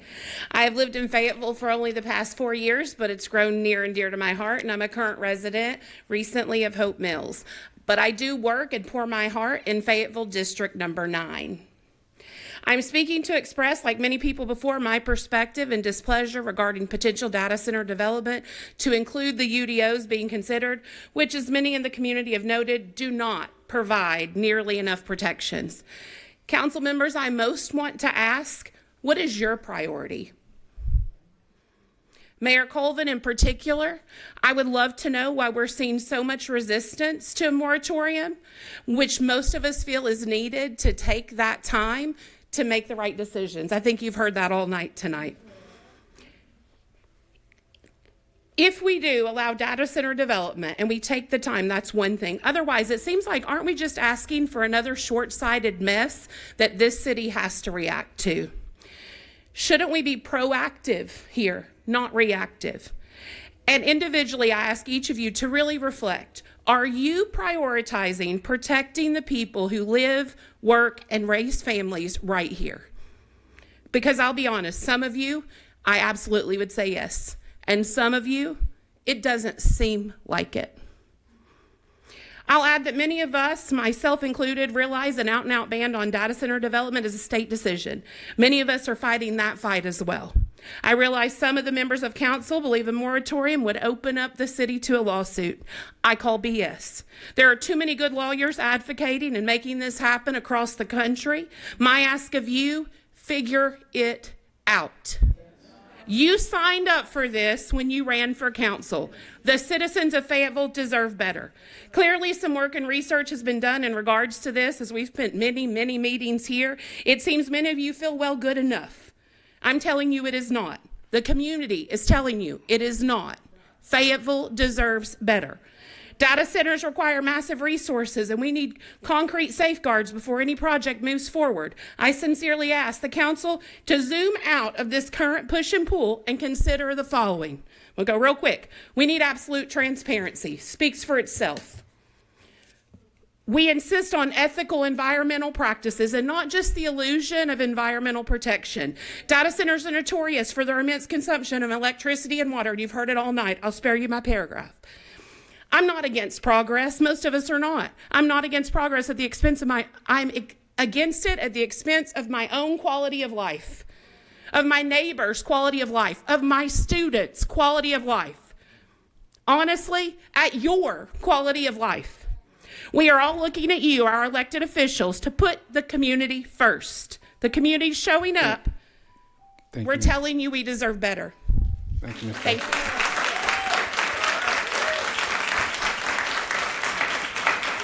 Mayor, our next speaker is Mr. Joshua Reed.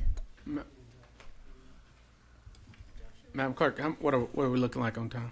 Mr. Reed is our 20th speaker. That will be an hour. All right, good evening.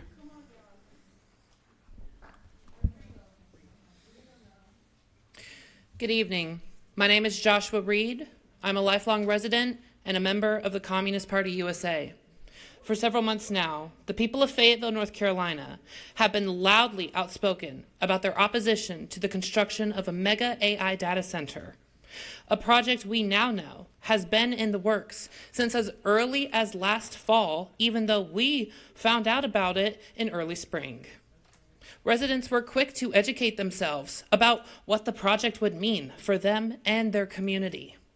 And the more they learned, the more they became increasingly unwell in their hearts and minds. The information that is readily available from legal and environmental experts, as well as testimonies from working people whose lives have been directly impacted by data center construction, affirm what the people of Fayetteville have been saying from the start. Data center construction is not good for the people. However, it is obvious that the people of this city are not being prioritized. And we're not stupid. We know you don't care.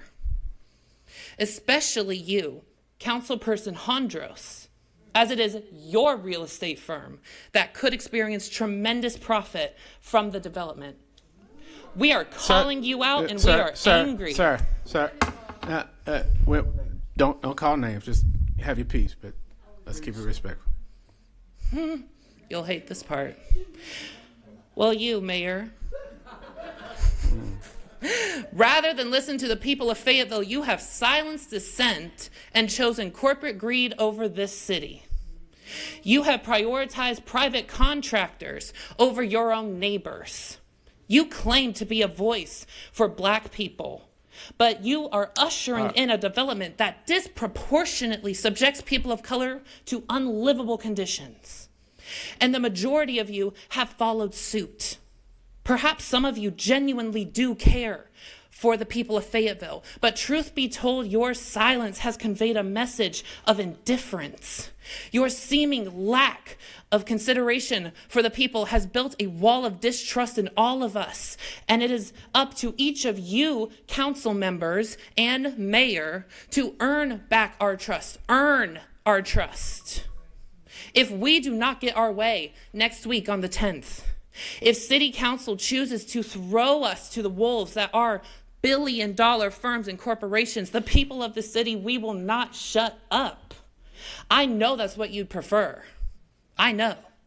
But we are not in the habit of staying obedient to corrupt leadership. And we are not under the guise that doing nothing but vote for someone will solve this issue. Thank you. Oh, yeah.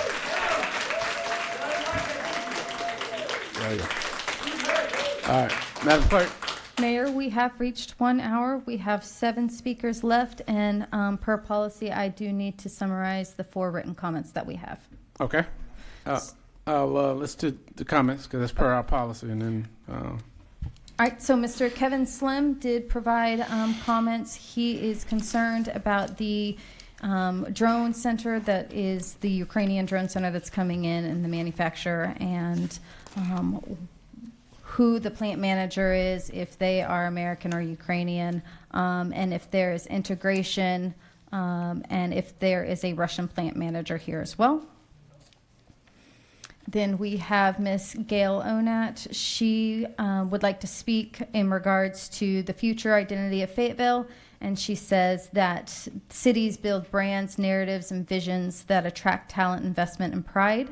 And with Fayetteville, we have history, diversity, and potential, but our communication still reflects where we've been and not where we're going. And we need to modernize our brand, logo, and slogan.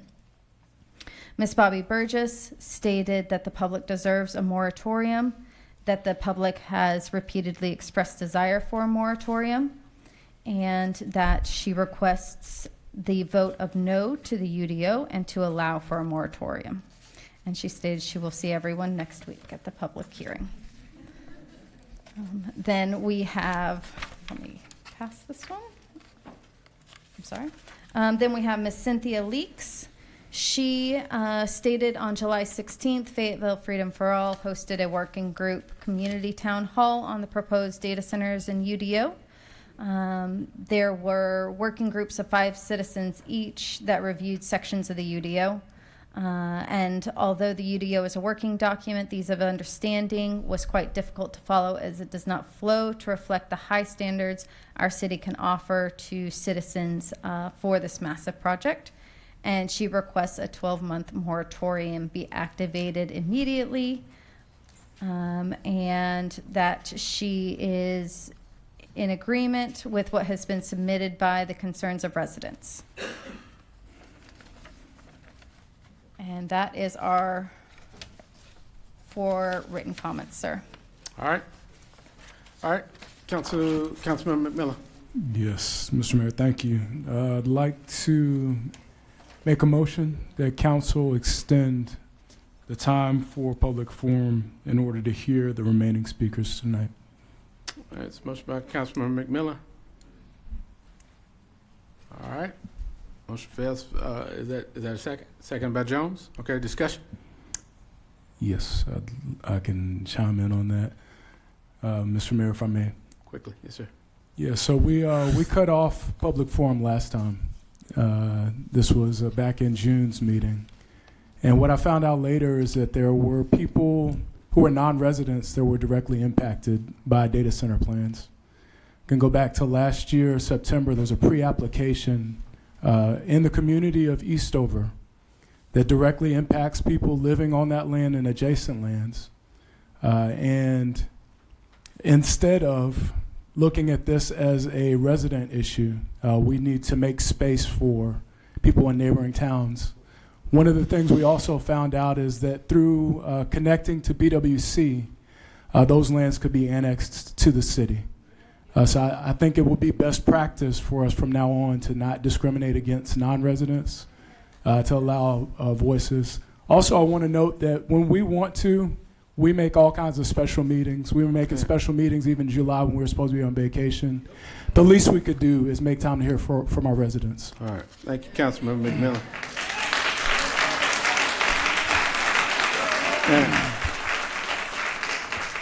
All right. So, Council, look to you for action on that. You had a comment? Yes, sir. All right. Before we vote, Councilman here. I try not to say anything, but I was so disappointed.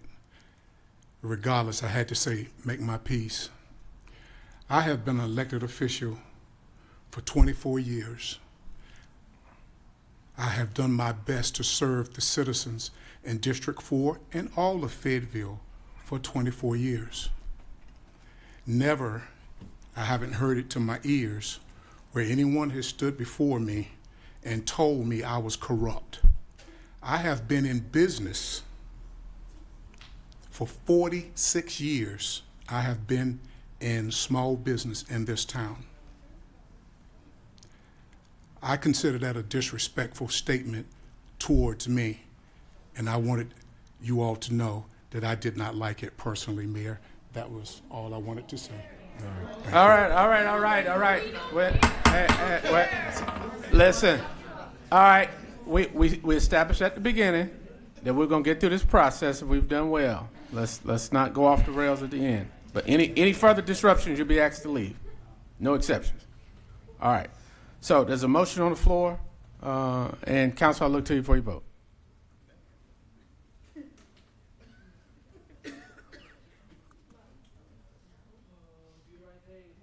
All right.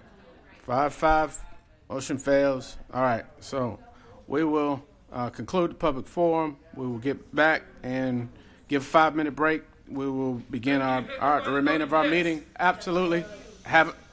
See you later, sir. Thank you. All right, we'll take a recess.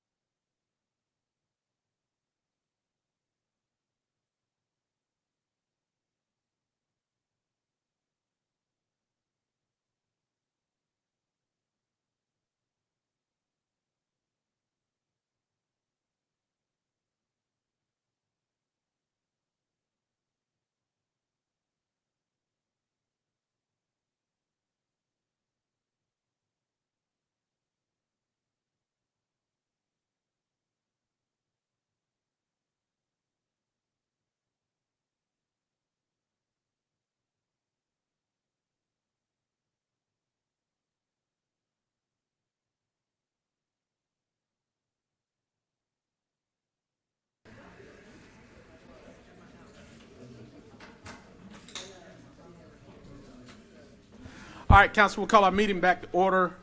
We will pick up at item 6.03. We'll speak first, man. Yeah, hey, sir. I want to speak first. Okay, let me go to Councilman Hare before your presentation. Councilman Hare. Thank you, Mayor. Council, this item, the reduction of the speed limit on Blanton Road, is the item that I've brought to you. Gosh, I'm surprised it has taken so long to come back to us. I feel like I had brought it to us maybe in February or March, but here we are today.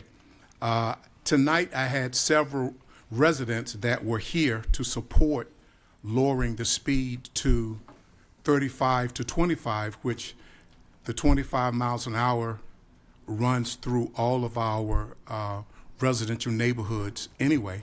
But they were here, but it was just a little much for them to stay after the 6 o'clock time to where we are now. Now, staff does not support lowering this down from 35 to 25, but I just want you to go back in your memory for a moment. A couple of years ago, I think 2024, we lost 2 lives in speeding on Blanton Road. A few years before that, we had several pieces of damaged property due to speeding on Blanton Road. Just tonight, we had several of our public speakers talking about the improvement of lowering the speed would help their community. I know that sometimes staff or the police department or whoever it is that goes out and do the studies may not always see things the way that the residents see things, but it's the residents that are mostly affected, that are there 24/7 and may not always be there. You may not always get the same effect on a monitoring system that's there for 7 to 10 days when you're doing a plan. The residents live there. They live in the area, and they know what best fits them. So tonight, as we go into listening to the presentation, I want you to take that into consideration, that it's the residents that are affected, and this is something that they are requesting for their neighborhood and for their street, is to change the traffic from 35 miles an hour to 25 miles an hour on Blanton Road, as we have been doing on various streets over throughout the year, but at least since I've been on council. Thank you, Mayor. All right, thank you. Yes, sir. Thank you, Council. Thank you, Mayor. And thank you, Councilmember Hare, for speaking about the request for this. Before we begin, I do want to state I 100% am in support of reducing speeding. It's just the matter of the speed limit that staff is recommending not to lower. And so we would love to be able to address speeding concerns not only on Blanton Road, but also across the city. I also want to preempt my presentation just very briefly. While we were going through the data center presentation, I was reviewing some of the numbers that I have in my sealed memo regarding the Blanton Road crash review, and some of those numbers in the table are actually incorrect. So I will be voiding that seal and rescinding that memo and releasing an updated memo later this month. There is a slide that has those numbers on the table, or there's a slide that has that table with the numbers, and I'll be pointing out to essentially ignore or set aside those numbers while we go through this presentation. So back in April, during the council work session, there was a council request for public services to review Blanton Road for the speed limit to be reduced from 35 miles per hour to 25 miles per hour. From our review of all of the information that we have, as well as coordination with Fayette PD, we came back and we are recommending to keep the speed limit at 35 miles per hour. The 5 reasons that we have are, the first one, there's a council policy on speed limit reduction. It's 160.3, and it requires not only a public hearing, but it also requires a petition from the community as well. The second one, Fayette PD can speak to this a little bit more, but on the agenda there is an attachment that has a memo from Fayette PD that recommends not to reduce the speed limit for various factors, one of them being that the number of complaints regarding speeding on Blanton Road is not substantial or substantive, and then additionally, the current traffic studies that have been performed out there do not show an aggravated speeding condition. There is speeding, but it's not as extreme as some other instances might be. The crash review that Public Services has performed, there's not a crash pattern or anything that indicates roadway deficiency.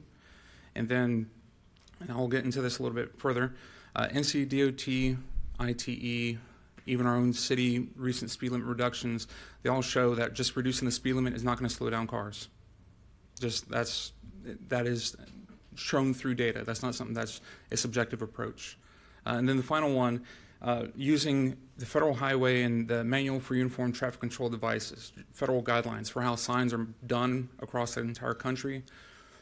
We have curve advisory speed signs out there for 25 miles per hour that are not supported. The current guidelines that the federal government says, hey, use this, they don't support having that 25 mile per hour posted curve. But I want to get into a little bit more detail here. And I know this is a little bit late at night, so I'll try and keep this a little bit brief so we can get into the questions. Council Policy 160.3, it says that a petition has to be submitted by the residents abutting the neighborhood or abutting the streets in the neighborhood. And then from there, you'll also have to hold a public hearing. This is not a staff policy, that is a council policy. And to our knowledge, we do not have a petition, and we are not aware of anyone instigating one yet. On the Fayette PD speed limit reduction memo, there have been 2 studies performed, one in 23, one in 26. Both of them show the average speed of 38 miles per hour or less. That is the average speed. Additionally, there have been fewer than 3 speeding complaints that have been reported on Blanton whenever staff reviewed this area.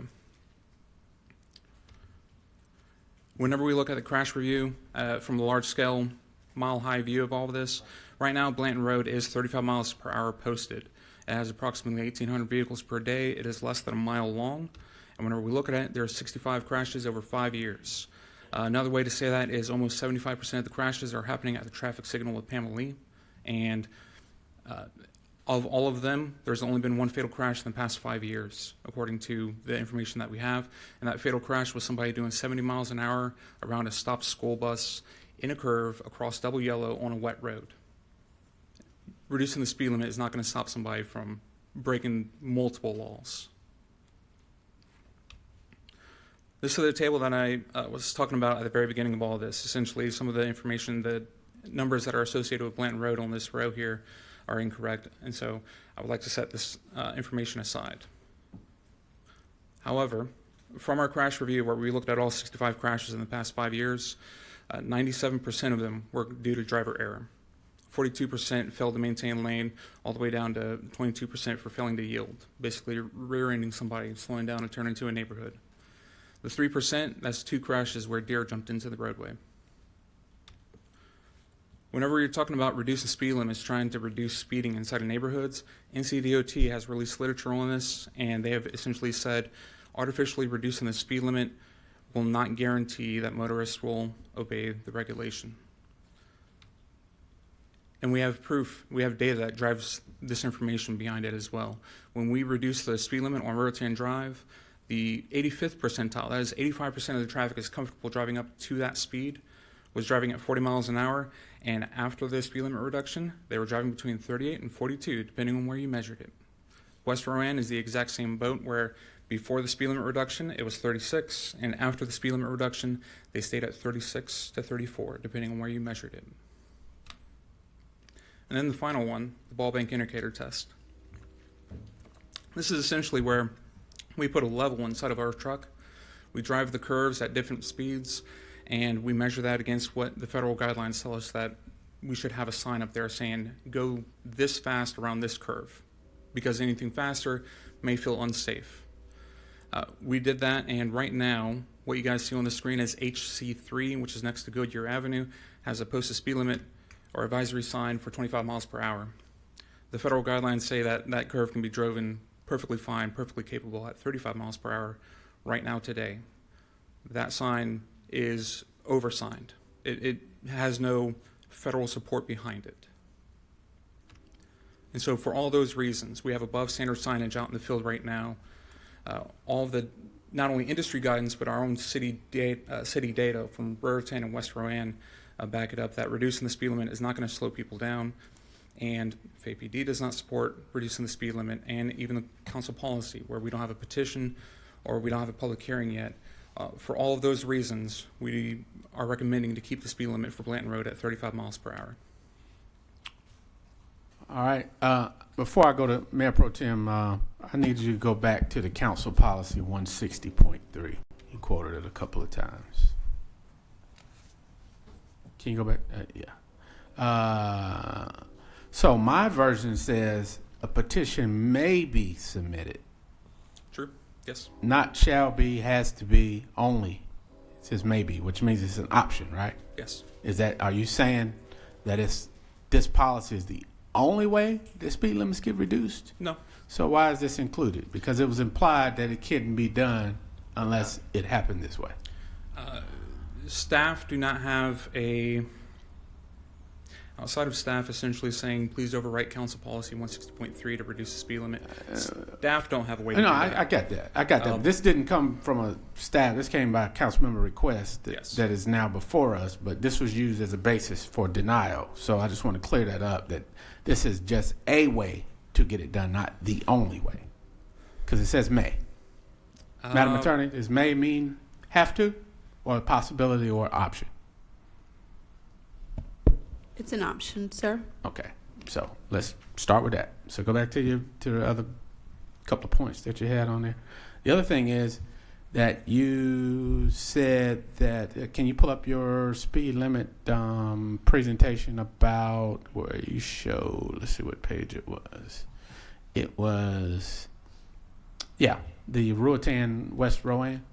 So what you're saying that staff's position is what you're representing, that reduction of speed doesn't work. Reducing the speed limit won't reduce speeders or speeding. Got you. But so then, if that's the case, then under what circumstances do you reduce speed?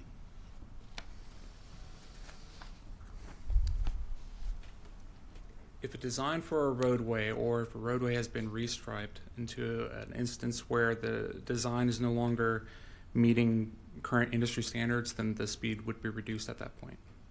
And those only circumstances as a professional that you're telling me that speed is ever reduced that you are aware of? I don't have an exhaustive list from looking at this from a data-driven approach. However, from a non-data-driven approach, if council wills that the speed limit be reduced, then we will I reduce it. get that. I'm just going back through the criteria that you asked us to consider. So one was city council policy, which is an option but not a requirement necessarily. And then two, the other information showed that lowering speed limit, according to your calculations, doesn't reduce speeders, but enforcement does. Would you agree with that? Enforcement temporarily does, yes. What does that mean? A cop can't sit there 24/7 No, and once the cops leave. That. But you encourage better behavior, right? Yes. Okay. And then there was one other that you said that there was a 25 mile per hour sign that showed going around a curve, and you said that's, what did you call it? Undersigned, oversigned? It's technically oversigned. Which means that it's more than what's required. Yes, is above the standard. Yes. So, what basis was used to put it there? That I do not have the answer on. That was performed by my predecessors. Gotcha. Okay. All right. Mayor Pro Tem Thompson. Thank you, Mr. Mayor. Mr. Bryan, I have one question for you. Then I have one for Chief Bryan or Joyce or Petty, whichever one's here. Why does it always take? First of all, data sometimes is not always the driving force to get something done. Because what you were telling me today, and what I have heard numerous times since I have been on council, when it comes to reducing speeds or getting a traffic calming measure or even changing a light, it takes a fatality to change something. Why does it always take somebody to die for us to make a safety move? I don't have an answer or a response to that. I do know that there are some safety recommendations that staff can make or have made that was not the result of a fatality. So why do we always use that as a data collection item to determine safety, I would say? You use it, DOT use it, everybody uses it. I don't understand why. It is... If I had to assume, based on my education, my understanding, essentially, fatalities are things that tend to grab the headlines, and they carry a lot of gravity along with them. To have 10 fender benders versus 1 fatality, the fatality is going to be more of a focal point because 10 fender benders are easier to repair, easier to fix. Well, let me you just cannot say, fix somebody's life. I do have a safety project that did not result from fatality that we are recommending for safety improvements, and that is the Good Middling and Two Bell project. Yes, I'm familiar with that. Let me just say I don't want somebody to die before we make a change. Chief, when was the last time we had a traffic speeding campaign on Blanton Road, or has there ever been one conducted? All 0.87 miles on it? Yes, sir. I don't believe we've had actually a speed campaign on that particular road, but we've had the our speed centuries, like you stated, in December 23 and then in April of 26.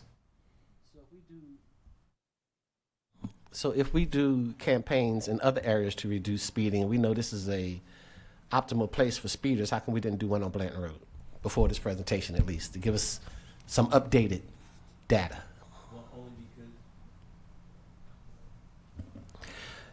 The reason why is because of the data that we received from the speed century. It showed that we had an average speed of three miles over the speed limit compared to other places in the city, which is much more severe. So we're putting our priorities in the locations where the tendency for. Good answer. So yes, now sir. Give me your professional opinion. Tell me when and ever that a speed reduction does not increase safety. Well, based on the information that Mr. Gill I'm basing off your 32 years of experience, not off his data. I'm talking to you. So I can tell you, I can speak from a perspective of, I can't speak in terms of traffic on 32 years. I haven't been doing traffic 32 years. But what I will tell you in terms of what we would need to do is, in order to impact the roadways and what we're trying to do is reduce it, it's enforcement. It's always going to be enforcement. Whether it's going to be temporary or long-term, but that's the way I believe that we're going to be able to impact making folks to adhere to the speed limit. Well, I'm going to say this last point, Mr. Mayor, and I'm going to close. I know that you have told me and told council that you wanted Fayetteville to be like Suffolk, Virginia. Emporia, Virginia, sir. The yes, Emporia, sir. Virginia. It's when we coming, walk through sir. there, you get a ticket. So do me a favor and make sure we put some tickets out there on Blanton Road. Yes, sir. Thank you, Mr. Mayor. All right. All right. Boy, you're going to hear that. All right. Councilmember Davis. Yes, thank you, Mr. Mayor. Were there any more traffic measures that we could use on that road besides reducing the speed that we can help? Doesn't seem like you guys gave any other recommendations, just a denial of the request. I do have recommendations. They do not come with a low amount of resources. Things such as roundabouts, curb and gutter. Those will be the first two things that I would start looking at. Mm-hmm. Roundabouts, the ones similar to the ones that are on I'll say Rose Hill. In Councilmember Jones' district, those? I would not take them off the table. However, I would also look at things that you would have in the downtown area as well. Okay. Well, just maybe next time we can get some more recommendations if you guys don't agree to the reducing the speed. Because I have the same issue when I have a street in District 2. I get speed is not going to reduce the speeding, which we understand, but we do need other things that we can put in place to help us out. Thank you, sir. Thank you, Councilman Davis. Councilmember Green. Thank you, Mr. Mayor. First of all, if we're going to wordsmith a word, then we need to change the ordinance and make it clear so that we're not questioning whether it's a may or a should or a can, but it needs to be this is what you have to do. So I will put in a request to fix those things. To that point, right, I think you need to establish if council has made a decision that that's going to be the only path. I think they could have worded it the way they did so that you have other options. Right. My point is that ordinance is a little bit of the problem because of the way it's written. So that's my 2 cents worth on that, for whatever that's worth, about 2 cents. If the average speed was only 3 miles over the speed limit, I can see why we're not out there working in that area. That's not excessive speeding.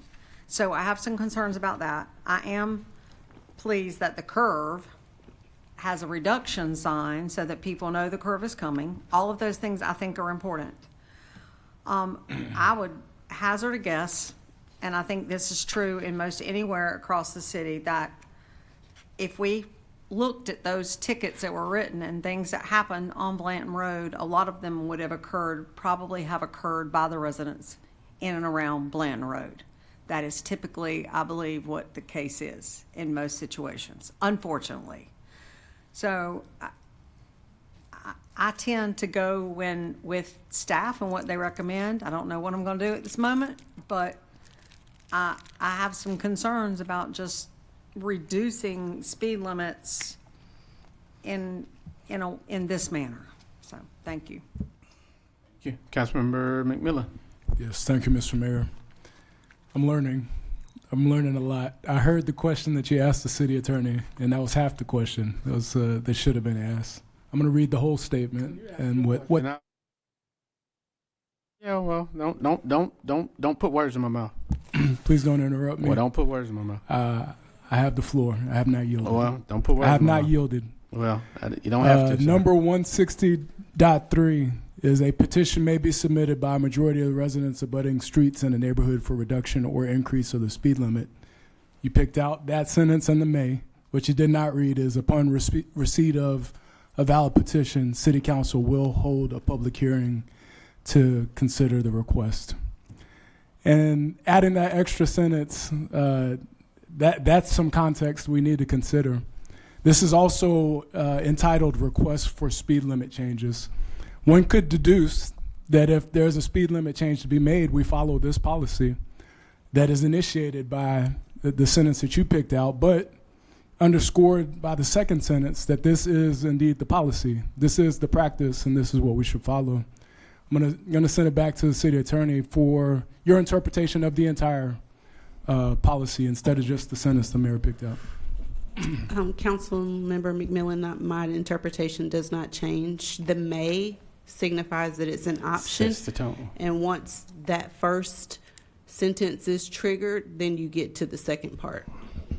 And then my second part is, for every policy that we have, we don't go back and make sure that all of the possibilities are outlined. I think this one needs clarification, as my colleague Councilmember Green stated, and I think we need to be fair to the staff and maybe even show some grace for following a policy that has been written since 2024.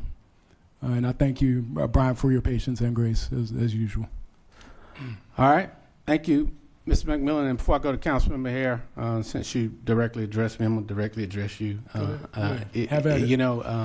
The first sentence, the first word in the point that I was making mean that it's an option, which, I'm glad the attorney cleared it up. But, when you look to make a statement that you don't really understand the process or the interpretation of it, then you should have all of that. But may I rebut, Mr. Mayor? May I answer back? Yes, sir. Yeah, so it's really important to be clear with our words and with our processes. I've been in the policy committee saying this for a long time. Yeah. And this city, I think we have a bad habit of trying to find ways to do things that may not be in the process, and then not doing our due diligence to make sure the process is clear. And I think that needs to be pointed out when that's the case. Word salad. You didn't really add anything significant. Councilman Mayor, go ahead. Thank you, Mayor.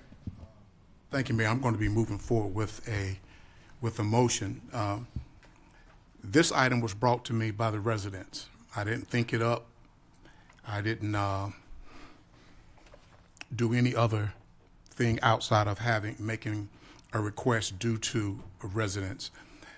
I had several of them with me tonight, but they made it all the way up to the 6:00 p.m. time, and it was just a bit long for them to stay. So they went on home. I think lowering any way that we can slow traffic down within and on any of our streets, but especially in our interior residential streets, especially where we have a lot of seniors on that street. We have a senior complex there of seniors, and we also in the curve there, we have a daycare center. As we were doing in the budget earlier this year, we were saying we wanted to support a particular thing, and this being an additional tool to put in the toolbox to help support the community. I think this helps. I appreciate it being brought to me by the residents. I would like to move that we reduce the speed limit on Blanton Road from 35 miles an hour to 25 miles an hour. All right, so motion by Councilman Harris, second by Thompson. Discussion. All right, Council, look to you for action.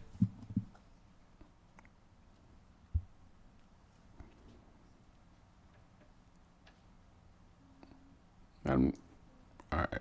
Madam Clerk, those voting, it passes. Those voting opposing, Green, McMillan, Ferguson. All right.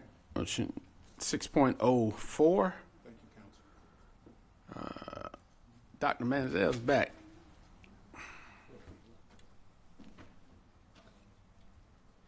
Thank you, Mr. Bryan. Thank you, sir. Thank you. Thank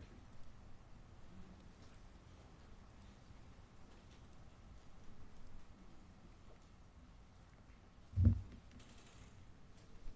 Good evening, Mayor, Mayor Pro Tem, Council. Andrew Mansell from the City Manager's Office.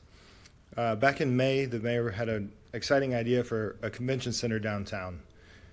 Admin report was previously submitted in June, and this presentation is the overview of that admin report that you all received. It's the groundwork for the feasibility study, and I'll go over everything that it covers next. It has 7 sections in the book that you received. Section number 1 is the foundation and the foundational order from what we learned in the CSL study. We looked at the 2024 hotel study in section 2, looked at where the conference center would go and specific demand for it in section 3, how we compare to the state's largest cities in section 4, safeguards that we learned from other RFPs, the path forward, the cost, and then we'll end with the options. There's 5 executive numbers here that frame this whole thing. First is the CSL study. They were the ones that commissioned for the county back in 2021. They said that a study like this would cost about $100,000 and it would take about 3 to 4 months. When they looked at this about 4 or 5 years ago now, they said there's about 1.1 million people within an hour drives of downtown, and the pathway forward on a project like this would take about 5 to 7 years, the last block. I skipped over the middle, or the second to last one, the 280, because I'd like to explain that a little bit more. The original request was for a convention center, and just a convention center, and that's what we researched. But as we looked at different peer projects, the same pattern appeared in each one, and that center was paired, a convention center was paired with a headquarters hotel. So we didn't conclude that a convention center would need a hotel, but we left the question in so that the consultant could examine it both ways, with or without a hotel, and then they can bring you the recommendation in this study. Only an official study can tell us what will work here in Fayetteville. So the foundation, what can we extract from the CSL study that's still applicable today and try to maybe potentially save some money, and what would not apply? In 2021, the county paid CSL for the feasibility study, but that study was for a 2,500 seat concert hall, performing arts center. So some of it transfers over there on the left. The red column is the stuff that doesn't transfer. They said about 1.1 million people within an hour's drive. CSL also interviewed several community leaders for that study, elected officials, businesses, institutes, and found that 80% of them preferred a location downtown. The public also agreed at some of the CSL forums that 48% said they'd like it downtown, compared to 23% said in the Crown Coliseum area. They also did, at number 1 down here at the bottom, they also did a study where they looked at different areas of the county and weighted 20 different criterias, as like access, parking, available land, and the downtown area scored 161 points compared to the Crown at 135 and the outer loop at 107. The things here on the right are the parts of their study that do not transfer. The money is going to be different because it's a different type of facility. The demand, different facility. And they did not look at a hotel, and they did not select a site. So the market, and this is the hotel's discussion as part of this whole thing, but the reason why it appears here is the facilities we reviewed paired the center with a hotel because the convention center is hundreds of people who needs rooms at that center. In 2024, the city commissioned RevPAR, and they did a study for about a 125-room hotel downtown, and these projections are their numbers. About 73% stability, $185 a night, $2 million a year in operating profit after setting aside money for upkeep, and that hotel is real, happening on top of the Seager Stadium parking deck, projected to completion in about 2025. But the red box here is something that we wanted to make sure to include. The hotel that's being built there is a 125-room hotel. Peer cities typically needed a 250 to 300-room full-service hotel. So that's what we wanted to make sure that the study captured. Is the hotel being built big enough? And if it's not, would we need another hybrid hotel on the convention center? And if that's not possible, how big can the convention center be that would support under that 125-room hotel? Again, all questions that this feasibility study could answer. The demand. So who would come here? Who would come to Fayetteville for a convention center? We scanned North Carolina's major associations where they hold their annual conferences over the last 2 years, and Fayetteville doesn't appear on any of the recent searches because we don't have a place big enough for them to come. Greenville is about half our population. They recently opened their center, and they hosted 2 large events last year. And the portion here in bold, 82nd Airborne, is right here in Fayetteville, and they go down to Orlando, Florida for their convention center. These include the last 2 years, but the last time that Fayetteville hosted League of Municipalities was in 2007. The statewide picture, this is the 10 largest cities in North Carolina. 6 operate downtown convention centers. Durham is currently building one in the dark blue there, and their project is $540 million. Cary and High Point are special cases because Cary sits inside Raleigh's meeting district.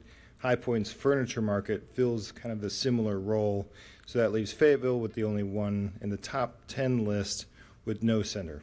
Now, the question that we get asked a lot of times right here is, well, we have a center, it's the Crown Coliseum, right? But there's a big difference.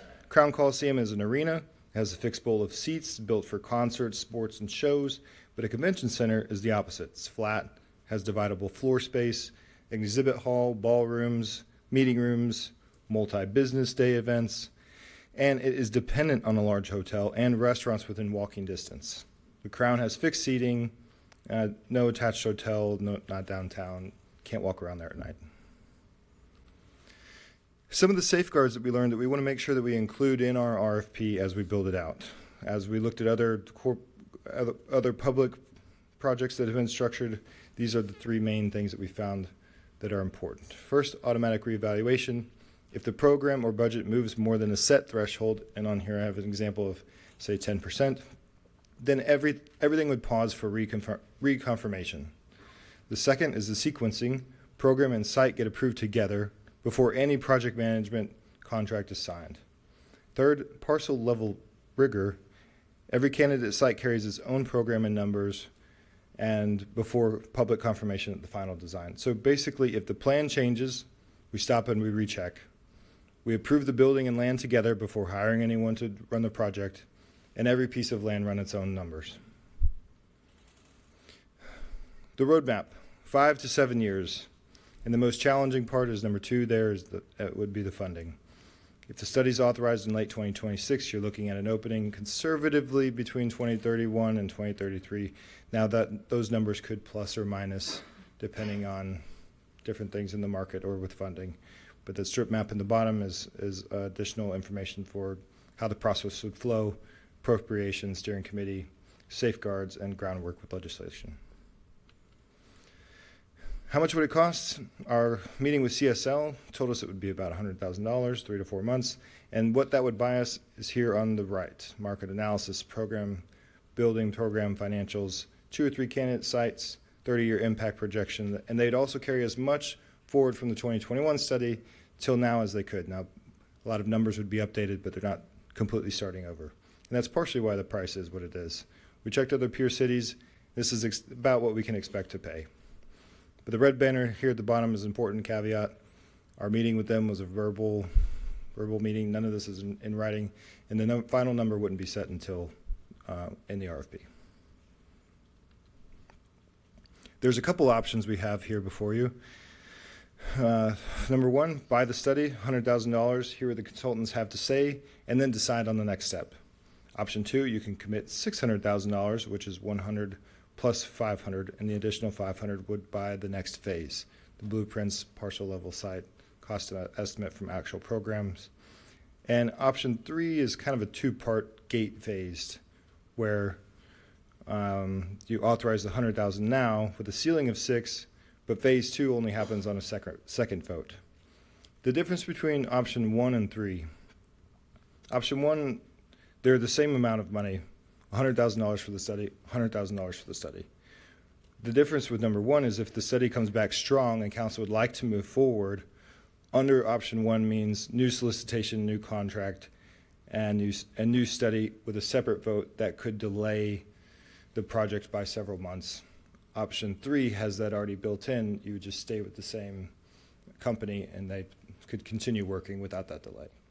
So just different considerations, different options. To conclude, we're of the top 10 largest cities in the state, we're the only one with over $200,000 with no convention center. I went over the market fundamentals and the conferences and where site locations could be. We talked about safeguardings and the cost at a potential $100,000. So I'm free for any questions. Yes, sir. Thank you. Dr. Manziel is pretty thorough, man. And you were able to gather a lot of that from just what the county had done and some of the publicly available information.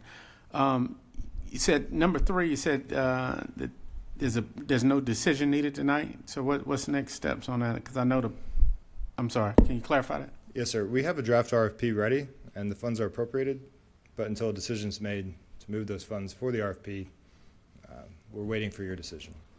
Right. Okay. So number 3 on here, I guess, is... This didn't come from a request for action. It came from a request for information, which was the admin report. Right. And this was okay. pulled So from you that. need another step in order to yes, sir. proceed if that's the case. Okay. Well, I think it was good. I think this is exposed a lot. Just kind of as just as an update, when distinctly Fayetteville, the chamber, Fayetteville State, and some of the other institutions here wanted to be a part of the conversation to see if there's some participation. So I think, to me, councilors, we consider this the feasibility. You're saying 1 and 3 are the same as far as money, which we've already appropriated in the budget. The other one just keeps you from having to redo another RFP in the event that it comes back strong. So, council, hopefully that we can consider. You could still not move forward on option 3. Right. Either way, you're But taking I'm out saying that as delay. far as the financial commitment, they were the same. One just had the ability to allow it to continue if the results were favorable. Okay. And so, Mayor Pro Tem. Thank you, Mr. Mayor. You mentioned in your presentation about the last time that we had conference was in the back in 2007. Not conference in general, sir. When that group was here last, 2007. Right. Do you have any idea revenue that conference generated for the city of Fayetteville? Back in 2007? Yeah. I think it was $13,000 awarded from the city to them. I don't know how much they profited. I don't have that information. Yeah. I was just wanted the listening audience to understand the impact economically that a convention center will have if you build one. We go to conferences all the time. All of them are at convention centers. All of them are at cities that have thousands and thousands of people there. All of them get hotels. All of them get rental cars. All of them get food. this is a game changer for the city of Fayetteville. The timeline, and you said step 2, the funding, is the hard part, I guess. Who came up with the timeline? Because you're talking about 7 years from now? And again, sir, these are conservative numbers, just to be safe. But these information came from our meeting with CSL and kind of what to expect. They told us the hardest part is funding and getting that commitment for such a big project. So how do we move that timeline up? Hopefully that can be a question the CSL or whomever does the study can answer, sir. Thank you, Mr. Mayor. All right, Councilmember McMillan. Yes, hey, thank you again. I have 2 questions and a comment. First question goes back to a comment I made when we first got this request from the mayor to look at a convention. I know at least Greensboro Curry Center is privately funded. I'm wondering if part of the study is going to be looking at private funding and or collaborative funding with other municipalities, and what that looks like in other places in North Carolina. And then I like the timeline slide that talks about 5 to 7 years, beginning with the study. I'm also interested in being able to answer for the public when we would recoup funds that come across or come about in that whole first phase. I get a lot of questions about Seagrass Stadium that I'm not able to properly answer about when we will recoup funds from the construction, when we will see as a city, and when we will be confident that we're making our money back, and would love to see any projections go out much further in terms of what revenue will be coming back. And then comment just from one of my neighbors, talked about how when the city wants something that's for industry, is for big business, we move on it pretty aggressively. If it's for something that's for quality of life or the welfare of people, we're pretty slow. And just a comment to us as a board, in terms of resources for the homeless, we still don't have a 24-hour facility. There is a demand signal also for us to do this kind of study for things that benefit people, in particular the unhoused community. But thank you. Yes, sir. Thank you. All right, Dr. Menzel, last question I have for we flip this back over to council. Part of that, would any feasibility include letting the vendor or the recipient of the RFP know about the hotel being proposed, and if there's an opportunity for him to scale up that may, because I saw that it was looking for probably twice the size that would work with that. Is that something just to make sure those 2 facets are working? Because you've got a commitment on 125 rooms. Right. Maybe if there was the market for it or a driver, just to see what it would take if he added the additional space or capacity. Absolutely, sir. They would have to look at that as part of it.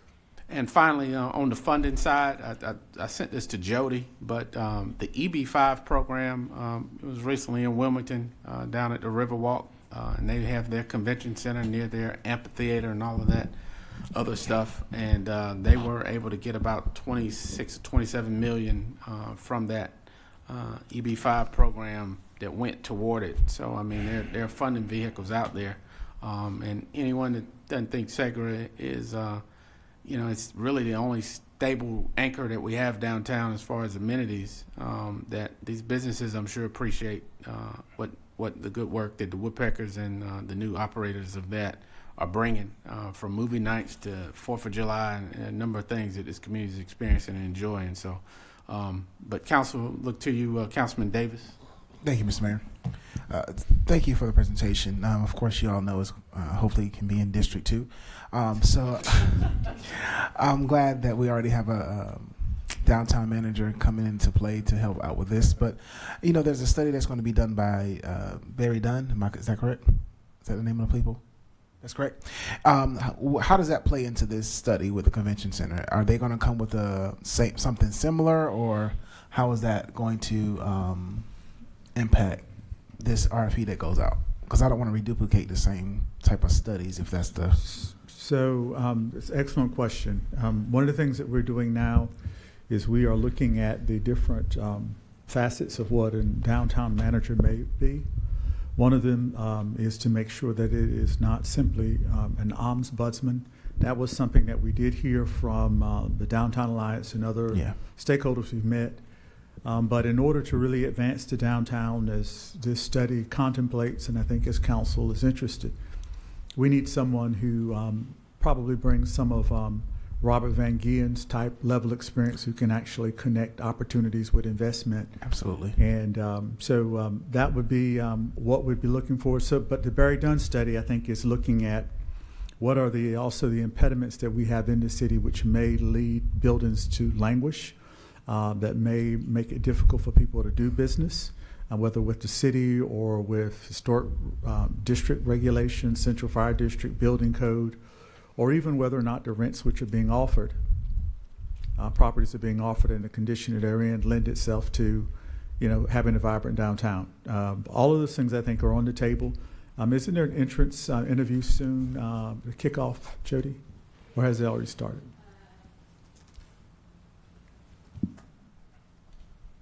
They'll begin this month through October as stakeholder engagement for the downtown study.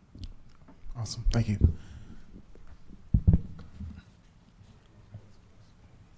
Councilman Jones. Thank you, Mr. Mayor. Just a quick explanation again. You said option 1, feasibility only, option 3. Could you explain again those two variations? 3 would basically, let me state this and then you can correct me. 3 would be pretty much once you deliver phase 1, it would automatically shift into phase 2 without any other council action, or how would that work? No, sir, not automatically. They would still come back to you for approval to move forward. It would just keep that same company, keep business with that same company to move forward to phase 2. Phase option 1 doesn't have a follow-on company, so you'd have to go back, make a new contract, find someone else to do it, and that's the delay that phase option 3 removes. Depends on how quickly you want it done. Gotcha. How does that work in regards to making sure that we follow the guidelines for RFPs and things of that nature, Madam Attorney? Just for my personal knowledge. Thank you. Councilman Jones, as long as you start with the RFP process, you're good. So you can break it up or you can do it all at one time, as long as you do the public solicitation. All right. So there wouldn't be there would still be an option for council to decide on that next step with option 3. Yes, sir. Yep. Absolutely. And I like the fact you said that they were at least consider, well, I don't know how in-depth because this is probably a different kind of scope, but the various funding cycles that he mentioned that we could possibly look at. All right. Thank you, Mr. Mayor. All right. Councilmember McNair. Thank you, Mr. Mayor. I want to say, first of all, thank you for this project. Thank y'all. And I'm excited about it. But however, we know that in the past, we've had some projects, which we hear it all the time, that has fallen through the cracks. But however, question to you, sir. What are the top 5 projects risk, and what mitigation and contingency plans are proposed? No, I'm not talking to you. Andrew, Dr. Manzar. I'm done with you, Mr. Mayor. Oh, okay. Yes, ma'am. I'll go back in a couple of slides here. So we looked at several projects from around the state, other projects that were successful and some that weren't successful. And we asked ourselves that same question: what parameters can we set to ensure success in a massive project like this that would take several years to finish? And that's where we came up with these top 3 sort of parameters, safeguards, guardrails, if you will, that we want to make sure that the RFP includes so that it is successful in the end. So answer to your question is basically these 3. The revalidation triggers, approving the site and the program together is key, not just approving the idea of one, but approving a specific location, and then having independent numbers on that location as well. All 3 important pieces that we want to make sure is included. Yes, ma'am. All right. Thank you. Councilman Davis. Thank you, Mr. Mayor. If council doesn't have any more questions, I'm prepared to make a motion, sir. Yes, sir. You have the floor. All right, Mr. Mayor, I move. I have one more question, if I may. Can we also start to think about looking at the cities that do have convention centers and figuring out how much of a burden they are financially, budget-wise on those? I think we could probably do some peer city analysis on existing structures and understand who's losing money, who's really having a hard time just meeting their budget based on commitments like this that could be a drain on them in the future. Yes, sir. Well, sir, in the feasibility study to check pros, cons, and run a pro forma on some it. of that could be management issues too with the specific sites, not necessarily the building, but we could add that as a component as potential things to look at in the study. I appreciate that. Yes, sir. Thank you. All right, Councilman Davis. Thank you, Mr. Mayor. I move that we go with option number 3 from the presentation. Thank you, sir. All right, there's a motion by Councilman Davis, 3, second by Pro Tem. Discussion. All right, Council, I'll look to you for action. All right, Madam Clerk, it's unanimous. Thank you. Dr. Manziel, we've been working you, huh, man? It's been great, sir. Thank you. Right, thank you. Everything goes well, Mayor. We can probably get the bros to do the convention here. But that was pretty good. When you like that, you walked right into that one. I know. Ain't about purpose, about green. So, okay. All right. So, Mr. Brown, we're back, sir. We'll turn it over to you. Yes, sir. Thank you. I'm glad to be here. All right. So the Blanton Road presentation that I provided previously tonight, that one I went through a little bit quick. This one I'm going to slow it down just for a second. No, you don't have to do that. Parking program is a very complex thing. So during the budget discussions, council was told that to facilitate the parking contract, it would require revenue increases. And as part of Goal 4, we are looking to try and provide a financially sound city, providing exemplary city services. The bottom line is, right now, tonight, staff are making 3 recommendations. The first one is to make the special event rate for the Hay Street parking deck to be $10 per event instead of $5. We have a handful of citation fees that are based on peer review that we're recommending to increase. And then we're recommending to convert a currently permit-only parking lot into a paid parking lot. Regarding the special event rate, staff met with the Downtown Alliance back in February of 25 and April of 26. And anecdotally, we did not take a formal poll, we did not take formal votes, but anecdotally from those meetings, we heard general support for the Hay Street parking deck to be turned into a $10 per special event rate parking deck. And the reasoning behind that is essentially people who are price conscious, who don't want to pay $10 to park in the Hay Street parking deck, they will drive farther away, they'll park somewhere a little bit outside of downtown or at the end of downtown, and they'll walk past the storefronts, eventually becoming potential customers and shoppers as they see things in the windows that they want to buy their kids. So with that, staff are recommending that special event rate for the hay deck go to $10 per special event. There's a lot more smaller items on the side, but those are the main thrust here. The citation fees. And I'm missing the word fee inside of here, but we did a peer review of the 10 municipalities by population in the city, or of the state of North Carolina, as well as Asheville, which is at the 11th. And from there, we found that Fayetteville, pretty much across the board, has below average citation penalties or citation fees. From our review of all the other municipalities in the area, we're recommending 2 main changes here. The first one is a general increase across the board to what you see here on the screen, and the second one is to remove 2 of the citation penalties. The first one is going to be judgment fees, which almost no other municipality has, and the second one is repeat overtime violation, which almost no other municipality has. And then the parking lots. Whenever we heard from council that we're looking to try and improve the efficiency of the parking program, we reviewed the 5 lowest performing parking lots in terms of revenue, and after very, very in-depth conversations with the current contractor and understanding the history of why those parking lots operate the way that they do, where they are, we found that 4 of them, essentially, they're not able to be changed at this time. due to some very unique circumstances unique to that very specific site. But one of them can be changed, and that's the Bow and Ann parking lot. For anybody that's familiar with Green Street, where the Wells Fargo that is currently vacant used to be, we actually own part of the parking lot next to that Wells Fargo. It is part of the Wells Fargo properties parking lot, and then Bow and Ann is ours. Right now, that parking lot is also permit only. We are recommending to make that a paid parking lot so that we can increase some capacity in that area. And then I know that this is in the back of some mind, or even some front of mind of some council members up here, but staff are currently working through the parking RFP. We are getting closer to the end of the process. We are hoping and intending to bring it to council on September 14th, and if we can, and it is successfully adopted, then we are looking to begin enforcement under the new contract on October 1st. Now, this is only phase one of these recommendations that are being made for this program. We are going to be requiring the contractor that we hire under this new contract to come back with phase two, their recommendations after they provide more expert opinion, expert recommendation, and expert analysis on the information that we have and what the industry guidance is.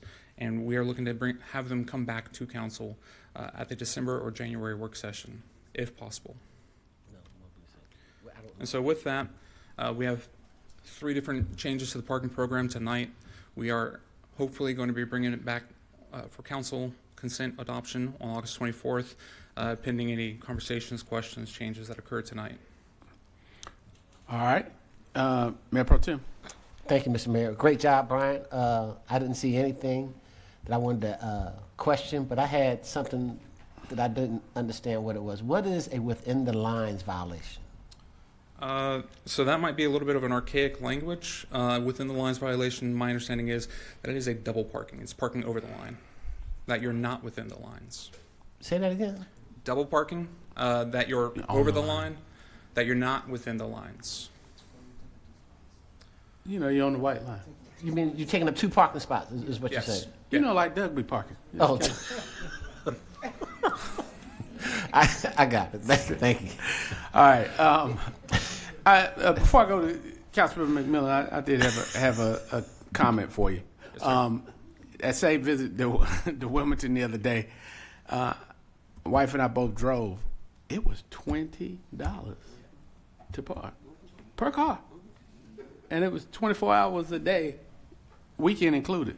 Now, we're not there because they've got convention centers, amphitheaters, river walks, all those kind of things that we're working toward that we're drawing, but that shows that where we're going. My concern with what you have here, the citation side, I'm okay because, you know, it's kind of punitive. You know, somebody's mad whether it's a $10 ticket or a $20 ticket. I get that. And I get the emails. Say, hey, I came to your city, you know, and I couldn't work the machine, and I got a ticket, and I'm not coming back ever again. I hear that. But, you know, so I'm somewhat following you there. What I'm a little reluctant about, and special events, I get that. I want to make sure that what you're having, because these downtown businesses are talking to us more about it needing a draw. And you don't want to discourage anything because they are trying to draw right now. And I even saw where Durham relieved paid parking on certain times for certain periods. I don't want to crack that back open, but I don't know what kind of message this sends in a time where people are in that mode, you know, because we're trying to still bring things to magnetize it, like we're talking about tonight, like we're talking about what Mr. Floats is proposing. So have you taken that into consideration? Fees, I understand it because of the punitive side. If you don't park like Doug, then you don't get the ticket. I get that. So I have a response. I have to carefully word it to make sure that somebody doesn't say, oh, they are going to do this, because we're not. We're not right now. Brian, once you say it, you can't take it back. So, Mayor, to your point, and that's a really good point, and some of the considerations we had were trying to solve the dilemma that would allow us to sign, or when we bring you back the parking management contract, to have the funds available. How we did that in the near term was in the budget.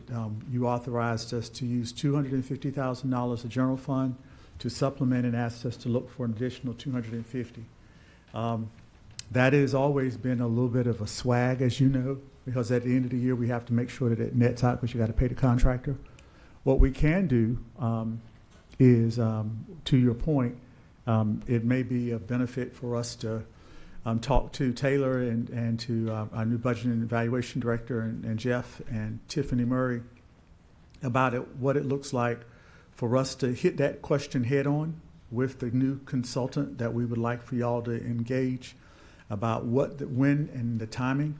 One of the things that's not in Brian's recommendation is changing the hours of enforcement. I'm not sure when you and Dr. Colvin were in Wilmington, but I would dare say that you may have been stayed after 5 o'clock, and our enforcement really penalizes people who work downtown because you get ticketed until 5, and the people who have the discretionary to come down for restaurants and whatnot else. Those may be the ones that again benefit from not having enforcement past 5 o'clock. But they're also, as you and the wife are, accustomed to paying parking if it's convenient and clean and all this other stuff. So if you would like, I think the main thing that we were looking at was we wanted to present you the recommendations. It would be a fee schedule change. And so if council could maybe receive the report and we could talk to the Transportation Committee as well as Taylor and to Jeff about some options that would allow us to possibly sign the contract and benefit from the contractor talking to us. I think that the special event fee for Hay Street parking deck, we have 1 month left of baseball, and their season is finished on September, at the end of August actually, unless they're in the playoffs, and then that may won't be here. So I guess if you're asking us the juice worth to squeeze in the near term, I'd probably say I would recommend that y'all allow us to get the parking management consultant and come in with a whole host of recommendations that y'all could consider instead of this one. Including some equipment fixes, because I do hear that quite a bit as well. So I don't know if that's in the RFP, but you need to make it easy for people to pay so that it's not, they don't get a ticket behind complications. Yes, we are going to be talking with the contractor that we're going to be hiring about what we can do about the equipment, whether it's maintenance or amortization of new equipment. All right, and then the last question before Councilman McMillan goes, the fee that we charge for the monthly rate, like at the new parking deck, I know it was an old fee. How long did we lock into that? Because it was like $50 a month or something. I know we did that for both decks, in the decks as well. The monthly parking permit is still $50 a month currently. So there was no recommendation to fix that? Not with this recommendation.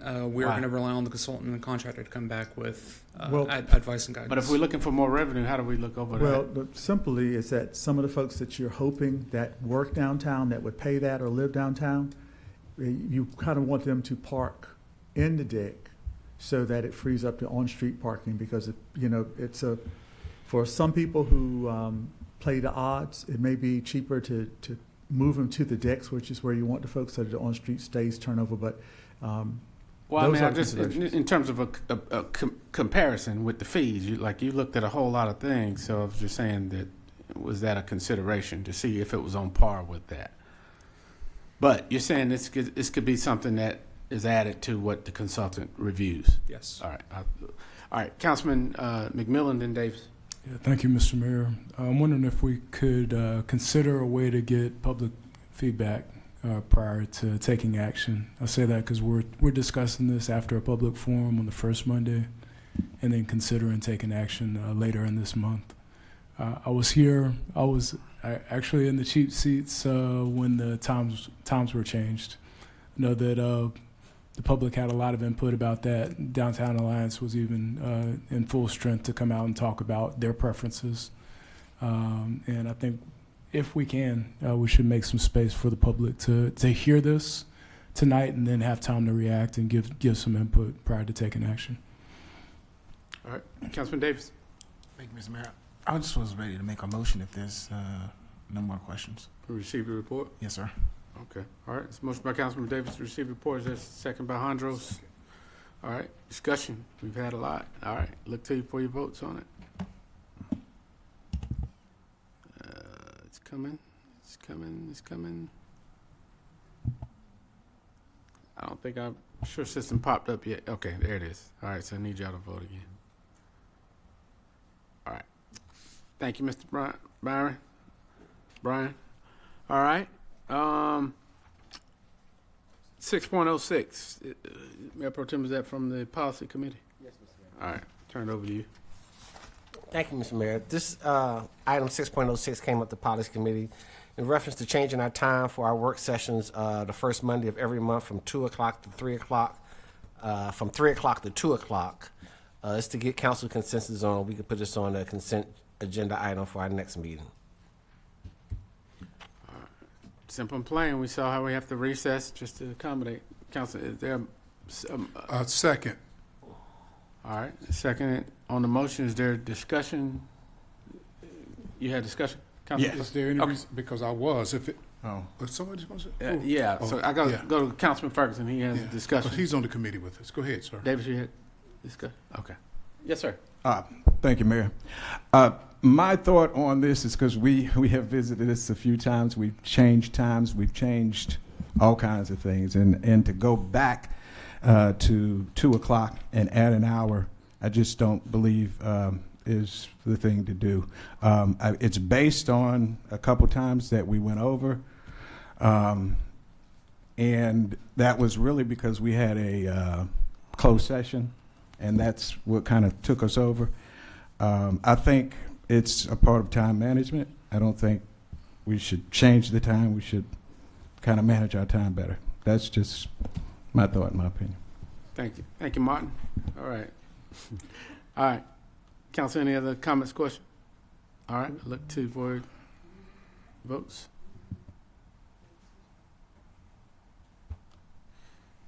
I need to find out what that was. All right. Madam Clerk, we missing no one. All right. Motion carries. Those voting opposition, Jones, McMillan, Ferguson. All right. Motion carries. There was discussion to send it back to us. That's how it got. All right. Well, it's going on to Mondays.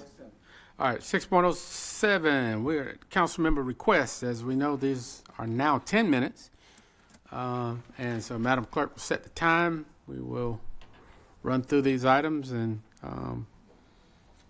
turn it over to Councilmember Ferguson's first up. At bat, Martin. No, you don't have to. No. She's just putting the time on for you. You think that'll help? I don't want you preaching now.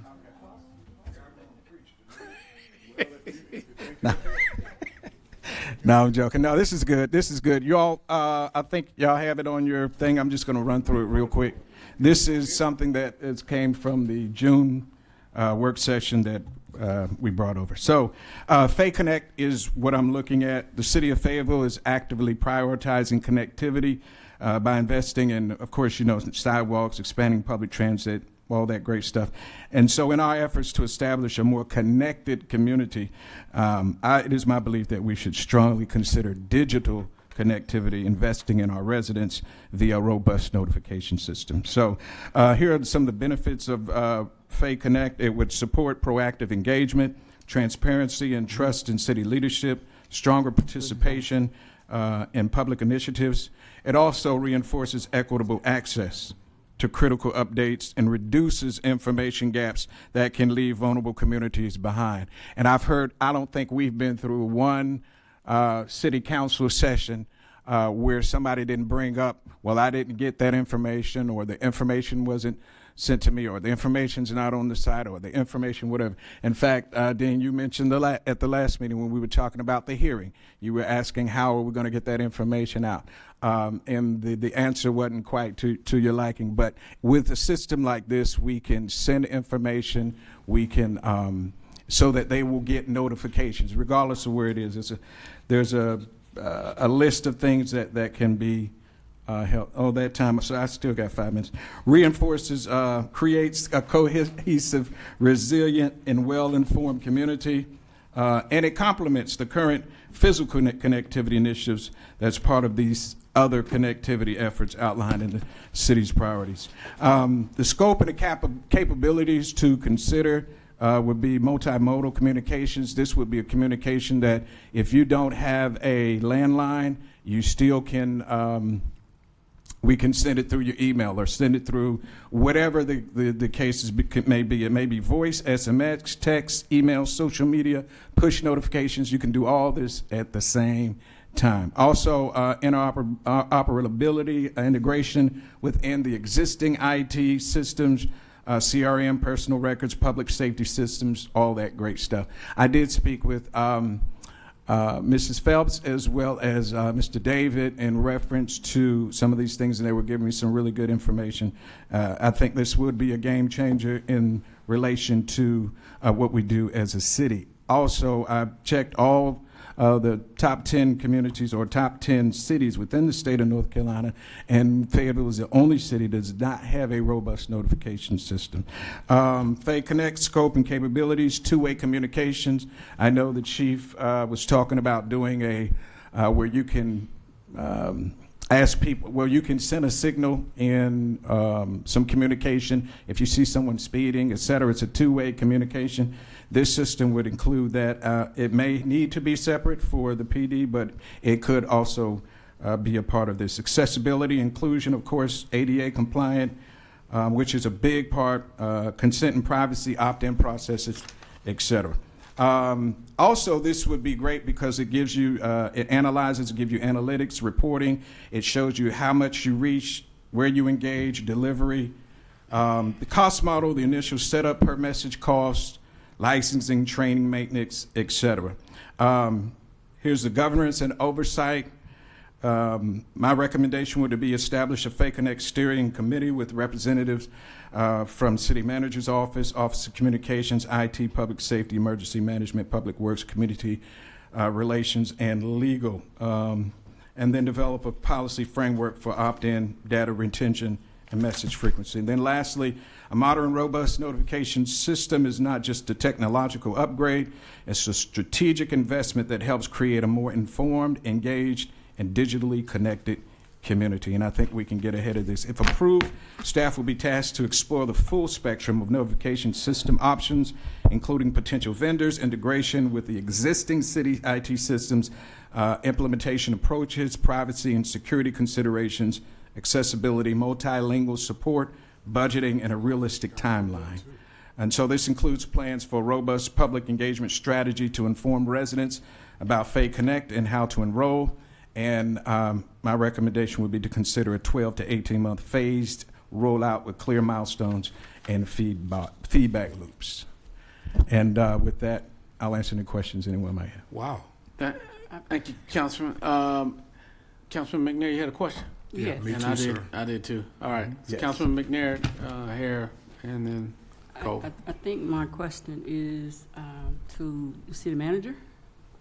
With this robust system that Ferguson is presenting to council, how does it differ from what we already used and the safety and security compliance?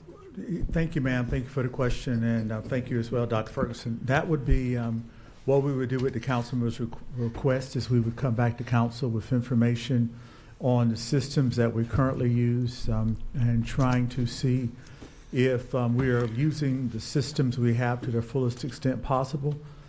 If we're not, why?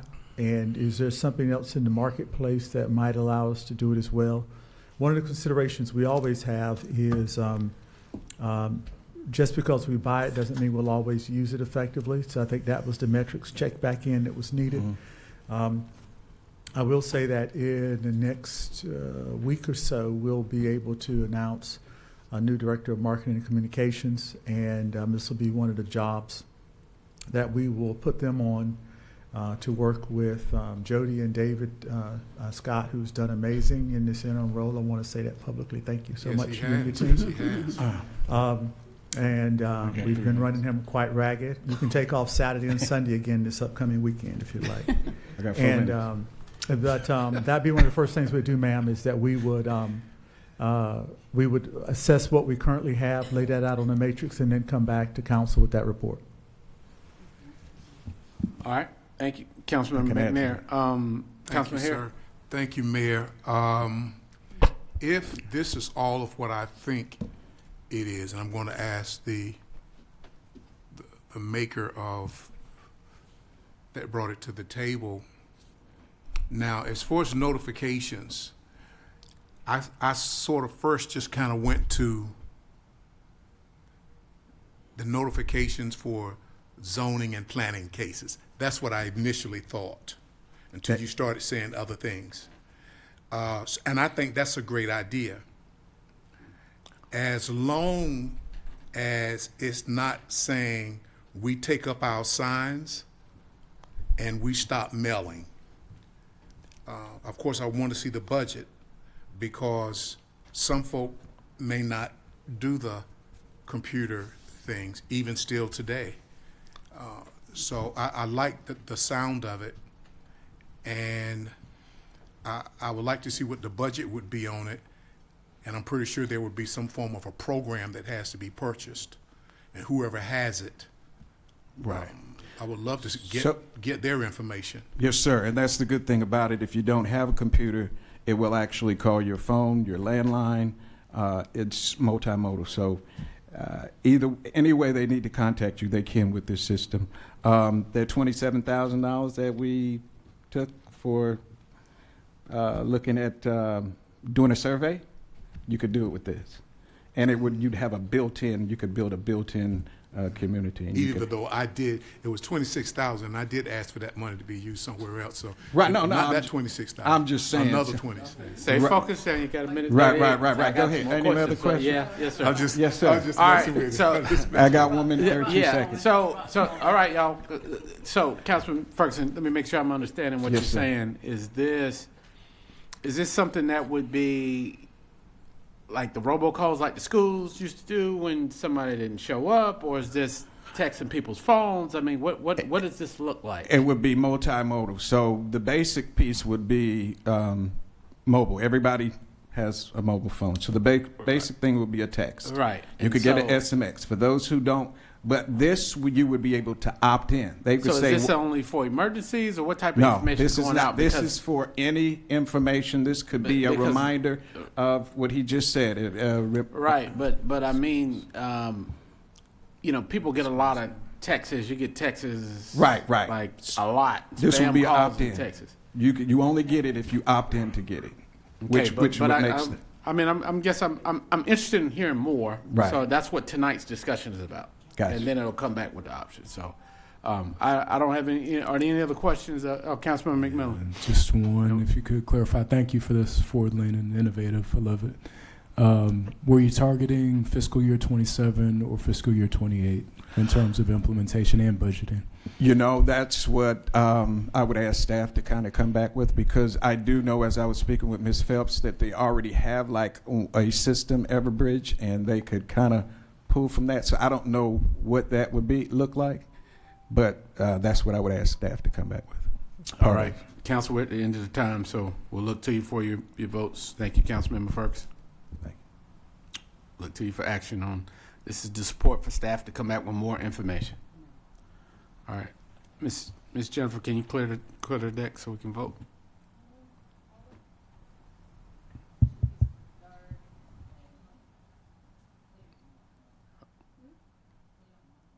It's not clear. Okay, here we go. All right.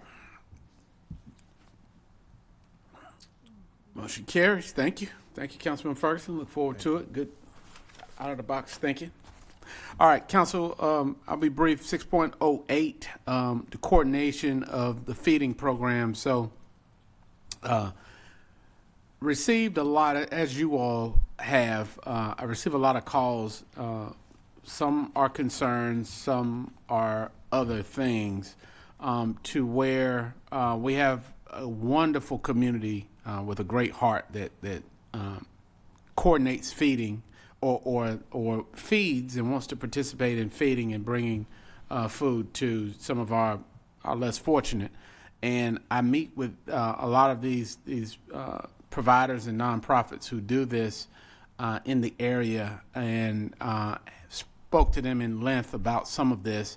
And a lot of them benefited from the Coffee with the Mayor, the fact that they didn't know, one didn't know the other was doing the same thing that they were doing. And so you ended up with a lot of them doing the same thing on certain days and nobody doing it on other days. And what we've seen Dr. Parfit sent us all pictures of behind the Capitol Encore under the bridge.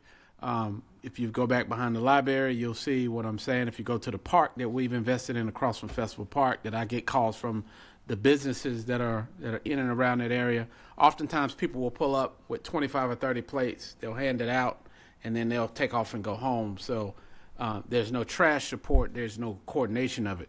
On your desk, you'll see, I had a conversation today with Major Hughes from the Salvation Army, one of our partners, and he brought this slide back, which are on some of your desks, as a possibility.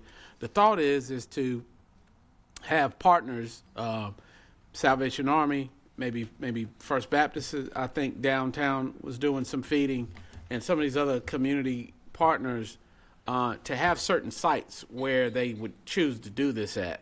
And on those sites, our participation would be trash cans or porta potties or some staff support that we can make sure that good intentions are not turning into other issues. I think also with this, from what I heard from some of the providers, you don't really have any regulation of who's doing that, right? People could cook this food in their backyard, and cook it in the house, and then bring it, and then right now, it's just kind of a free fall. With this, having certain sites to support it, the Salvation Army had a vacant lot in front of its place that this was a schematic of, that would have ultimately, not now, but would have a designated area for people to eat what's brought. It has a little concession in the bathroom for where some of the partners could deliver their food on the days that they chose to do it. Right now, what Major Hughes said, I thought I had the numbers with me about how many meals and overnight stays they provided, but he said that Monday through Friday, the Day Resource Center does lunch, and they do dinner 7 days a week. And so there are gaps there. And so the ask tonight is to allow staff to meet with some of the partners that we have. Salvation Army will bring in some of the other folks that maybe Mr. Cawley's office deals with, some of our community partners, and to see if there could be some type of coordinated plan that one, protected some of the most vulnerable that are getting these plates that we don't really know the origins of, but two, mainly making sure that there's trash support so that our litter team doesn't fall behind. Michael gets the call once it gets to a point, and there are tons of trash that are taken from down by the river and different places that well intentions but just not supported very well. So that's the ask tonight, to get staff to look at more information. Mayor Pro Tem, you had your light on? Yes, thank you, Mr. Mayor. Two questions. One is, we subsidize Salvation Army so they get back on their feet. How much are they going to charge us to do this? And two, with the coordinated feeding, how can we extend some of that out to the west side of Fayetteville? Because we still got people in Two Bell, people going out there feeding, so it's not just down at the library or at Festival Park. So. And what I'm saying is a citywide effort, right? I think there has to be more support in West Fayetteville, because you have a lot of the population out there that are in some of those shopping areas that I get the calls, and I'm sure you do. A lot. Salvation Army was there to be a partner, and what we talked about today, because it's so very preliminary, and I told them we were having this discussion tonight, was trash support, porta potties, and those kind of things. It wasn't necessarily monetary. Gotcha. But again, that could be part of the discussion. Thank you. All right, Councilmember McNair. Thank you, Mr. Mayor. Thank you for bringing this item to us, because I remember probably about 2 years ago, when I was the chair of the Homelessness and the Mental Health Committee, I brought this to the committee to kind of like streamline the feeding for the unhoused. And I think this is a great idea. It was Lifeline Alliance that we was focused on. So however, I want to make a report on West Fayetteville, where the feeding was happening in front of Walmart. If you look across the street, those woods are cleared out, and I'm very excited about that. We work hard to get that done. However, like Mayor Pro Tem Thompson said, there's still some individuals that are needing some assistance. But however, West Fayetteville has improved a lot. And I thank you for bringing this, because we really need to streamline a lot of these churches and nonprofits. They were feeding all at the same time, and sometimes they weren't feeding, period. And so thank you, sir. All right. Thank you, Councilmember. Councilmember McMillan. Yeah, thank you. Thank you for this motion. Thank you for this idea. Wanted to ask Mr. Mayor if beyond the show of support and additional coordination, if there's any thoughts about policing folks who are trying to feed their neighbors. What I wouldn't want to see is us say this is the only place where you can help people. This is the only place where you can set up your grill. What do you mean when you say policing? What I'm saying is I don't want to see a scenario where we say you can only feed people in these designated spots. I am for helping. I am for, especially if this council is willing to support adding additional trash support, helping with coordination, connecting organizations, making sure that there's no or minimal repetition so that people can help more people.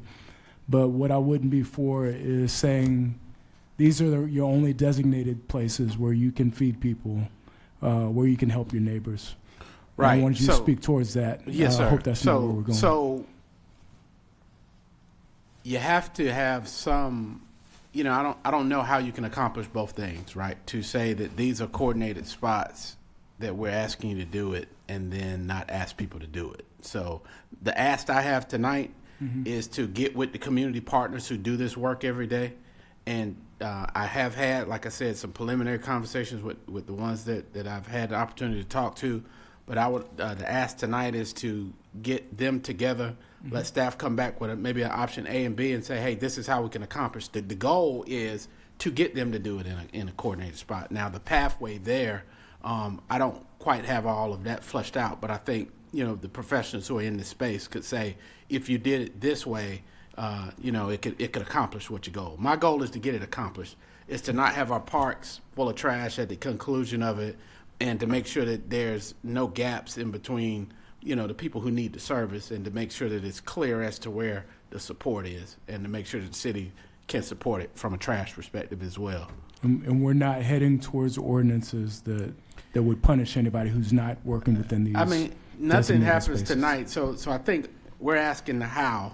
All I'm trying to do now is to see if there's enough support for the concept, the what. When staff comes back with it, you'll have the. I can't answer that. You know what I mean? So I think it'd be speculative for me to answer it.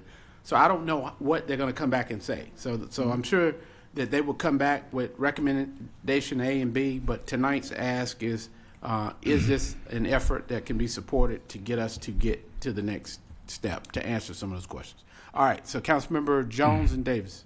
I've got 40 seconds. I rescind, sir. I'm good. Very quickly, I was just going to make a motion. I appreciate it because it brings in that public safety aspect. That's for me is the huge part there. So. All right. So council, I'll look to you for action on it. Councilman Ferguson, did you have something? Oh, okay. I thought. Did you make the motion? You got 18 seconds, sir. Yeah. Go ahead. We all right. So can we get them? All right. So motion by Jones, seconded by Ferguson. All right. Council, look to you for action. All right. Thank you, Council. And staff will come back with the reports to some of those questions. Councilman McMillan. All right. The next item, 6.09, is one that I've talked to Cliffdale West neighborhood about. Previously, I made a commitment to them to have an assessment done in their community about the location of fire hydrants in particular.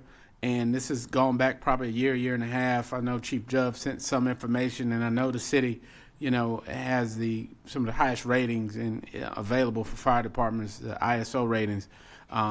But to Chief Dov's acknowledgement, there were these, even though the area is covered, it is not at the recommended rate of distance in between. And so he did come back with some preliminary information about what it would take to add some additional hydrants. It is in an area that Aqua covers and not PWC, but it wasn't about the service provider of the water. This was about, did the city have the right number of fire hydrants to meet according to whatever the recommended ISO standards were. And of course, District 8, Councilmember McMillan has probably heard this conversation as well. So some of those areas in West Fayetteville are covered. You know, they have trucks and they have other coverage items, but this specifically was for any area that for us to look at what it will be robustly to make sure that fire hydrants are the right distances apart particularly in areas of West Fayetteville that had different, not necessarily urban rule standards when it was annexed in. So that was the ask tonight. Any questions I can answer about it? Councilman McNair, is your light on, or that's from the last time? Okay, all right. Mayor Pro Tem. Yes, Mr. Mayor. Help me understand. I'm confused about the fire hydrant part, because as you know, in Southwest Fayetteville, there's hardly no fire hydrants anywhere. On Stony Point, down Dunder Road, Barefoot Road, there's no fire hydrants. Yeah. So, Chief Rittmeyer, can you come up here and explain to me what's the purpose of having a fire? And not only that, most fires aren't put out by fire hydrants, they're put out by the water trucks. So I'm trying to determine what's the purpose of having so many fire hydrants if we're not using them to curb fires. So I'll speak to specific requests. That's the problem, that they did not, you're covering it with water trucks, but some of these neighborhoods, if you go to neighborhoods that are in the inner city, the distance between them are not the same as those out to the west, to your acknowledgement that you don't see a lot of fire hydrants. Right. Go ahead, sir, if you can. Correct. And you, sir, you already alluded to that. The neighborhoods that you're talking about in West Fayetteville were built when they were still in the county and under different fire code requirements at the time. The fire code requirements in the city of Fayetteville and the current fire code requirements require spacing of approximately 400, 600 feet apart. Now that can vary a little bit depending upon the occupancy type, the construction type, the fire flow requirements for those buildings. Currently, and we've known this has been a concern since the area was annexed in 2004, and we have been addressing it, using our trucks, bringing the water to it. But that is a problem when if we don't get notified in time, the fire gets beyond our initial control, past the incipient phase, where we need higher fire flow, and we don't have hydrants nearby, then we have to run truck shuttles, we have to call additional trucks, request additional personnel and those such things. So your point is we need fire hydrants in these communities? Fire hydrants is one option, yes, sir. So what if I told you I have at least 10 communities that don't have a fire hydrant at all? We're aware. Okay. So, so here's the thing. Us not addressing it doesn't fix it. So this came because of Cliffdale West. Well, let me just say that I understand that, Mr. Mayor, but I think I brought this up maybe a year and a half ago to Chief Dove. Yeah, well, I'm down to 5 minutes and 52 seconds, so I'm tracking, Mr. Mayor. All right, Councilman McMillan. Yeah. First, thank you, Mr. Mayor. I want to appreciate my neighbors, especially Mr. Robinson, who might be watching, who's out in Cliffdale West. This goes back many, many years and many, many councils. In terms of an issue and a grievance, I want to say when all is said and done, it'd be prudent for us to have a comprehensive look at all the neighborhoods, all the legacy neighborhoods that are impacted by this, and then also to prioritize where we should allocate our resources. Another piece of this is there are some cost benefits to investing instead of more fire hydrants into trucks, high capacity trucks that are more mobile. I do also want to thank Chief Dove, who has come to Cliffdale West. It was there last month, and told the community about the need for prioritization and process. But also, Chief Dove told them, I'm not going to say no to more fire hydrants. I want them just as much as you. However, it's prudent for us to have a process for how we prioritize and take a comprehensive look at this. But thank you to Cliffdale West for bringing this to the forefront. All right, Council, look to you for action for you to consider on that. And this one was, I agree with that, but the specific ask, because it was a legacy issue out there, and when they come back with it, we can expand it. But right now, this was something that was brought by. So are we talking about all of the annexed areas in the city, Mr. Mayor, or are we just talking about one specific Initially, this one was Cliffdale West as a pilot, can be considered since they had the research already. Yes, sir. And Mr. Mayor, we will be prepared to do not only annexation area, but anywhere else where we might have gaps, but we'll focus on the annexation area first. Okay, yeah. All right. Thank you, Council. Council 6.010 is Councilman Ferguson. Thank you, Mr. Mayor. Okay, October 8, 2016, Hurricane Matthews happened.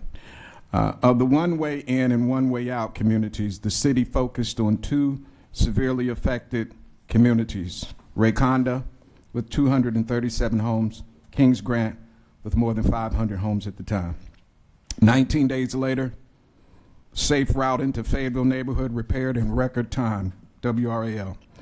6 months later, April 11, 2017, the city of Fayetteville received $1.2 million grant from Golden Leaf Foundation. $900,000 of that went to the entrance for a new entrance into Rayconda subdivision, which had a little more than 200 homes. The rest, $300K, was used to remove debris from Cross Creek. 14 months after Hurricane Matthew, December 28, 2017, the second entrance to Rayconda was completed. August 23, 2019, 3 years later, CBS News 17. 3 years after Hurricane Matthew, Fayetteville neighborhood road finally gets fixed. 3 years. The thousands of residents who live and drive in Kings Grant had to enter and exit through a one-lane trail through a muddy church baseball field.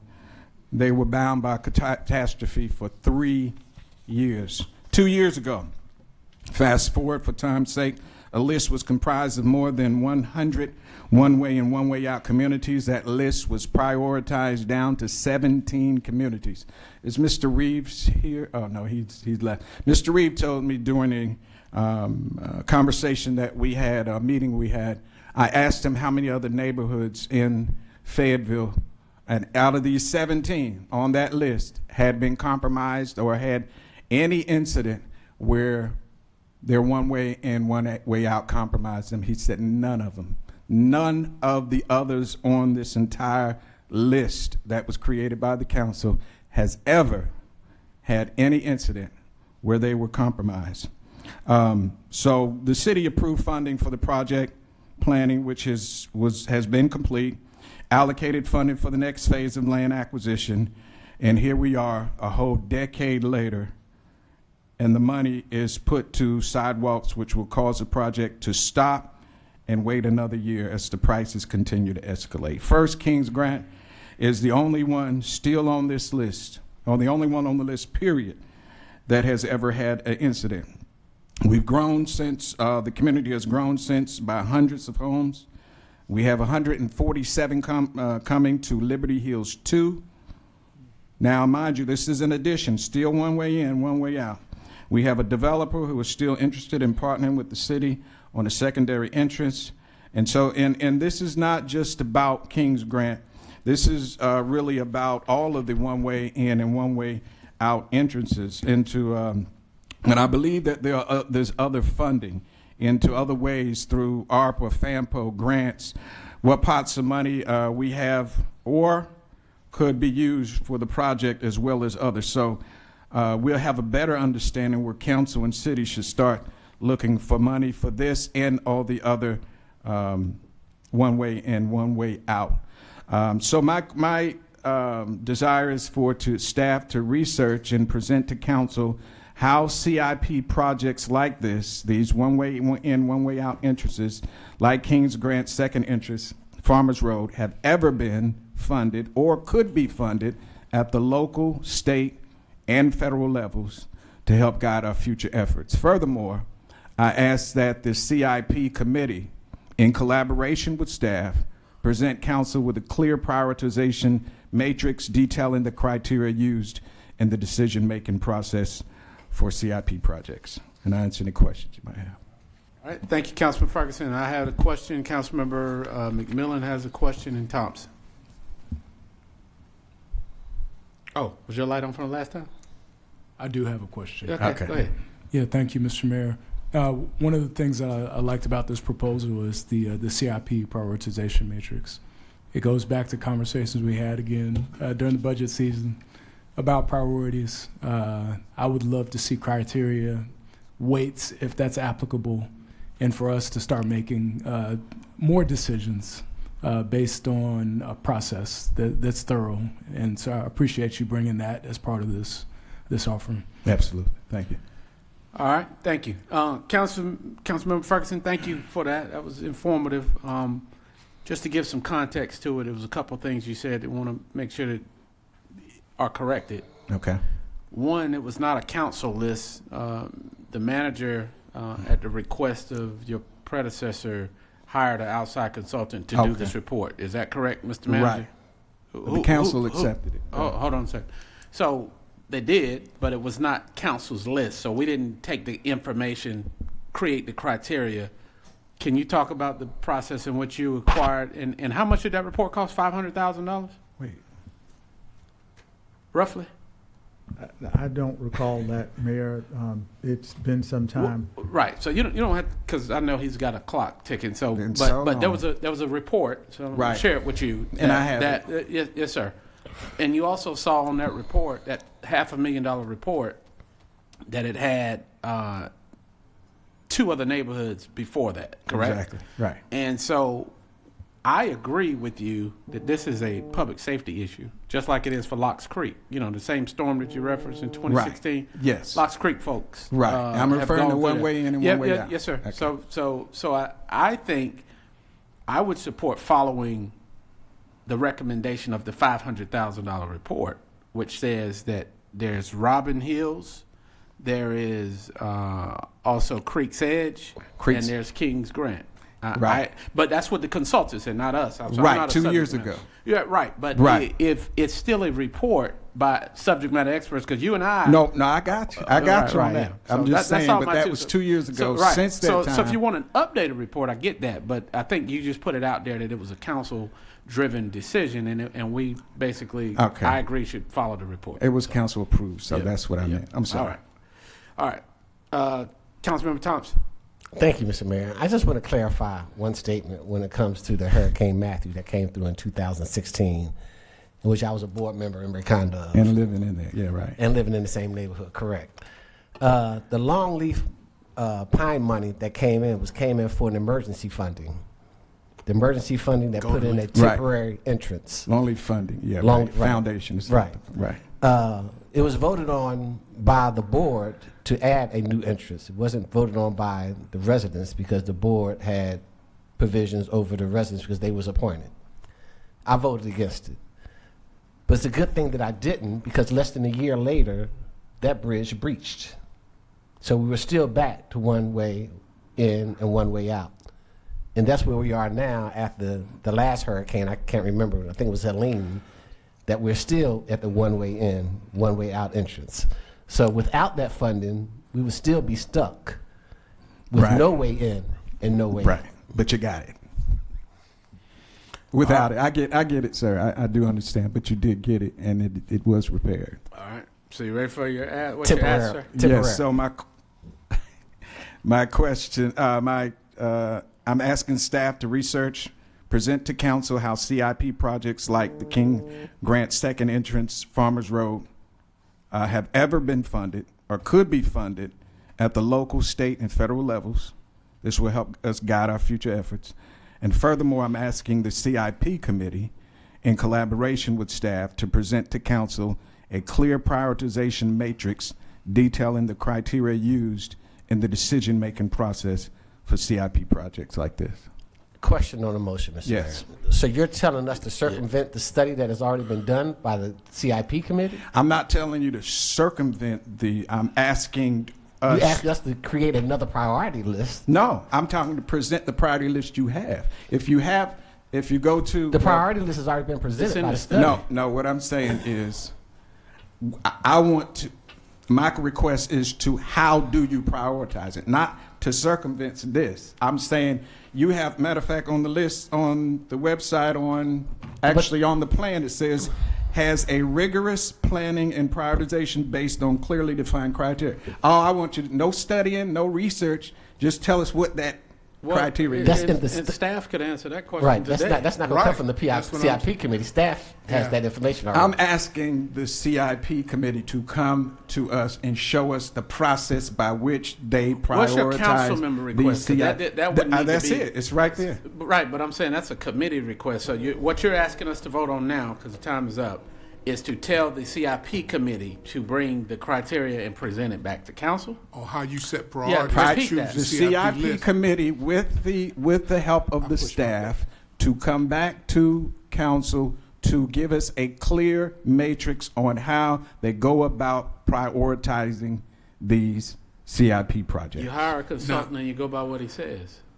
It's 2 years later. We're 2 years later. Many things have happened. A lot of things have transpired. You even said that it's got breached again. So when things happen, we got to go. So you want to update a study?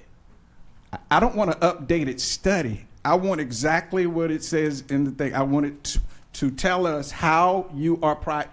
There's a process for prioritizing, right? It's right in your policy. It says it's a robust system that you prioritize it. Now you're saying we send it to another place, an outside committee. I'm saying. I'm not saying any of that. I'm trying to understand what you're saying because I'm not following it. So when he sends the RFP out to the people who provided the study, it had the criteria in there.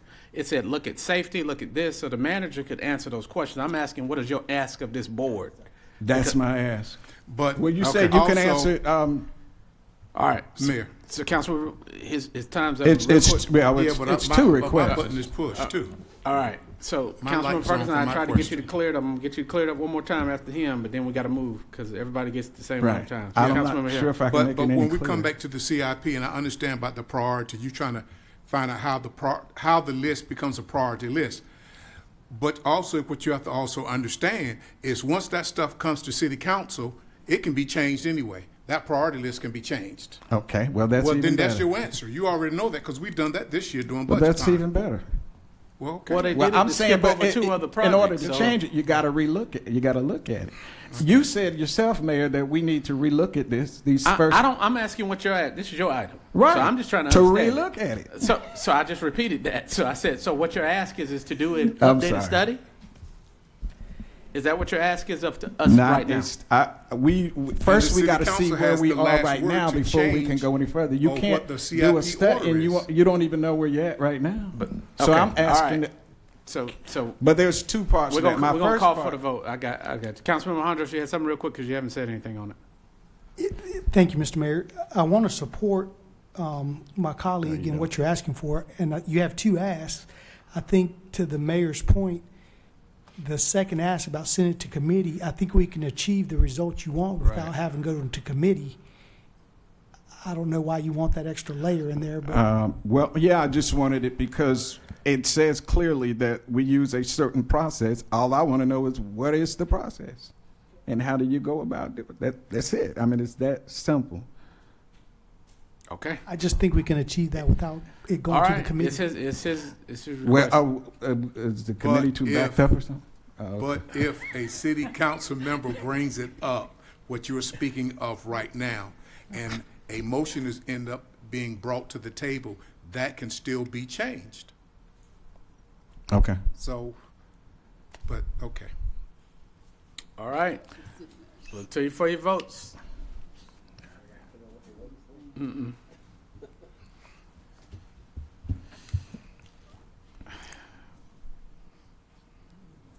All right. Next item, 6.011, Councilmember Jones. All right, thank you, Mr. Mayor. I'll make this fairly quickly.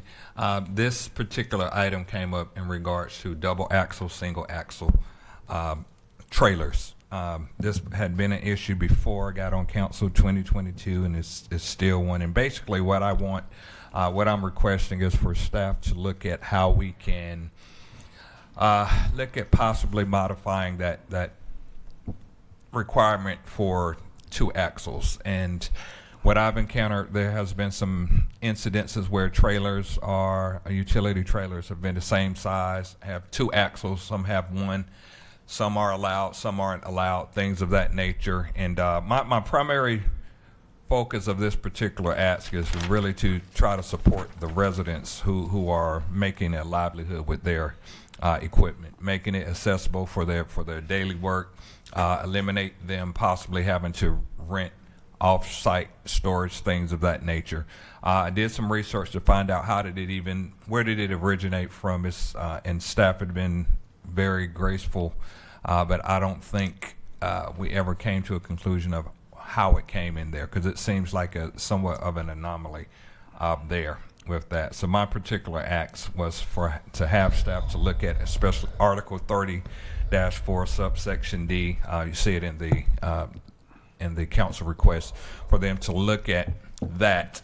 And along with that, one of the aspects, if someone wanted to do it now, they had a dual axle trailer, utility trailer with the same size of a single axle, they would have to go through a neighborhood compatibility permit, pay $1,000, do a newspaper, run it. I mean, just very, very cumbersome for them to do that. So I wanted them to look at what would that look like, what would be the implications of removing that particular restriction specifically for utility trailers, not touching any other aspects of that for our residents. So I'll pause there and answer any questions. So are you speaking of, because in looking at your description, are you, Councilmember Jones, are you speaking of where they're going to park it? Yes. Okay, and you know, I sent you a message about this because we've been dealing with this, and I got an issue I'm dealing with too. And I was just wondering, as I mentioned to you in my yes, sir, email, what about if we look at it from a case-by-case option instead of rechanging it? Because we've been hitting this hard over the years. There may be some the topography around the house where you live. Yep. It may be hills, and you can't, it can't park properly in the front or the rear. I mean, on the side or the rear, and it may need to be in the front or something. And that was my concern then, and that's still my concern now, that instead of we looking at to change it all, because we have been doing this, dealing with this item, that it become a case by case. Yeah, and I think part of that, and staff can correct me, I think we do have some sort of pathway where it can now be done by case, but it's through the neighborhood compatibility permit, which they're going to pay $1,000 and run through that long process. Yeah. So again, that's what we need to change. Yeah, so I want them to just look at it and bring us something back. Hey, what could it potentially look at? Okay. So not trying to complicate, but yes, sir, that's basically it. Mayor Pro Tem. Yeah, thank you, Mr. Mayor. Councilman Jones, are you specifically only talking about utility vehicles? Because I think I heard you mention that. Yeah, the utility trailers. Like I don't want to touch anything. Like there's a provision for like dump trucks, heavy equipment. Not talking about any of that. Just like the trailers, utility trailers. Sometimes people, the open bed ones, sometimes they're food trucks, things of that nature, but very, very specific. But how do you specify that in the ordinance when it's just a single axle?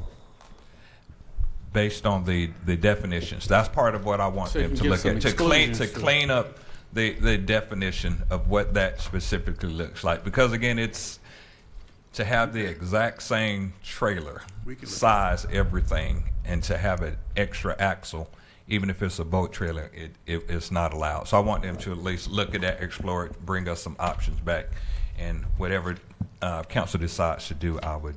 Thank you. Willing to look at it. Yes. All right. Councilman Hardross, you had something? Thank you, Mr. Mayor. Yeah, I support the request. I mean, you hit home with me when you said, people have a trailer or a vehicle of some sort to make a living. I was supportive of the tractor trailer, the rig, not the trailer portion, but the truck portion, and use the same argument. If I'm a long haul truck driver and I can fit the truck not in the right of way in front of my property but on my property, why should there be an ordinance against it? So I'm for all kind of work vehicles, as long as you can fit it on your property, as long as your community doesn't have a HOA. Some people live in communities and neighborhoods that have a HOA or a POA that precludes that. That's why they purchased in that neighborhood, because they don't want that. And I've said this before when we had a similar discussion.